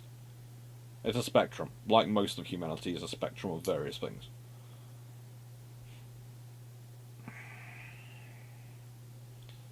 Would you recommend the Fireflies report standing? Fireflies, Cromwells. Probably myself, I'd prefer some Centurions. If you'd had some Centurions sitting in the Falkland Islands and still maintained and working, let's say 4 or 5 of them in a sort of a platoon strength formation of Centurions sitting in the Falklands in 1982, the Argentines would have never got ashore. The landing vehicles would have been wiped out, and yeah, they probably have then shelled the island or something, but they've just lost their marines, transports, and their landing craft. So what are they going to do? The marines ashore with their light infantry unit weapons did enough damage to the landing force.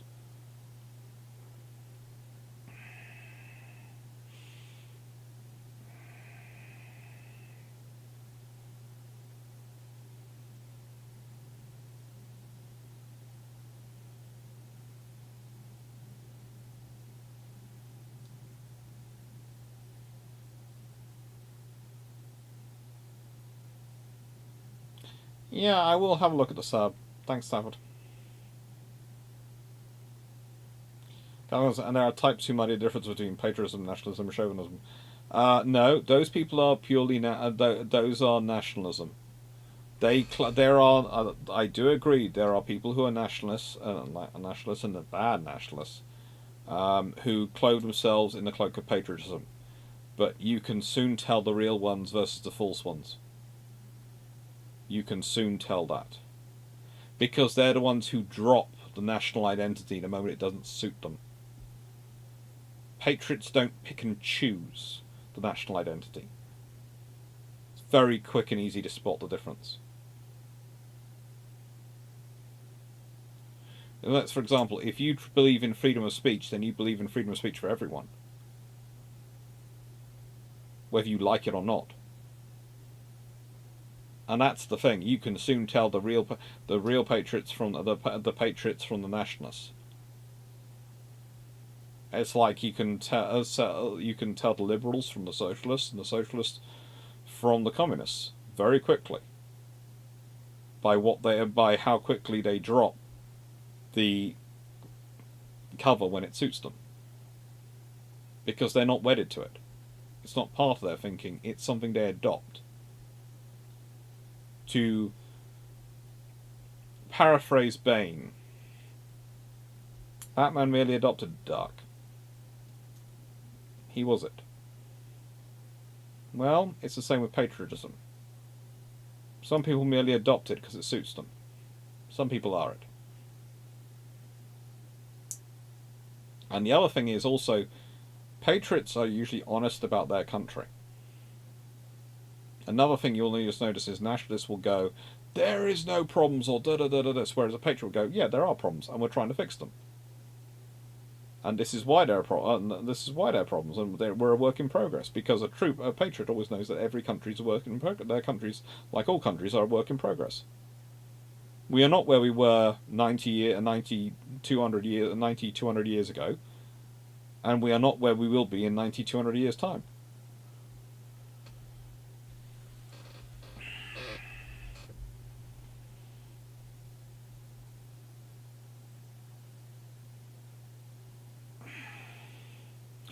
Manus, so UK-US naval race patriotism, UK-EU generally nationalism? Lisa, do you understand?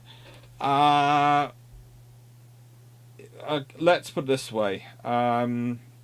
Qualitative races do tend to be patriotism. They tend to be about people being able to go, yeah, ours is better than yours. Technicalities. Once you get into a numbers race and talking about your place in the sun, it starts to become nationalism. So yes, there is a bit of that in there.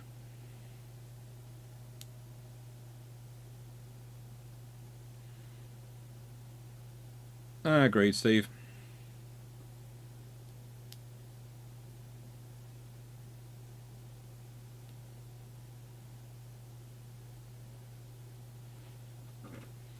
Has there been a call, or do you need to see the need for the UK to the EU to develop a flexible long-range land-based aviation strike capacity?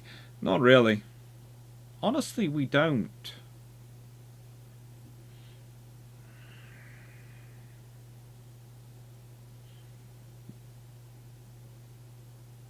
Yes, nice, Aaron.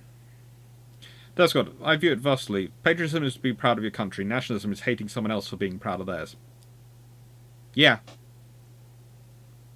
And I would say it's this. One is being proud of your country and proud of what what achievements it has made, but willing to see its faults. And the other one is wanting to force your... How do I put this? One is being proud of your country, but accepting that people are and other people have their views. And the other one is trying to tell other people what they need to think. One is being proud of your country, and the other is telling other people they have to be proud of your country. And you sort of go, no, that's not really work. That's not worthwhile. You know, it's like if I don't have where I live a flagpole, and so I don't run up a flag or anything like that for events or things like that. But if I did ever do it, it would be out of respect for the people who have done things underneath that flag. And my family, because I do have family members who do have flagpoles, and they do put them up. And they put the flags up. They don't do them every day. They do it for things like some of the battles, which my family have been in, naval battles and those sort of things. The flag goes up. And it's a part of remembering that. It's not, they don't stick up a banner going, it's for this date or that. No, they just stick the Union Jack goes up. And it comes down. Goes up for the day, comes down. That evening, done. That's it. If someone asks them why they put the flag up, they'll tell them.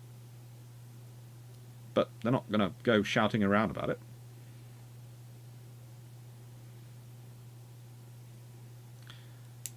Colin Cameron, with the kind of US aluminum landing craft the Argentinians were using, the islands had supplanted steel rods underwater a la Remo, but without the mines it would have wrecked landing. No, remember they're tracked landing craft, so I think they need to be fairly big steel rods, and they need to have a lot of them. I doubt that, Stafford. I doubt they'd worry about that.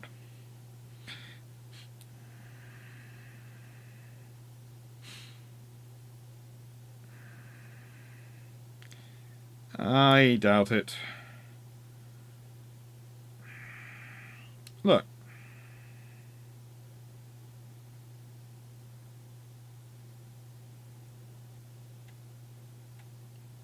You elect in rhetoric, you govern in prose.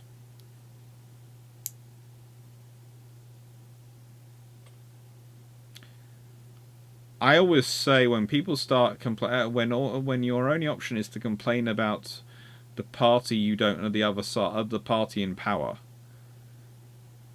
it usually means the opposition are just not up to the job, and that means you need to look at them.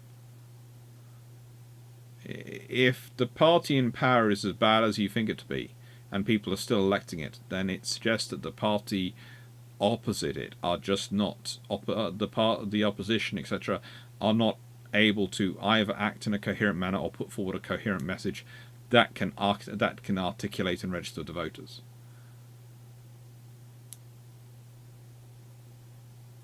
That's not corruption. That's bad communication. You know, never blame the voters. Blame the parties. If you lose, don't blame the voters. Blame yourself. And start working out how you better appeal and what's the problem. Are you sending the wrong message? Are you out of step with what the public really wants? You have to ask yourself that. Or have you not managed to give a coherent argument to the public and to explain to the voting people why they should vote for you and why what you're saying matters and the way you're saying it matters?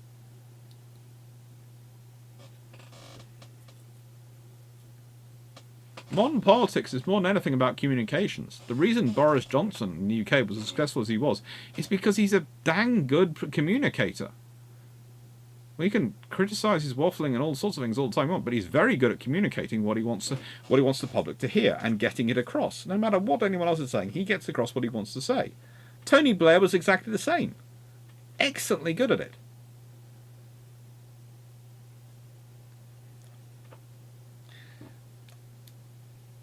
I have one of those is closer to my politics than the other, impersonally, but I recognise both are equally very good at communications. Margaret Thatcher, you may love her or loathe her, but you have to admit she was good at communicating her what she wanted and getting elected because of it. So if someone keeps getting elected and you don't like it, it's not because they're terrible, it's because the other side are just not as good at communicating as they are. And they need to get up their game. So there's no point hating or spending your time being rude or in any way insulting the other side. There's no point wasting the energy on it. It's far better to focus your energy on improving the side you want to win. And if there isn't a side you want to win, go and form a party and get it up and get it organised so it does win. That's a very basic approach to politics, but that's it. I don't care what side of the political spectrum you're from, or what part of the political spectrum you're from, because let's be honest, it's far more of a circle than a spectrum. But, you know, it comes down to communication, and that's the thing. People have the choice. They can vote for who they want to vote, and they will do.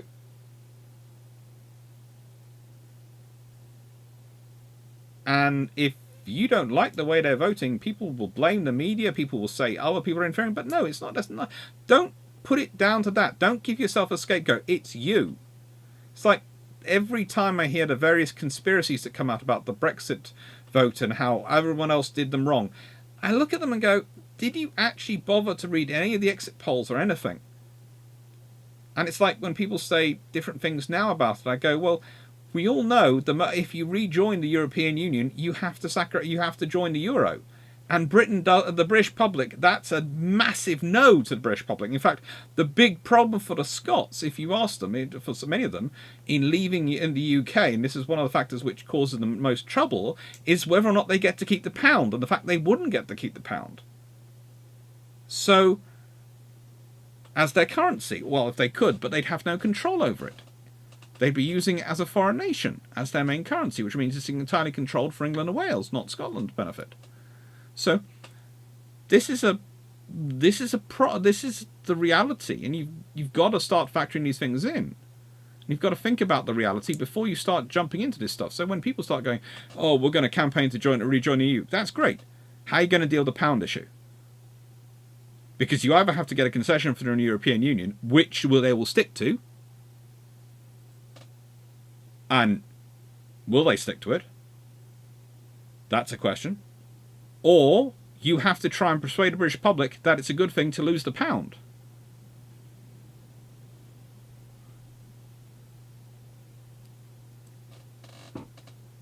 And this is the communication problem. This is the problem with the modern politics. In many ways, most people don't understand. Most people try and treat the public like they're idiots. Even if they're on your side, they do it. And they don't actually communicate. And that's the good thing. Because one of the things about Boris Johnson, again, use example, but also using Tony Blair, one of the interesting things when you study them is you go, both of them actually used aged higher language than their opponents.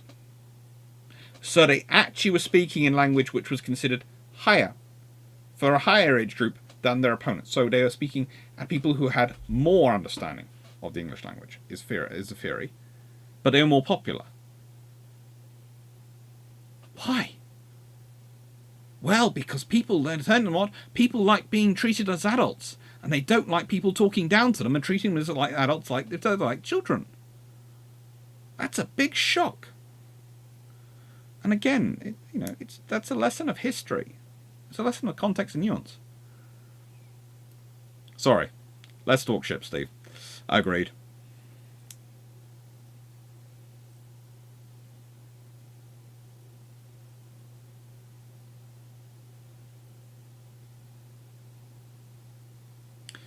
When a party, then form your own political party. Go for it. Trust me, if they're both trash, start campaigning and form a real third party. And don't. These days, the amount of people go, "Oh, but you need money, you need backers." No, these days you have social media, you have so many platforms. Start an organisation and work it out.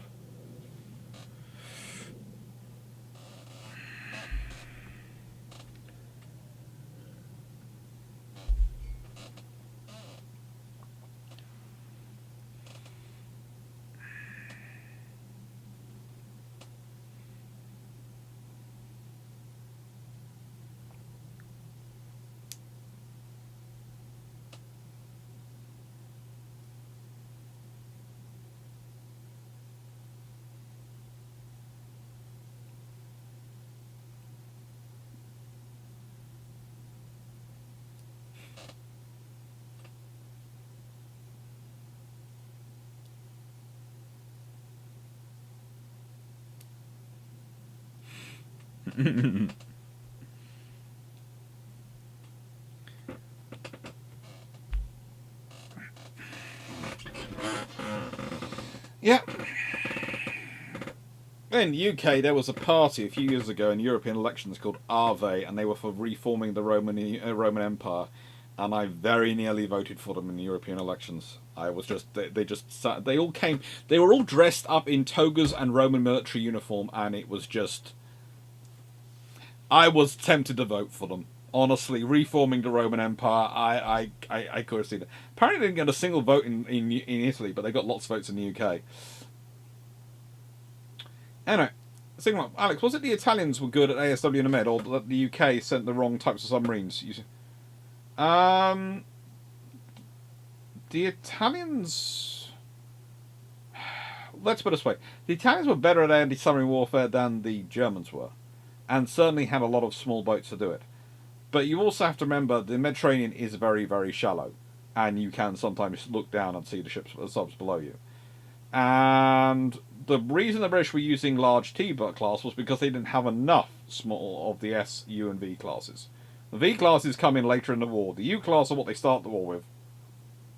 And the S class are hanging around, but the S class have other duties as well. And the T class boats, let's put it this way, are mostly the ones that are sort of do coming up, the ones from the Far East, and they're brought back. because they can be brought back to that end of the Mediterranean.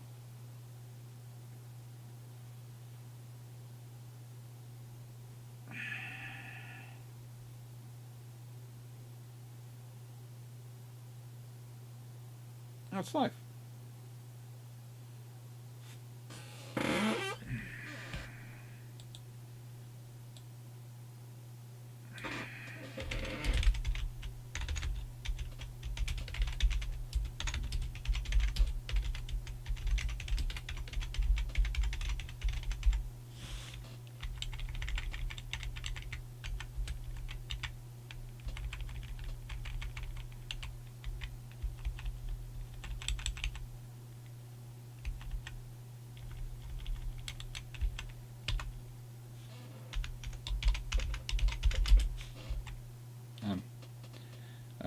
Part 15 of that.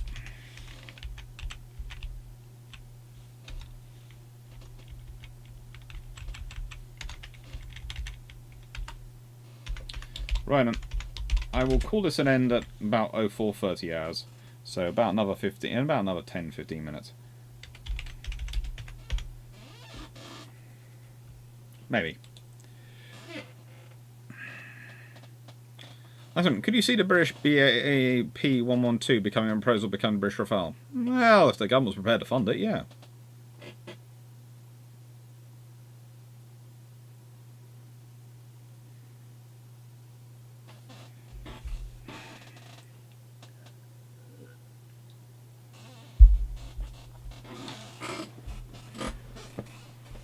Well, that's the same problem as you feel with most currencies. Most currencies, in the nicest way, that's the trouble when you have a currency spread over such a large area. You have the same in America with the dollar.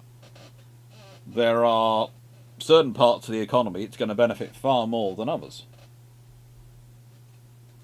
Because even between states, there's very different. And the way it's dealt with in America is, of course, with sort of the taxes and the various systems which go through, which are across it. And that's the trouble. The Euro system, the Eurozone, doesn't have that counterbalancing taxation and national level. It's not a country. It's lots of countries with their own internal taxation systems using the same currency. And that accentuates the problems that you get with any currency system.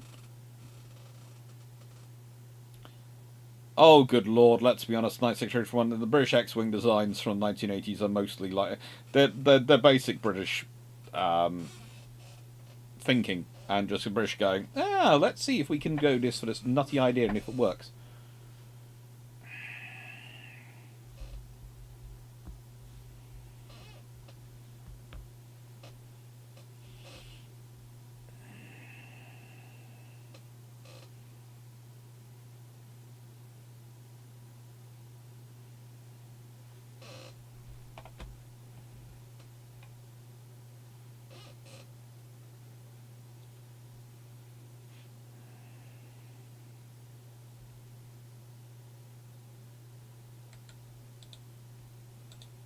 Hmm.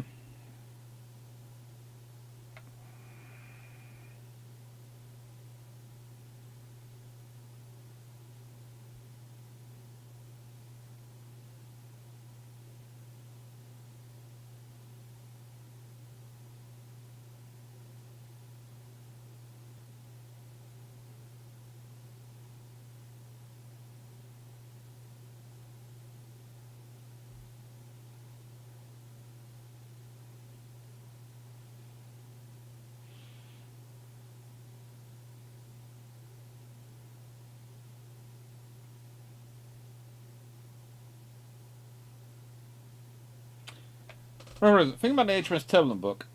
Take care, Dan. Everyone talks about the American and German campaign. Is there a good starter book on the Iran campaign? Apparently it's substantial. It was substantial. 10th Flotilla for the starts off the Mediterranean. Turbulent's fairly decent. The wider submarine campaign, no, there's not a decent book on the wider submarine campaign at the moment. Not to my knowledge. I've read some attempts at it, but I haven't yet read one which is good. I have heard there are some others coming.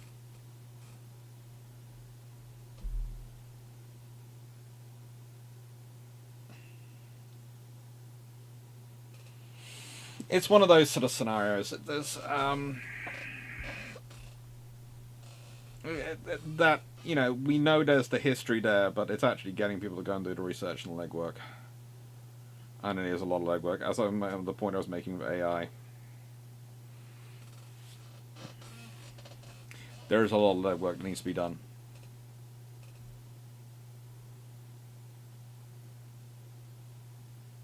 Oh, that reminds me. I have to go into lecture tomorrow. Goodness me. Just remembered. Tomorrow's the Monday. I have to go in and give a lecture for the first time this month. I haven't been into work, actually. No, it's the first time this year. Goodness gracious me. I just realised it's going to be the first time this year I've actually been into university to give a lecture. Goodness gracious me. What will I do with myself?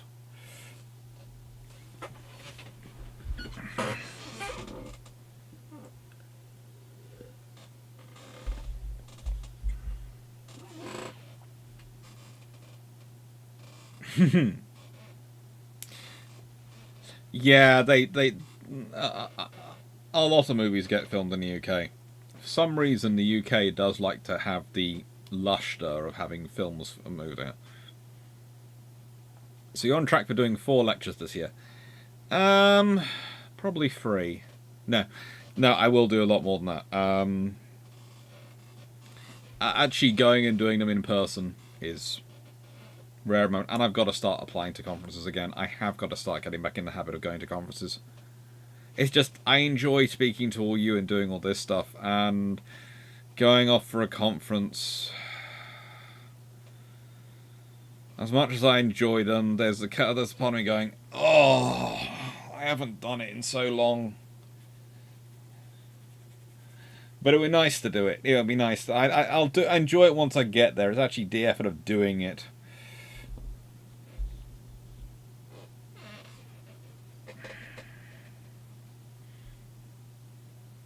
An academic having to give lectures to students. The thing is, I'm a contract lecturer, so it's cheaper if they have. It's cheaper if they have me do the stuff online. It's cheaper if they have me do the stuff online. That's the point.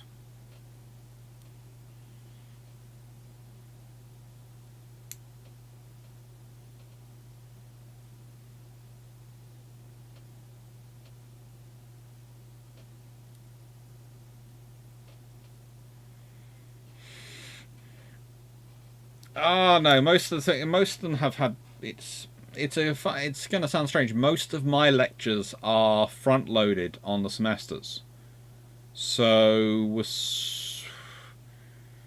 But it's a case of, I had most of mine were in the first half of semester 1, and then my lectures are now in the first half of semester 2.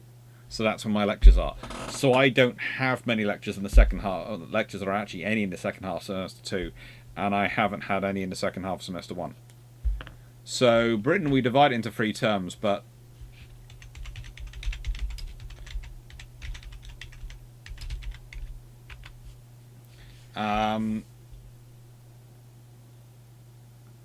semester 2 usually starts in January and runs until June. And I haven't had to go in and do any teaching till March, because it starts at the end of January, and I just haven't had any in January and February in the first 5 weeks. I now have them all in the next 5 weeks. Yeah, that'll be good. I'll enjoy reading it, though, Scott, and I'll see if I can help.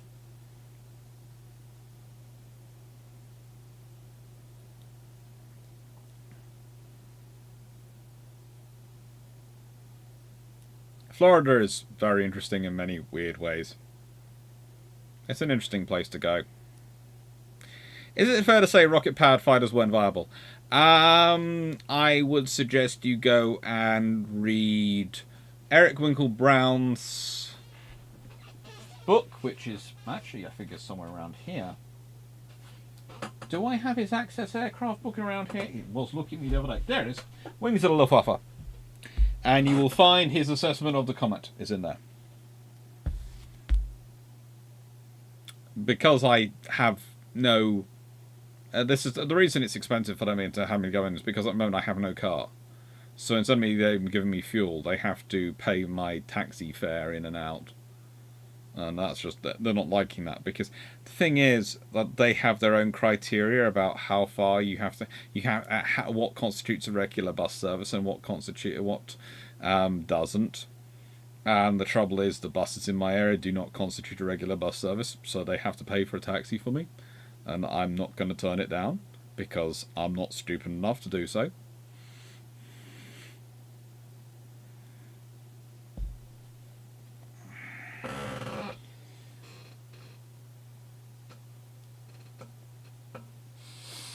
Don't worry, I'm finishing in about 3 minutes. So, last questions.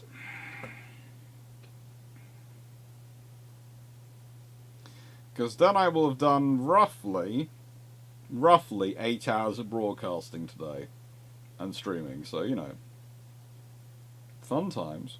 Lots of naval history done. Lots of naval history discussed.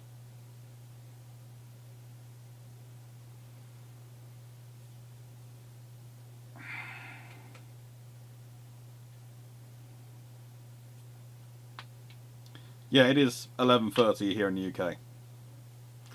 George Newman, and I have been here for all that. I hope you've enjoyed it all. Listen, I'm having dinner. Burger King, decent burger. Order a burger in an Italian restaurant. Win a my group. Need a lot of mayonnaise to make it edible. Why did you order a burger at an Italian restaurant? It seems like you order pasta or pizza in an Italian restaurant, surely, not a burger. Admittedly, I have been known to order a burger in a steak restaurant, but that's mainly because I looked at their steaks and thought, you can't cook that decently to save your life. Right. Because I have family members who like their steaks to the point at which blood is running down their faces, and frankly I do not have similar percolations. I like mine actually cooked to the point the blood is not running down my face, but apparently that's more difficult for most steak places to get to than it is to either go from cremated to blood running down your face. So I tend to order a burger. But I'll leave that to one side. I basically have a look at the steaks as I walk past them in a steak place and make my mind up. Is it going to be a burger place for me or a steak place? It's a burger place.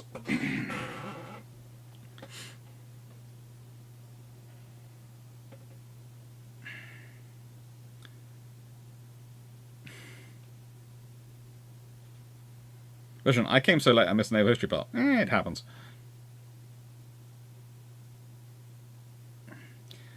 Lateran, would you recommend the aircraft projects of the Commonwealth Aircraft Corporation? That's an Aussie company from where Jamie is. They're a fun thing to look at, if I remember correctly.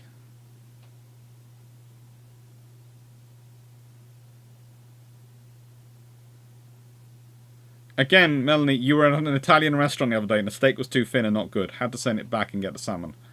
Again, you're at an Italian restaurant and you're having steak. The Italians are known for many things, mozzarella being one of them, but that's become. But you know, best mozzarella actually tends to come from buffaloes. Leave that to one side. No, do not. This sounds terrible, but when I go into a restaurant, I go for what they're supposed to do, not what they have added onto the menu as extra things for people who like to go into every restaurant, no matter what they're in, and order the same thing. It tends to save on disappointments.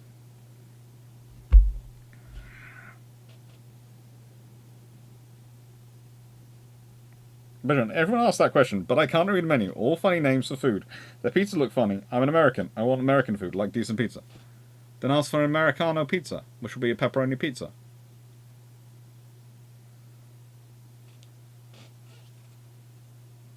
It'll be thin, a thin Italian style crust, probably, but it'll be nice and it'll be good pizza.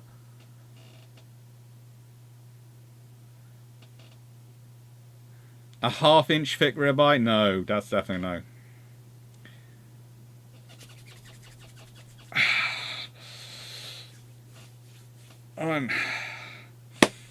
Take care, everyone. Thank you, Stafford. Thank you, Dan. Thank you, Melanie. Thank you, Jack Ray. Thank you, everyone, for your support. I really wouldn't be able to do everything without you. Trust me. All these books which I'm buying, especially the Chinese one, etc. They're all thanks to you. It's disturbing how often it is actually YouTube which is subsidizing the rest of the work in my life, rather than YouTube YouTube being just the fun. But it is definitely it's definitely necessary, and it's a lot of fun. And that's the disturbing thing, when it's the fun and it's also the sustenance. And thank you for all your support. Thank you for all your help. And thank you, everyone. So thank you, Mega Scrowl. Thank you, George Newman. Thank you, 9681. Thank you, Actress Verdun. Thank you, Bichon, Steve Clarke. Thank you, Colin Cameron. Thank you, DG40. I should probably remember to say thank you for everyone who's a member, as well as who's a subscriber, because according to YouTube, if my membership keeps going up like it has been going up and everyone keeps being happy with it, then I am I'm apparently, they really like me, because I got a note saying, you do really well on memberships, and I know that's mostly thanks to Jack Ray, so thank you, Jack. But, hey ho. If, anyone who fancies being a member, thank you. That wasn't for that, Jack. It was literally because I had the message, but thank you. And, well, thank you, Tashi Vashal. Thank you, Captain Z4. Again, sorry about the bad Chinese. I try, but, it's never that great. Thank you, Rapid Raceback. Thank you, Amelia. Thank you, Mark Hartness. Thank you, I think I said, thank you, Colin Cameron. Thank you, Inns Morrison. I don't know if I said hello to you guys, and when you were in it. Thank you, Ross Vonk. Thank you, Abelzaski. Thank you, Wayne. Thank you, everyone. Thank you, GD Hartman. Thank you, just everyone for watching. It's daggone 12. Thank you, everyone, because it really does make it fun. Take care. Toodles.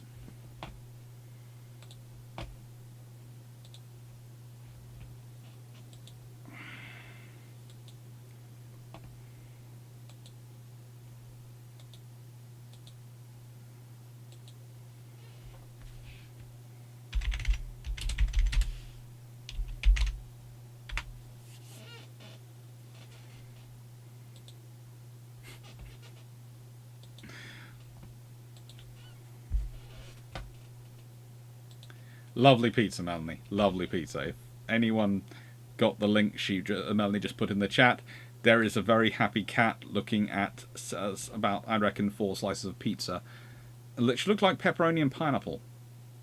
I'm not sure what it's called, but yeah. Thank you, everyone. Thank you. Toodles.